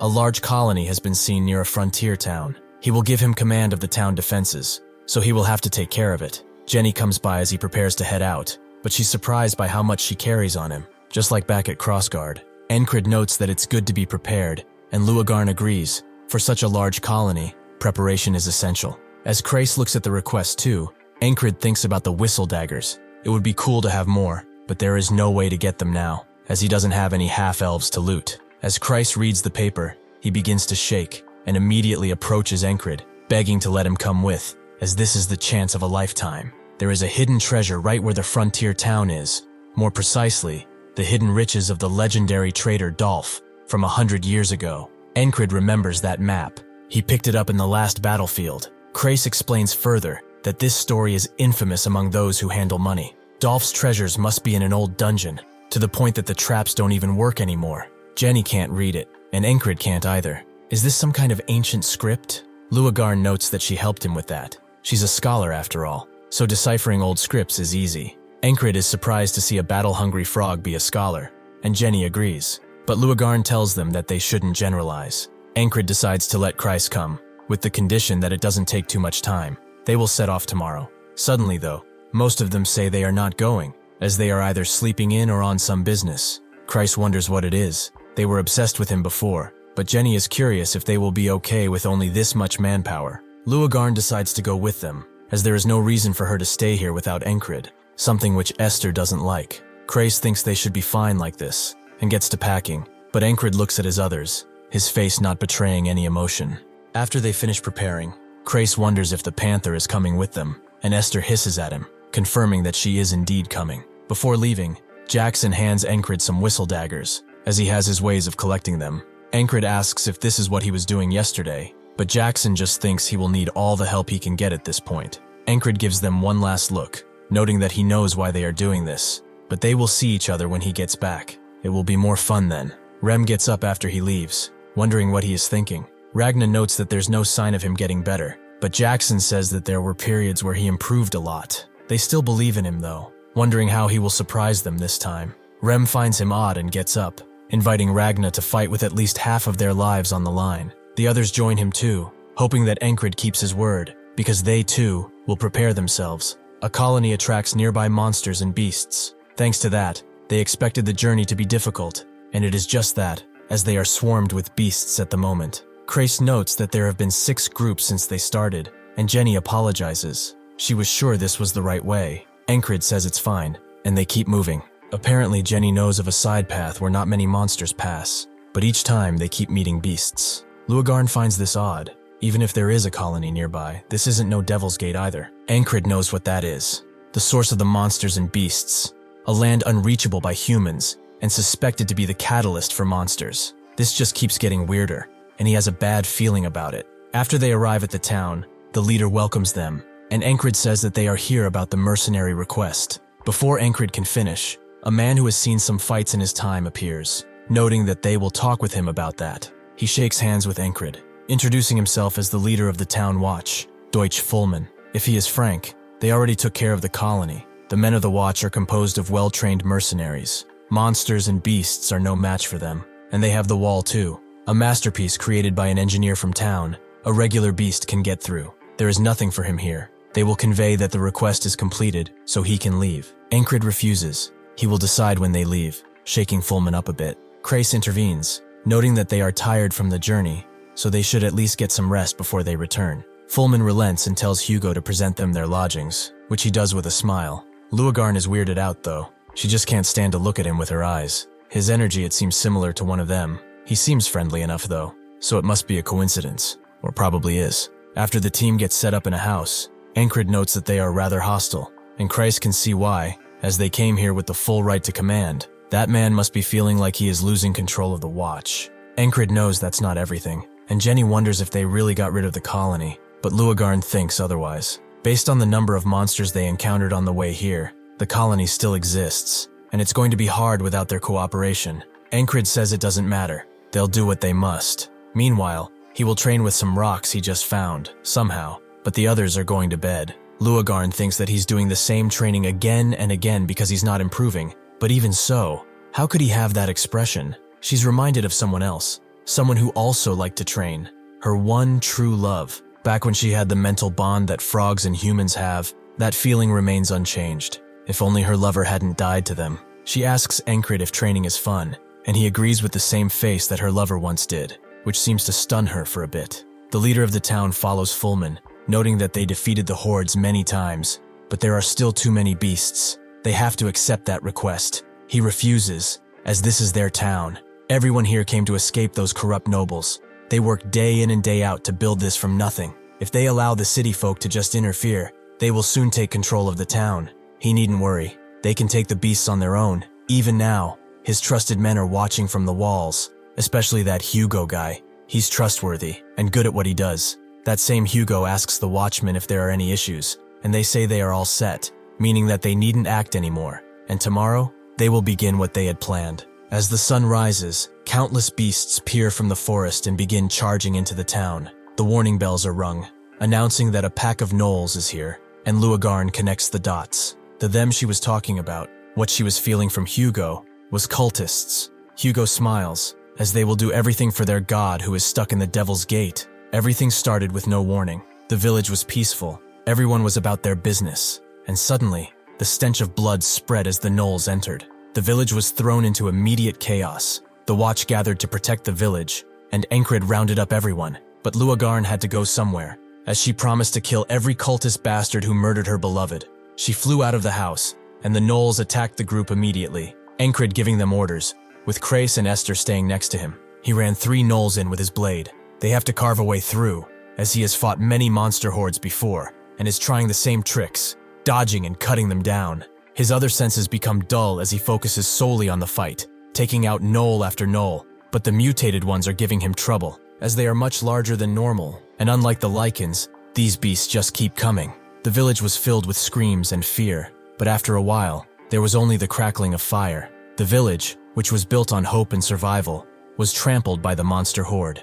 Encrid still fights, activating all of his techniques to make a dent at least. Esther tries to fight too, but with a horde this large, there is no spell powerful enough that she can make while in this form. Christ gets killed, and seeing this, Esther decides to retreat, as this would be a fruitless death for her. Although she vows to avenge Encrid, Hugo decides to leave amidst the chaos, but suddenly Luagarn smashes through, and Hugo is only defended by a dark shield that surrounds him. Luagarn screams out at him, but he unleashes a dark attack toward her, sealing her fate. Encrid is getting overwhelmed. He's barely holding together. He can barely lift his arms up anymore, but seeing a nearby child, who is holding on his breath to act dead so he can live, he gains a boost of vitality. The gnolls suddenly make way for a bigger gnoll, who wields 2 blades at once. This is the leader of the monsters. Encrid challenges him, and they begin fighting, Encrid managing to smash his sword down, but the gnoll jumps around and slashes from behind, managing to nick Encrid with his blade. He can still fight, but unfortunately, the blade was poisoned. The leader smiles as he sees Encrid fall down. It seems that after a long time, Encrid has reached another wall that he has to conquer. As Encrid lets out a bunch of blood, he thinks that he can't move because of the poison, but he has yet to return to the start of today. It seems the leader of the colony is enjoying watching him suffer, and that's why he hasn't finished him off. He needs to kill that bastard to kill the leader and destroy the colony. Unlike most gnolls and their short legs, he is extremely quick, and even has a poisoned blade. This means that in their battle, he cannot let this bastard hit him even once. As he wonders what he's supposed to do, he dies, and the ferryman wonders what a feeble can go against a legion of monsters. After waking up, Encrid picks up his blade and thinks that Krace probably died while he told him to stay behind, as he couldn't sense him. He sent Pin out past the walls, but she did not return, meaning she was dead. Luagarn is surprised to see him armed this early, and Encrid asks if she knows about cultists, piquing her interest. She explains that they are a bunch of lunatics. Among all the cults that are taking root in the continent, the worst is the Church of the Holy Devil Gate. They believe the Devil's Gate is their holy land,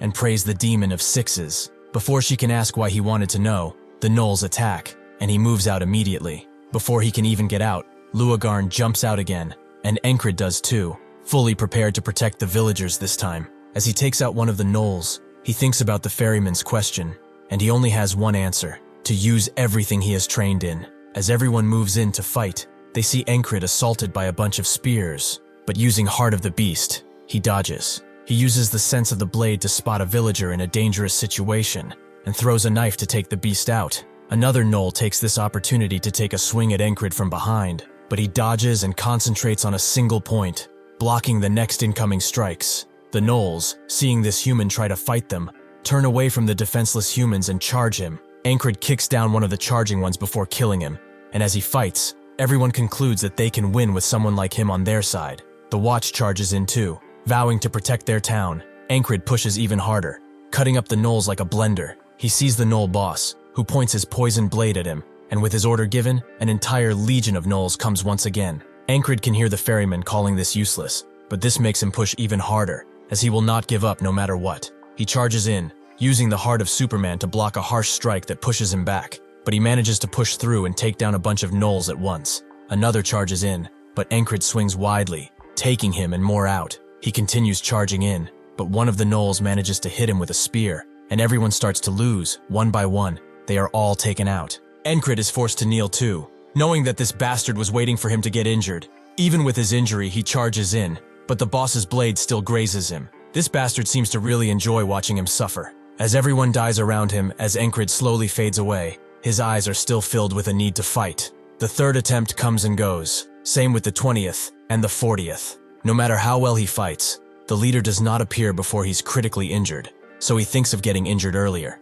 Even with that, the Gnoll boss has a speed that rivals a Proto-Knight. He cannot avoid its blade. Is there no other way? Can he truly not dodge this wall with what he has? He remembers what Jackson said, that his dodging sense is only half done. This is not about watching and dodging, but only one thing, and that is coordination. As the bell rings and he gets out, Encrid realizes that what he has is not enough, so he must try something new. As a Gnoll charges in, he dodges, but another takes his place. He remembers Jackson's word to not hesitate, but he does, and dies in the process. The next time he manages to dodge, but another takes him down with a bite. He will have to repeat it until it's ingrained in his body, and so, he begins to understand. Precise judgment, quick movement, the strength needed for all of this, and proper coordination that only occurs when all of these work together. He dodges 2 incoming strikes, but still falls. The 100 try goes, the 101 try too, but he refuses to stop.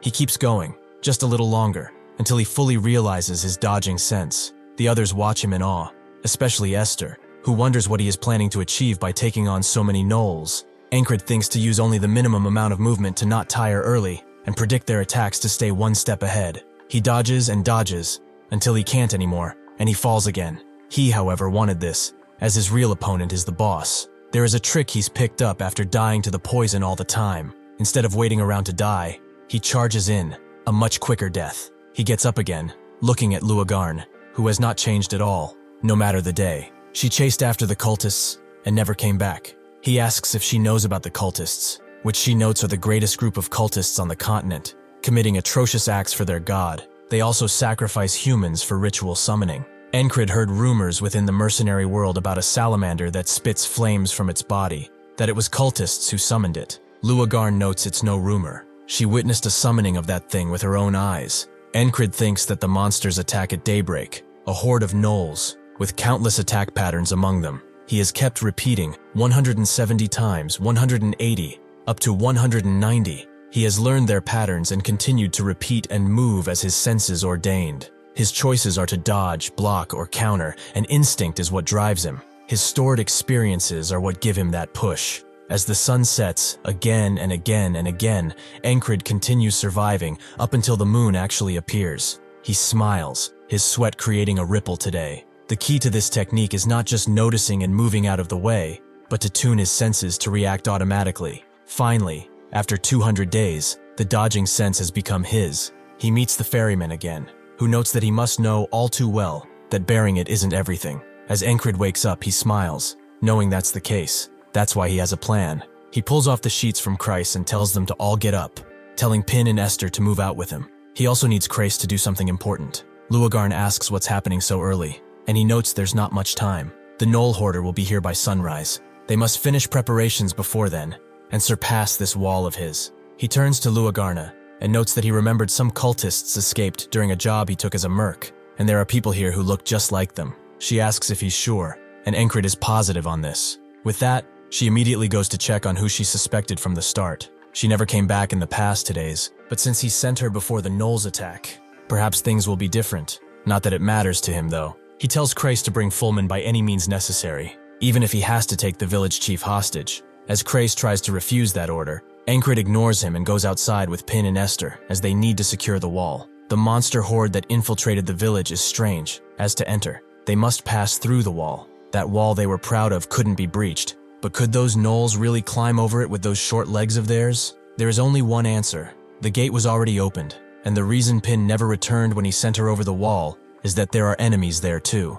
The wall guards are all cultists. They look on as he approaches and suddenly announces that from this moment forth, command here is transferred to him. Every single one of the soldiers here will now follow his orders. They immediately deny as they only follow their captain, but Encrid is not playing.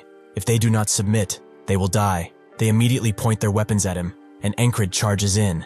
He knows that not all of the guards are cultists, because the bell still rang when the monsters appeared, like this one in front of him, as he has seen him ring the bell a couple of times. The archers immediately begin raining arrows, even though their comrade is right there. Encrid protects them, and Esther begins attacking the cultists, putting them on the ground. Encrid can see Dawn Airy over the wall, The gnolls are officially coming. He asks the old guard if the gate is locked properly and to check again, even if he is sure. The guard does just that and finds out that there's a crack in the bar holding the gate closed. Under the threat of dying under the gnoll horde, he valiantly picks up another piece and rushes over to repair the gate, as it must hold. The guard that Pin was holding summons a bunch of dark magic to stop him, and the one Esther was attacking does too. Encrid gives out the order to push them out, and their fate is sealed as soon as they are thrown over to the hungry gnolls. With a few seconds left, the old guard manages to close the gate, and unlike ever before, the gnolls scream out like they are demanding to be let inside. The captain asks what is going on. From behind,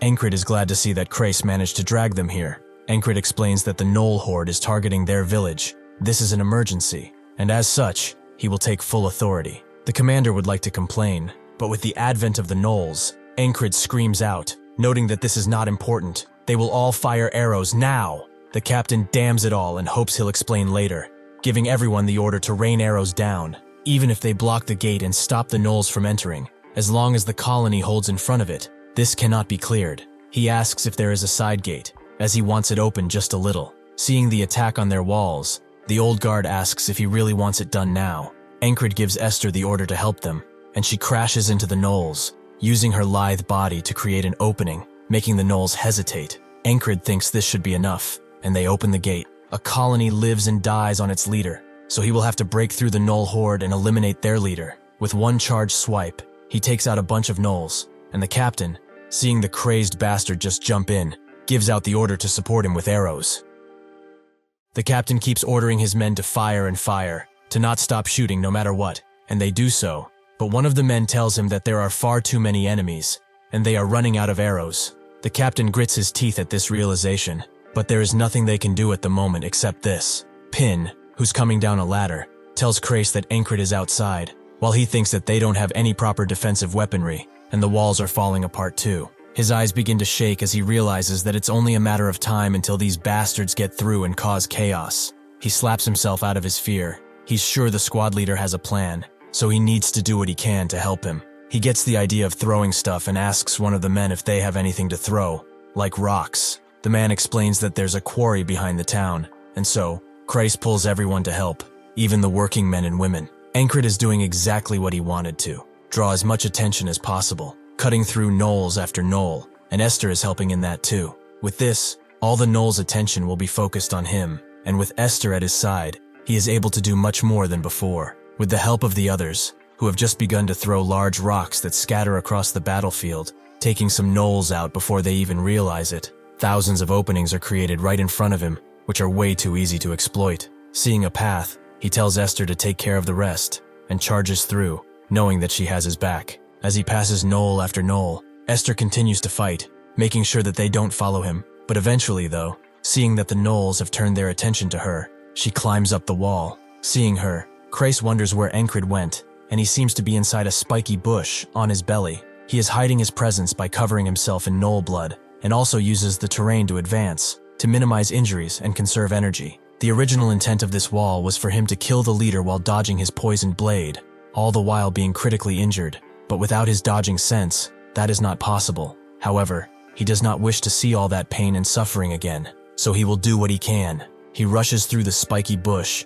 and prepares a whistle dagger, eventually getting right below the gnoll leader. There is only one reason that he came here, to kill this bastard leader, while he is unwounded. Encrid throws the whistle knife right in front of the leader, distracting him for just a moment, allowing him to charge behind the leader, but he dodges his strike. The gnolls want to intervene and protect their master, but he gives them one stern look, making them realize that this is not their fight. Encrid expected this. While striking, the leader only appeared when he was wounded, as if to flaunt his might by killing him in front of all his subjects. The gnoll leader dodges his next strike too, and the next, until he finds an opening and strikes, but only scratches Encrid's armor. A human who has just sneaked up on him has damaged his reputation, so he has to fix it without the help of the others. The gnoll leader rushes with both of his blades again, but Encrid has learned of this technique long ago, and cuts his hands off right then.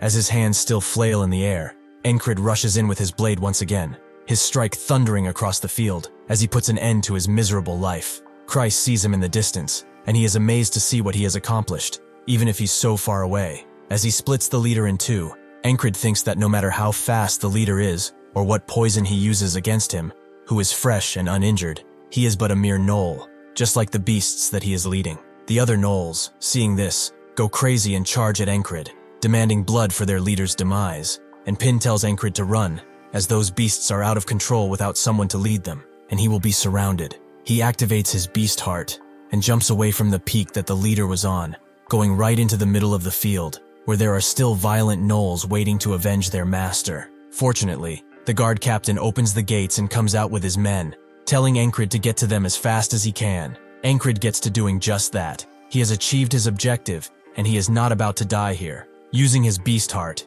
Encrid slashes through 4 gnolls at once, and he dashes in to take care of the others. But arrows fly in their heads before he can deal with them, and the guards push in, the captain telling him to go inside now. The gnolls scream and thump at the thought of letting their target get away, but as the others watch from above, Encrid gets past them and dashes through the gate. The captain calls his men of the watch away, telling them to retreat, and as the gnolls charge in, they close the gates as everyone gets inside. The people continue to throw stones, and the gnolls get driven away, seeing that they have no chance to enter. Everyone is quiet as the gnolls run away. There is only silence after this hard-fought victory, and Christ screams out after seeing the empty plains, noting that they did it. Everyone cheers, and the captain looks at Encrid, who is now slumped on the ground. He thinks that it all happened in but a few moments. He knows their town was almost wiped out, and that he was the one who stopped it. He was sent temporarily, yet he did so much for a town that meant nothing to him. Encrid looks at him and notes that he wanted answers, right? The captain notes that he will call a doctor as he walks away, as they should take care of him first. Only then will they talk. As the sun begins to fall over the mountains, Encrid informs the captain about what happened, about how there were cultists among his men, and how they sabotaged the gate too. Crace notes it makes sense now. A colony of that size is unnatural at best. Large colonies number a few hundred max, but that one was almost 1,000 strong, and all of the gnolls were armed. It only makes sense that the cultists were involved, as gnolls do not have the capabilities of arming themselves like that. One of the villagers asks what they could have against them, but Christ tells him not to expect logic from cultists. They only strive to expand the Hell Gates. Maybe they wanted to establish a gnoll kingdom in place of their town. The villager is scared, and the captain notes that they got rid of them, so they should be safe from them now, right? Encrid explains that they can't know that yet. With the death of the gnoll leader, he escaped the repeating day. However, the cultists that Luagarn was chasing are still somewhere out there. The captain asks if there were even more cultists in addition to those at the gates, and now that he thinks about it, the villager hasn't seen that Hugo guy in a while. Encrid thinks he's the one behind all of this, and Pin thinks that if they don't capture him, the town will still be in danger. Encrid is relaxed, as a frog is after him, so they should trust her, and wait. Somewhere in an overgrown field, Hugo unleashes his black magic as she follows, demanding she give up the chase, but Luagarn dodges and grabs his arm. Unfortunately, using his authority, he slips away from her grasp. The authority of the cultists is the reason why these lunatics constantly get new followers, because they can easily achieve powers and change their lives. Hugo slips behind her and dashes away again. Seeing how he has many authorities, this guy has probably been a cultist for a long time. He's used his powers to escape up until now, but no more. She uses her whip to capture him, knowing that he's running out of juice, and goes in for a killing punch. But that's when she's interrupted by the sound of gnolls approaching in the distance. Seeing this opportunity, Hugo uses all his might to push her away, and retreats to the gnolls, who are now under his charge, as their eyes glow the same shade of purple as his. That night she returns, and Encrid asks what happened with Hugo. She tells them that she lost him, and Pin asks how. She's a frog, and Crace is repeating the same thing. She tells Encrid that their men are rather insubordinate, but Encrid notes that she's a frog in name only. Now she understands where they got it from. If it weren't for that gnoll pack at the end, she knows she would have gotten him, but he became their leader and escaped. Encrid notes that cultists are a persistent bunch, so he will come back to his town sooner rather than later. Pin asks if they really have to fight more cultists, but Encrid thinks it's not a bad thing.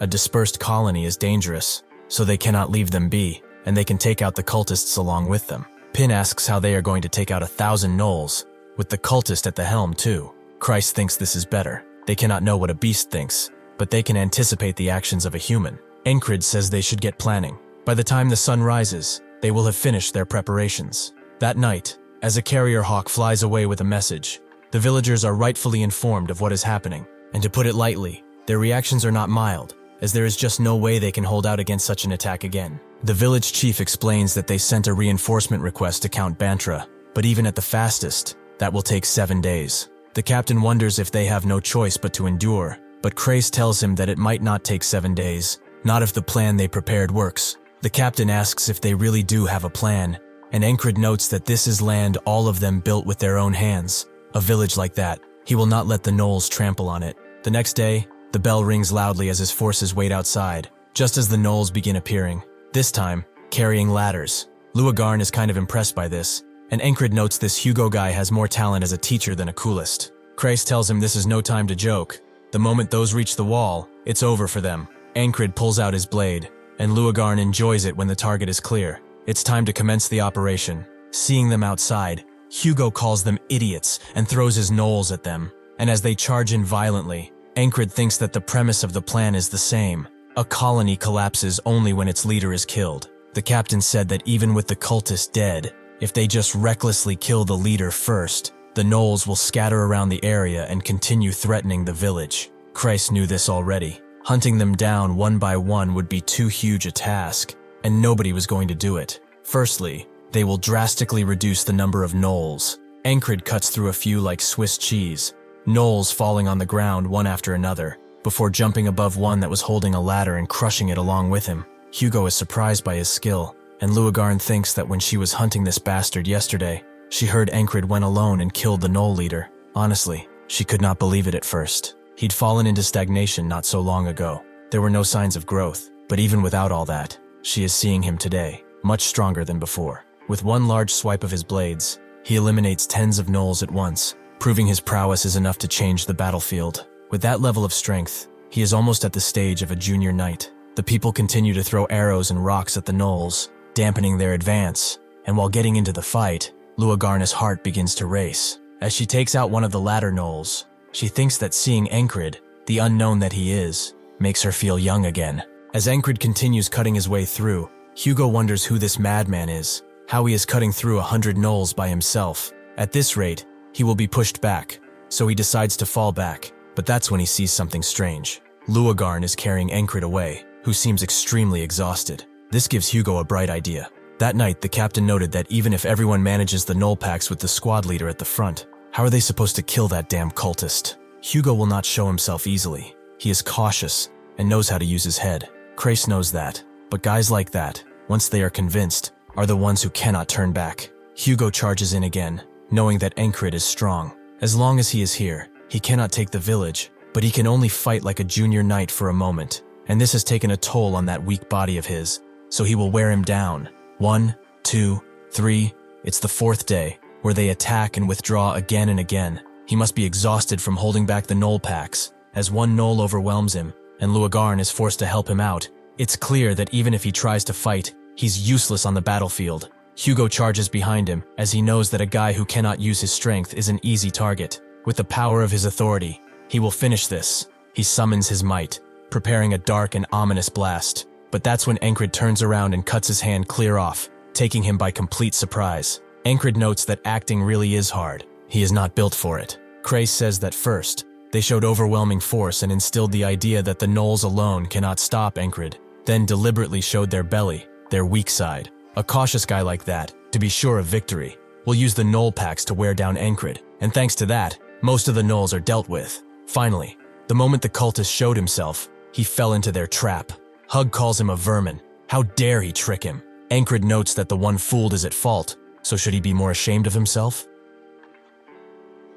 The guards immediately aim at Hugo, at the behest of their commander, and Luagarn notes that he shouldn't even try to escape.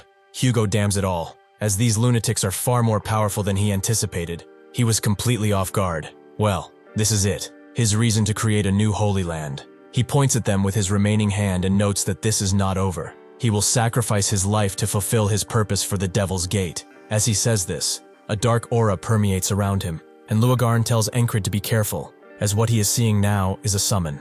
Hugo calls out the beast behind him, the dog of Huorin, telling him to rip them apart. The beast immediately lunges at them, its eyes and maw glowing as it goes for Luagarn, who dodges and whips its head off, but it seemingly regenerates without issue. Now she understands that it's visible, yet she has a body that is not really physical. This cultist has just summoned an evil spirit. Her whip begins to glow a humming blue as she explains that physical strikes don't do anything against evil spirits. As Encrid wonders if that whip is a magic tool, the beast charges in once again, just as Luagarn says that she has chased cultists for a really long time, so she is prepared for situations like this. She catches the beast's arm in her whip and rips it off, but this time, due to the magic residue, it does not regenerate. Hugo doesn't really care about the dog of Huaran, as it's only meant to be a distraction. The real threat lies within his next summon. He uses that same dark energy on his arm, which begins to grow as the dark mana shapes it. This summon strikes and disappears, and always splits the heart open, the arm of the warrior, a towering amalgamation created only from his arm. However, this summon has taken a toll on him, as he coughs up blood, his body not being able to handle 2 summons at the same time. Even so, this was clearly what he should have done. As the arm lunges toward Encrid, who is unbeknownst to it, he only notices just after the blade begins falling on him, and Luagarn tells him to dodge. Hugo thinks that it's far too late. He smiles, as the spirit will pass through all things to hit its target. As long as he takes out this bastard, it's his win. Seeing as he cannot hope to dodge, Encrid lunges forward with his blade, preparing to clash it against the summon. But Esther doesn't seem at all scared, and sure enough, his blade glows the same humming blue as Luagarn's whip, as it slashes the summon apart. The two are left completely stunned, and Encrid is just as surprised to see his weapon glowing. Esther thinks that he always does stupid stuff, so she thought he would be in danger while fighting that cultist. For this reason, she took the liberty of imbuing some mana on his blade, as a gift. Hugo is really mad now, and demands to know what that sword is, and Encrid sighs with a dramatic pause, noting that he doesn't know either. Hugo can't believe how stupid he is, but that's when his heart aches, forcing him to his knees. He clutches his chest tightly, thinking that the effect of destroying the spell is taking a heavy toll on his heart. After all, it seems that it was his heart that was split open. He falls to the ground, and the hound disappears too, Luagarn noting as such. Encrid is just glad that they no longer need to fight, as the cultist seems to have stopped breathing. As the last remnants of breath leave Hugo's body, his control over the gnolls falls too, and they decide to book it out of there. But the captain of the watch screams out for his men, telling them that they must end it here. They all get out, as they must take the gnolls out, so that they never threaten them again. As his men do that, the captain goes to Encrid and bows his head slightly, thanking him for protecting this town, and if he could, for forgiving his rudeness when they first met. Encrid tells him that he carried out the request as it was written, and he did the same thing. There is no need for thanks. He turns to Luagarn, noting that they should help with the gnolls too. As the captain watches him go, the village head comes outside too, noting that they really survived. The captain thinks that he shouldn't be here, but the village head thinks it's fine. The gnolls are no longer a threat. He looks back at the wall, noting that it took quite a beating. The captain smiles, noting that this wall was just a first rendition. They must build a proper wall to grow as a proper city. As the others finish off the fight, the village head suggests that since they're going to build a new wall, how about they should give it a name? The captain likes that name. He can't think of any better one. He is also sure that the townsfolk will agree that the wall shall be named after the hero who protected this town. It will be called Encrid's Wall. The warriors cheer as he finishes off the last gnoll and raises his blade, signaling that this is truly over. That night, naturally, a celebration is in order. People clash their drinks against each other, and everyone is partaking, mostly the villagers and watch members. Pin finds it funny. They apparently were throwing this feast for the heroes that saved their town, but they are enjoying the feast just as much. Encrid says that a wave of them came to say hello, and that's enough for him. Krace asks what this mountain of food on the table is for, and Encrid explains that each person who came brought something, saying that theirs was the best. Apparently this apple drink is very good. They only have 2 bottles. Curious, Krace takes a sip, and his eyes immediately light up with an opportunity to make money. If they sell this to the border guard, they will make a fortune. As he pours some wine into Esther's mouth, he notes that he is thankful for what they did, but he is afraid they are making the town run out of provisions. Luagarn notes that he shouldn't care. They are doing this to thank him, so he should at least enjoy it a little bit. As they chat, the village head notes that he's decided he will be marrying off his daughter to Encrid, and his grandpa agrees that he will make a fine son-in-law. The mother of said daughter screams at both of them, as their daughter is just 5. Another child notes that he trains under the hero, with a watchguard telling him to relax a little. The captain notes that training under Encrid does sound good, and Krace goes to the master brewer, wanting to chat up a little business idea he cooked up. As he hears the laughter and voices of the people who were once under the threat of death, Encrid smiles, noting that this is nice. For the past 4 days, he's felt what it's like to face the cultist while putting up an act. He's broken past his previous limit, and he has also realized that his powers are still not absolute, not without his will. He's used the heart of the Superman to make up for it, but that's not enough. Luagarn asks if he's curious about how one awakens their will, but Encrid thought she said he would find out when the time comes. Luagarn did, however. She doesn't think he is that far off from it. Proto-Knights are capable of using will in just 1 or 2 movements at most. Encrid understands, something like intimidation, as used by Ija, or using will on one's legs to dash forwards. They all seemed like specific uses of will to him. Luagarn explains that Proto-Knights are those who can selectively use will on occasion. Knights are able to use it however they please, which gives them their amazing powers. Some manage to awaken their will, but aren't able to become full knights. Rather, most never achieve this state. Does he still think he can become a knight? Encrid says nothing for a little while, and notes that since he knows himself, it has been his only dream. So no matter what, he will become a knight. Luagarn thinks that it seems he's just speaking casually, but she can sense the passion within him, which captivates the people around him. She explains that once they leave this town, she will be going her own way, as there is a covenant that frogs have to fulfill above their desires, so she cannot stay for too long. Encrid understands. This is goodbye then, and honestly, she did stay longer than expected. Luagarn tells him that he needn't be so polite with her anymore, as she doesn't like being treated that way by someone she likes. If he does achieve his dream of becoming a knight, she will fall for him. To a frog, the mental love that forms is mutually exclusive of reproduction. It means to convey a deep fondness. It does not matter if the target of their love has another partner of their own. Rather, they make themselves known and excuse their relationship. It is rare and rather special for a human to be loved by a frog, but Encrid doesn't even flinch, telling her to go ahead. Luagarn wonders if he even realized what she just said, but even so, she's beginning to grow fond of that denseness too. The next day, the men of Viscount Ventra arrive near the village. This was the one that messaged them about the large colony of gnolls attacking them. But now that they are looking at it, this doesn't seem to be the case, as they are just making holes. The captain wonders if they weren't being attacked, and one of his men notes that it seems like they are using monster carcasses to farm. The village head goes to them, recognizing them as Viscount Ventra's men, and apologizes, as they have come for nothing. They have already taken care of the colony. The captain asks how they managed, and the village head explains that it was a colony of previously unseen scale, brought in by a cultist. They thought they would surely die, but a hero took down 500 gnolls just on his own, killed the cultist, and saved that town. The soldier asks if this is why they are singing Encrid all day. Is he a free knight of legends? Or perhaps a mercenary king? The village head denies both claims, stating that he is just a platoon leader of the border guard. The captain lets out a deep sigh and notes that he wishes to meet with this platoon commander. The village head explains that he already left. He said taking care of the colony was his mission. So with that done, he left. With that, the captain reels his men in and leave. But one of them wonders if what that villager said is true. To take 500 gnolls down is certainly a feat. The captain believes it was an exaggeration.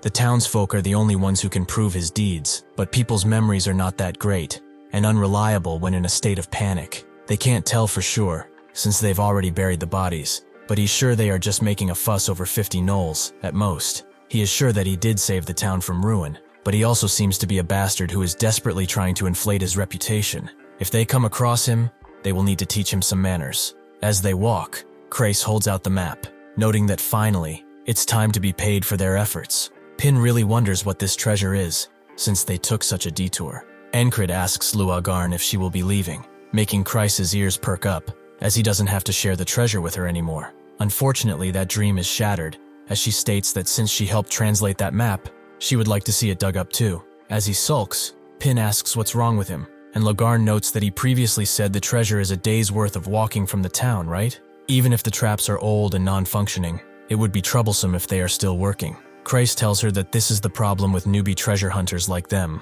Encrid notes that he's just as new as them, but he notes that they should just trust and follow him, as he will show them some proper treasure hunting techniques. As they walk, Krace explains that 100 years since Dolph's treasure dungeon was created, the reassured hunters have all thought this since then. They want the treasure to be easy, and they want to be rich without trying at all. Encrid notes that it's a little materialistic, but Krace ignores him. He pushes a rock, as there's something under it according to the map, and sure enough, a hidden staircase is revealed. As he looks at the map to see what he needs to do next, Pin asks why he is not going through the entrance instead. Krace explains that this is a technique developed by the thinking treasure hunter, which allows one to go directly into the treasure room, past the entrance. It's called backdooring, a poor choice of name, honestly. He begins digging up, claiming that it's super efficient, allowing the complete bypass of traps. Encrid tells him that this is just a cheap trick, but Crais notes that it makes it faster, which it really doesn't. Pin also believes that they are just making this more difficult than it has to be as Encrid takes charge of digging with Esther,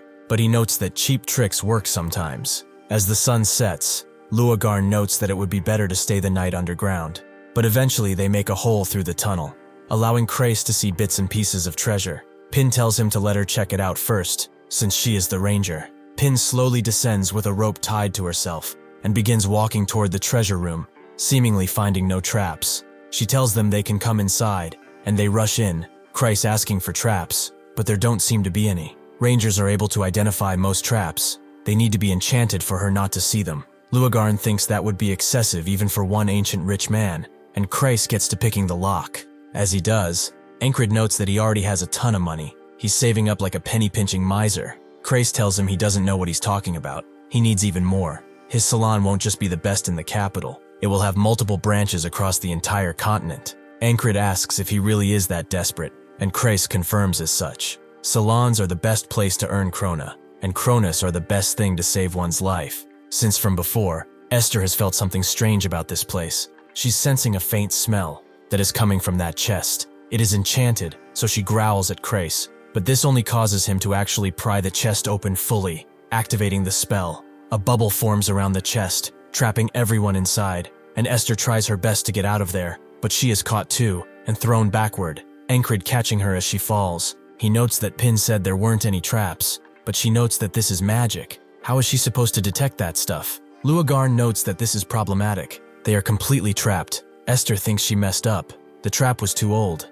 so the smell was very faint. Meanwhile, Encrid asks if she's all right. She goes to the end of the trap and thinks that it's not one that difficult to break, but to gather enough strength to disable it, she needs 2 days. Crais also finds that the chest contains no gold. It's completely and utterly empty. Pin sees that it's not exactly empty, as there is a note inside. She picks it up and begins to read it. Only those who find the treasure can leave, and to those who got here through backpaving, too bad, as this is the only trap in this dungeon. Pin notes that his little trick was for nothing, and Crais becomes increasingly annoyed, as this chest is empty. What treasure are they supposed to find here? Encrid points to the sword, noting that there is a treasure. The edge was lost to time, but the steel is good. That right there is a good sword. Crais goes to it, and notes that it seems to be a piece of junk, but whatever. Since it's the only thing here, might as well. As soon as he grips it though, he is transported somewhere else, and as he looks around, a figure pops up, aiming to take his life. Crais screams and falls back on the chest,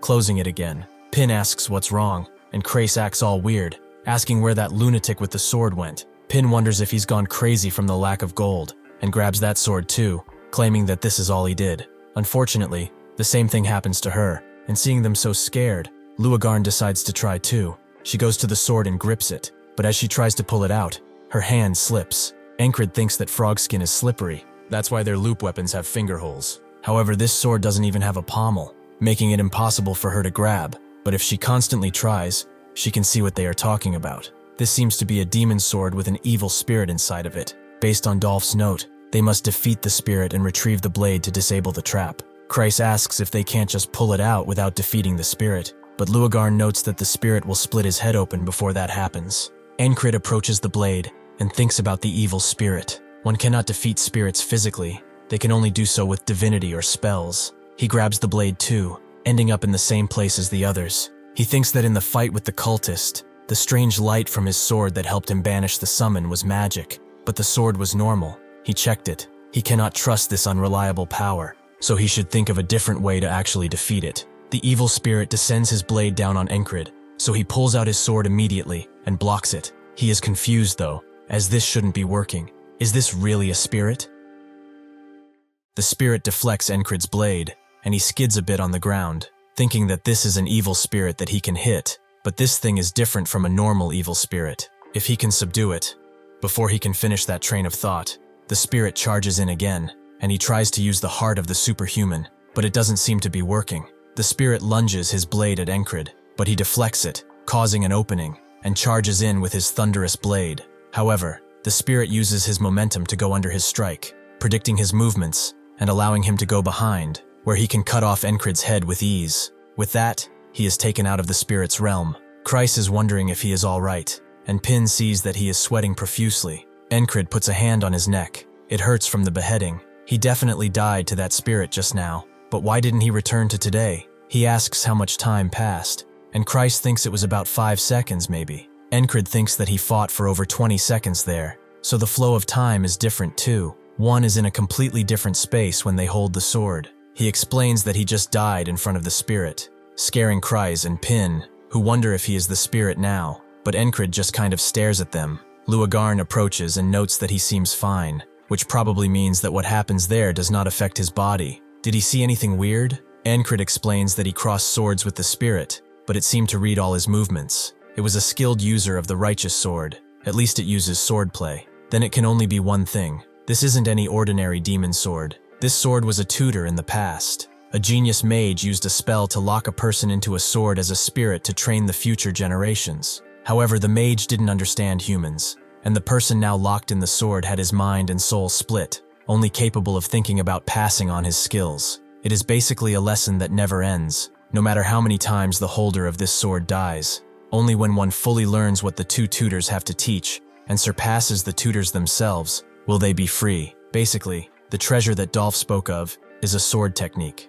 Luagarn tells him to give this one up. A human mind cannot handle the pain of repeated death. He will become an unredeemable lunatic. Encrid is a bit hurt at those words, considering he's been doing that for a while now. Christ thinks that it's all his fault, and he sinks to his knees, and Pin wonders if this barrier will weaken in time. Luagarn notes that she would have done it if the sword had a proper grip, and Christ tries to take responsibility, but Encrid just shuts them all up by going back to the sword, and noting that he will just do it. Before he can grab the sword, Luagarn stops him. She knows he has determination, but does he think this is a joke? She does not wish to lose her future lover so easily. Encrid just looks at her, and notes that he can do it. Seeing this, Luagarn lets go, and Encrid arrives back in the spirit's realm, who immediately attacks him, but he dodges the strike. He admits he has rather spirited greeting. Okay? Did he wait for him too? Encrid unsheathes his sword and thinks that his skills and sixth sense concentrated on a single point won't work anymore. He can only count on his sword skill here. He clashes the blade with the spirit and begins pushing him back. Even if he dies, he wakes up in the real world, and he doesn't waste any time by returning to today. This is a lesson that he can attempt again and again. The spirit lunges forward, cutting his ear, but Encrid just smiles, as this is extremely efficient. There is nothing easier for him than dying repeatedly. This tutor is the best possible gift he could ever receive. The others watch as he attempts to subdue the spirit, Luagarn calling him a fool. Even clerics who serve the god of patience and suffering fail 9 times out of 10. Pin wonders if they really have to do this to escape the trap. Maybe he'll take it all on himself to spare their minds. Suddenly, Encrid lets go, and thinks, the sword play that took his arm at that end was amazing. The tutor moved like this. No, it wasn't that. It was this. Well, he's just going to see it again. He thinks he's getting the hang of it after all. This puts everyone's minds at ease. Christ thinking that they aren't called the lunatics for nothing, and Pin noting that he didn't even think one could get any crazier. But alas, he likes to subvert expectations. Even so, Luagarn doesn't understand. Does it not hurt? She can't even imagine how many times he'd have to die to beat this. Encrid says that it's not real death, and does pain really matter? She is impressed. It really doesn't seem to be bothering him. Rather, it almost seems like he is enjoying himself. He explains that no matter how much it hurts, he will learn what he can. That's what slow learners must do after all. Luagarn sighs, as he is a complete and utter lunatic, but she will help him. What he wants is footwork. What he just tried to do requires his right foot to be more forward. Encrid notes that she is good at teaching, and she explains that studying the sword is part of her duties as a scholar, and passing on this knowledge is also her burden. Teaching is actually a specialty of hers. She can't teach him anything new because of her covenant, but she can always help him bolster what he already knows, meaning if he is going to keep trying, even if she stops him, then she will help him overcome the tutor. The others decide to rest as he continues training, and Esther sees that she has been gathering mana much quicker than possible. She should be able to disable the trap with this. She could, however. Encrid seems to be rather happy in this place. Would she be getting in his way if she broke the trap now, or not? She doesn't know what she should do, so she just sits down, deciding to watch for now. Luagarn notices that he largely uses the heavy sword taught by that blonde guy, but the 5 sword styles, all of which Encrid knows, originate from a single style, so it's better to learn all of them.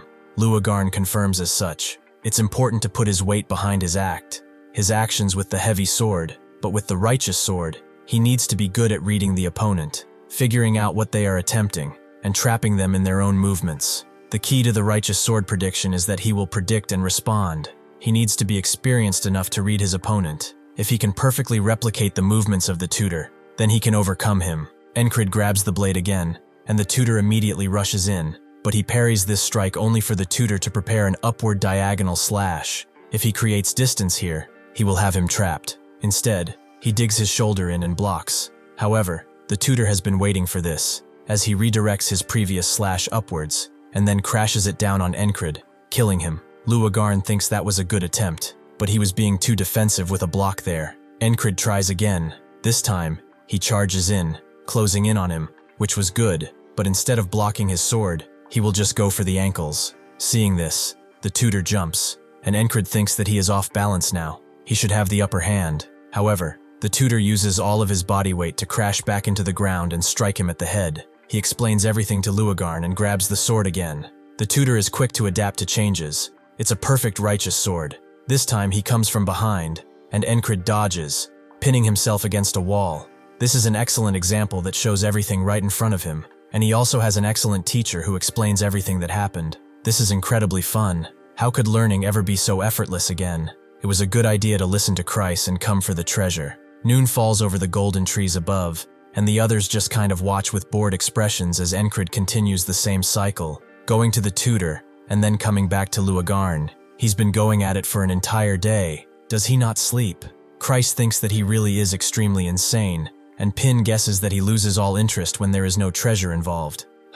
Christ wonders what he's supposed to do with something he can't sell. He doesn't get why he's so obsessed with becoming stronger. Pin does actually. Those who can go forward will not be bound by limits set by others. She realizes now, while watching him, that Luagarn thinks so too. He has a strong will that doesn't falter, no matter how painful. He has died at least 100 times while fighting the tutor. But is that why he's improved so much? All of the movements he's seen while fighting the tutor, he has been able to perfectly replicate them in time. She determined Encrid's limits with her own eyes. This speed at which he is learning isn't possible for him. So what is going on? Why is he evolving so much? Encrid thinks that when he used the dodging sense against the gnolls, he had to figure out what he couldn't understand by learning through death. Once his body got used to the skill, he began to understand, and that allowed him to utilize the skill even better. Gifted people who can quickly and easily learn skills. He is now beginning to show talent just like them. Luagarn is honest. His fortitude surpasses that of humans. It's honestly pretty frightening. Christ thinks that an evil spirit possessed him, and Pin supposes they will visit a temple when they return. Luagarn, though, notes that this is enough training. Now he will go and beat that tutor. He grabs the sword again, but this time the tutor doesn't move. He wonders why it's standing there. He should attack like he always does, right? Suddenly, though, the tutor speaks. Noting that he has never seen anything like him, Encrid is surprised he can talk, and the tutor confirms as such. Of course, he was a human before he became a tutor. He acknowledges his passion to become stronger, and that passion has reawakened his consciousness. Suddenly, though, Encrid just charges in, forcing the tutor to block his strike. He has had enough of talking. He just wants to fight more. Encrid thinks that he's gotten to know the tutor's ways after fighting him hundreds of times. He sees that he is going for a stab in the chest, but at that angle, he is going for his head, right? Sure enough, he does. Encrid simply deflects his blade and notes that he knows all his tricks. Now he will be playing by his rules. As he charges in, the tutor says that he is impressive, and smashes the hilt of his sword into Encrid's blade, forcing Encrid to swing it back. His sword has become much more elaborate since they began.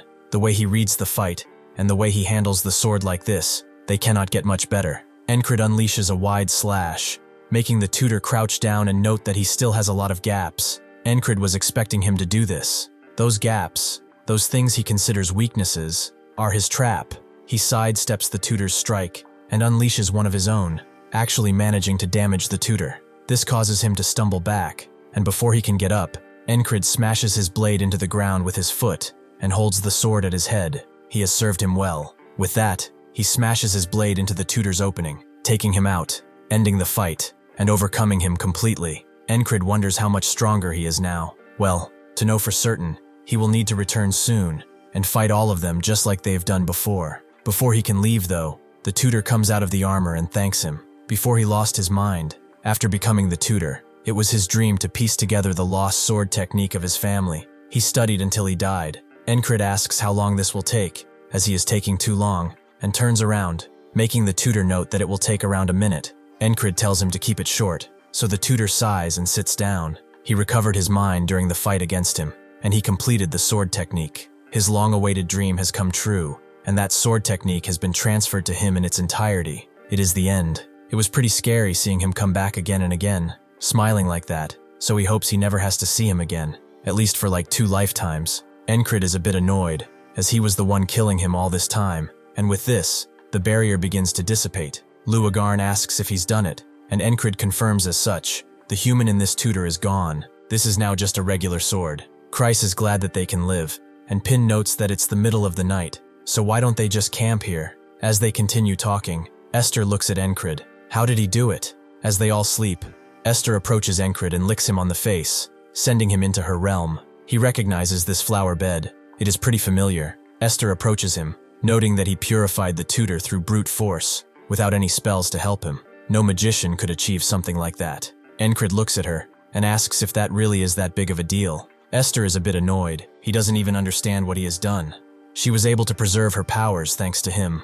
With that, Encrid wakes up with Esther right over him, a silent understanding passing between them as dawn arrives. Encrid gets up and begins walking away, Christ asking where he is going. Naturally, he is going to do his morning training, making the others just kinda stare at him, as he's the same as ever. After a bit, they get going, and Encrid tells Christ to stop moping about and get moving too. Christ, however, calls him heartless. He got his swordsmanship, but his dream of striking it rich has suddenly been crushed. Encrid wonders when that box got smashed up like that, Christ noting it's from the shock of the magic trap breaking. However, upon closer inspection, he sees something glistening. He breaks off the chest entirely, and, below it, finds a pile of ancient gold coins. He takes most of them, guessing that Dolph really wasn't a terrible person after all. He shared it with the others too, Luagarn, thinking that she doesn't need any money, and before Christ can tell her to give it here, Encrid tells her to take it, as it's only right to divide the loot fairly. Christ notes that he says that, but he also took an extra item. Since it's the tutor, it would fetch a high price if he sold it. He's not going to sell it though, is he? Encrid confirms as such, but Christ wonders why he won't sell it, because he's a lunatic obsessed with swords, and Christ is a lunatic obsessed with money. The sword he was using got damaged while fighting the Null Horde too, so this looks pretty usable if he polishes it up. After coming to a crossroads, Luagarn notes that she'll be taking her leave now, and they all wave her away. But before she fully leaves, she stomps her foot on the ground, catching Encrid's attention. She asks if his goal is to become a knight. Does it really have to be for this country? With that, she leaves, and Encrid goes back to his own group. But this has given him food for thought. When he first harbored the dream as a child, he didn't understand the concept of a country. Growing up, he realized that a knight bound to a country by an oath of loyalty is very different from what he dreamed of. Is there perhaps another path? Back at the camp, naturally, Ragna and Rem are having a fight, but it doesn't stop just there, as Ragna trains with Auden too, and Jackson with Rem as well. They are fighting from dawn until dusk. The others think that they are total monsters. They are too scared to even go into the training grounds at this point. Thus they lose their spirit. What's the point of even trying? They won't stand a chance against guys like that. Paul, however, thinks that they have no determination. This was such an incredible fight. He can find even more things to learn from it. Paul had just started to find training fun, and was reborn as a highly motivated soldier. Suddenly though, Auden grabs Rem by his foot and throws him into the tree next to the one Paul was using as cover, making him lose his motivation real quick. At the same time, the company commander goes to Marcus with a suggestion to build a training ground exclusively for the lunatics. He has heard the rumors going around the unit. They say the soldiers are losing their motivation after watching those guys spar. Separating them entirely is a viable option, so they will proceed with it. By the way, the rumors also said that she's been joining in on the fights. Is that true? Sure enough, the company commander has been fighting with them too. Confusing Rem. Aren't company commanders supposed to be busy? Is it really okay for her to be here playing with them? The company commander explained that, based on what she's seen thus far, if her fiancé has been quiet for a while, he'll always show her something surprising afterwards. And just being on the receiving end isn't the duty of a lover after all. It's about time he returned, and Rem simply can't wait. If he comes back with nothing to show for it, he will beat him half to death. That night, Encrid returns, and he immediately reports to Marcus, explaining that they've all come back, and that Luagarn has returned to her post. Marcus confirms as such. He received advance notice that the request was completed safely. However, he has received conflicting reports. The pioneer village claims they are heroes who defeated a cultist and slaughtered 1,000 gnolls, and the other is from the commander of Viscount Ventra's forces. He told him to warn him not to make exaggerated claims of merit over a mere 50 gnolls. So which one is the truth? He wants to hear it from his mouth. Encrid stays silent for a bit and tells him to believe whatever he wants to believe. What power do the words of a mere platoon commander hold after all? If it's someone of the battalion commander's level, he probably already knows the answer, right? Marcus smiles and explains that as of this moment, the independent platoon has been promoted to a company, so he will continue to fulfill his duty as company commander. Encrid is a bit confused though, as his company doesn't have 10 members. This doesn't seem to make any sense. Marcus explains that he is the one in charge of this city, so it makes perfect sense. He wants him to love this city just as he does. Eventually, he goes back to the others, and Kreis asks if he heard they said a training ground has been built exclusively for their platoon. Encrid notes that they're a company now, and Rem asks how the mission was. Heard he was flying around out there. As Kreis wonders what he means by company, the others swarm him with a bunch of questions, which makes Encrid smile. Rem asks what's so funny, but he says nothing. He thinks that even if he returned to his hometown, where he was born, he wouldn't be able to feel this way. He looks at all of them and wonders if they should spar. Kreis notes that they haven't even unpacked yet, but Ragna agrees, and Auden notes that he must be confident. Rem, however, says that this is exactly what he wanted to hear. He wants to see just how fun he has become. Naturally, Encrid and Rem are the first to fight, as at some point Rem became the standard for his strength. Is he weaker than Rem? Are they equal? Or is he stronger? Where does he stand now? The others watch as the fight begins. Encrid begins with a wide slash, which Rem simply blocks. However, he seems to be pushing pretty hard. It seems he's coming strong from the start, huh? Encrid knows that if he doesn't take him seriously, he will be getting pushed back. Rem appreciates this confidence, so he wants to see what he's got. He throws away Encrid's blade and strikes with an overhead, which Encrid deflects. They begin unleashing a flurry of blows at each other, the steel creating a show of sparks, before Encrid raises his sword up and crashes it into Rem, who catches it with his axes and lets it fall right beside him. Auden sees that this is some excellent physical strength, even if it's thanks to using the barbarian's technique. His stamina to support it has vastly improved. Jackson also sees coordination. He definitely hadn't mastered his dodging sense before, so when did he get to be so proficient at it? Ragna also sees that he is using the righteous sword technique, and he didn't just learn it half-baked either. He is blending it with the heavy sword technique, using the swordplay in a natural sequence. Encrid raises his blade up and crashes it hard into Rem, causing him to stumble backward. His rhythm isn't breaking. Before, he gave him enough amusement to just play around with him, but now he is surging with excitement and bloodlust. It's to the point where he has to risk half of his life. They continue clashing, but Rem is a little scared now. If he can't stop himself, this won't end in just a spar, but he wants more, and Encrid does too. They begin cutting each other again and again until they can both risk their lives. However, Encrid seems to overheat, and he cannot hope to dodge or block the incoming strike. Rem is confused. He thought it could go harder than this. He can't pull his axe back now, before the attack can do anything. Ragna smashes through the axe, making it splinter all around, and the others pull him back, barely saving Encrid. Jackson asks if he's trying to kill him as soon as he sees him, and Rem is annoyed. Why the hell? Are they stepping in? He would have certainly stopped cleanly by now. Auden also kind of understands why he couldn't stop himself, and Ragna is surprised too. He had begun growing steadily, but before they knew it, he had caught right up to them. Far too much. Why doesn't he just rest? Encrid thinks that it's too early for him to collapse like this. So who is next? All three of them say they are at once, and Encrid just tells them to decide, as it doesn't have all night. Rem, however, is confused. When did he get this far? On the day he first met him, he couldn't even imagine something like this. On that day, he was picking fights with people. He was already a prominent member of the reject squad, and he was doing this out of sheer boredom, not out of some sort of sadism. However, Encrid came to stop him, making Rem ask who he was. Every bastard who came as their squad leader up until then was a complete, half-witted idiot. One of them was an old guy who demanded respect, but Ragna just smashed him with the hilt of his sword, and he quit instantly. Another who seemed very adamant to charge in got killed instantly in his first fight. The last one before Encrid was really confident in his fighting skills up until Auden broke him completely, which caused them to be all extremely bored. Rem wondered, did every single one of those idiots get their brains roasted or something? Who do they think they are, barking orders at them? Christ told him that they just want to make a name for themselves. They might be rejects, but since they're capable, wouldn't it be an accomplishment if one could manage them? Rem thinks that they are just bastards with wild dreams. He figured the new guy, Encrid wouldn't be any different. He'd just be another idiot barking orders without knowing his place. At one point though, as Rem was fighting an unwilling opponent, another squad leader came and asked what he was doing. Can he see his squad member is causing trouble? If he is the leader, he should get himself under control. Encrid just stopped swinging his sword for a bit and told Rem to do as he said before starting to swing again.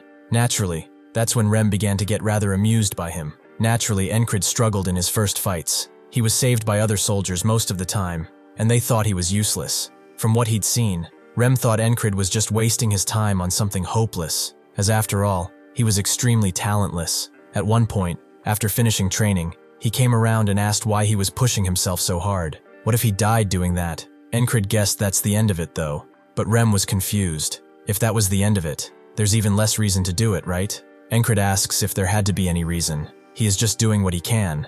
Rem was surprised. He may be talentless, but he was not something that he could hate. Then he asked him, if he said he'd teach him a way to get stronger, would he do it? That is why he had originally offered to teach the squad leader at the heart of the beast. For a long time, he didn't improve, no matter how much he taught him. Just as he was inwardly giving up on him, he began to change, and now he has been growing endlessly. The next morning, Rem stares at him and asks if he's awake. Encrid gets up and wonders why he's staring at him like that. Did he cause an incident? Kill someone? Perhaps cripple someone? Rem asks what he thought he'd say to something like that, but once Encrid stares at him, Rem tells Encrid to stop undressing him with his gaze, as he is rather perverted.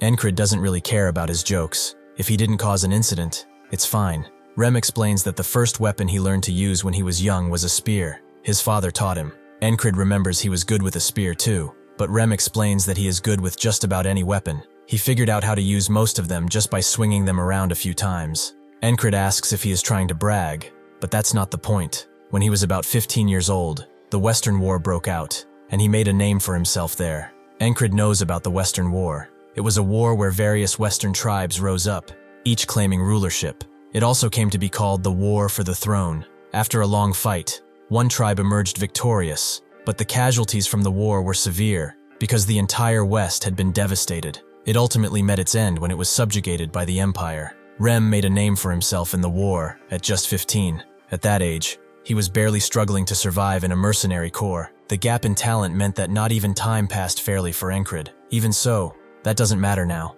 Rem gets to his point, as he wanted to ask something. Does he still intend to become a knight? Encrid confirms as such. He never intended to give up on it in the first place. After a bit of silence, Rem explains that he will become a knight too. He's probably wondering why he'd say that now. Will he laugh it off, or ask if he's out of his mind? However, Encrid says none of those things. He just agrees and notes that he should. Rem is surprised and smiles, following him outside for a spar. For this fun to continue, he cannot let him pass him by. These mainland bastards think there's only one way to become a knight, but the reality is different. There are beings like knights in the West too, named after an old legend called the warrior who pioneered the continent. They are called warriors.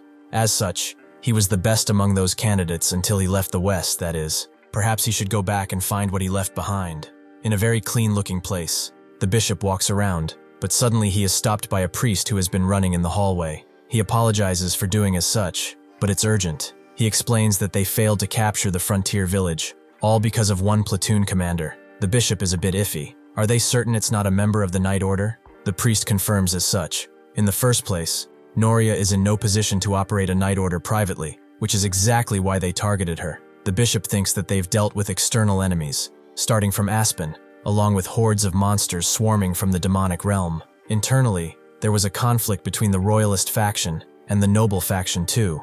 The few knights they have are struggling just to prevent major incidents. The current Noria kingdom is a kingdom that is the very embodiment of chaos. They poured so many resources and capital into expanding that Null horde too. If they had captured the frontier village and turned it into a demonic realm, it could have become a holy land. By bringing Noria under the teachings of their cult, it was supposed to be an important foothold from which they would continue their holy mission. He wants to break something, but stops himself. It's too great an achievement to be the work of a mere platoon commander. It seems to be the result of a series of coincidences. They have too many future tasks to dwell on past events. However, they cannot simply ignore someone who has defied the will of their god, so they will send that out. By that, he means the Manticore, that nameless platoon commander. Since coincidences do not repeat themselves, by the rightful order of things, he will probably die by the beast's claws. and may he go to God's side when that happens, as this manticore is no easy beast to quell. Thank you for watching. See you next time.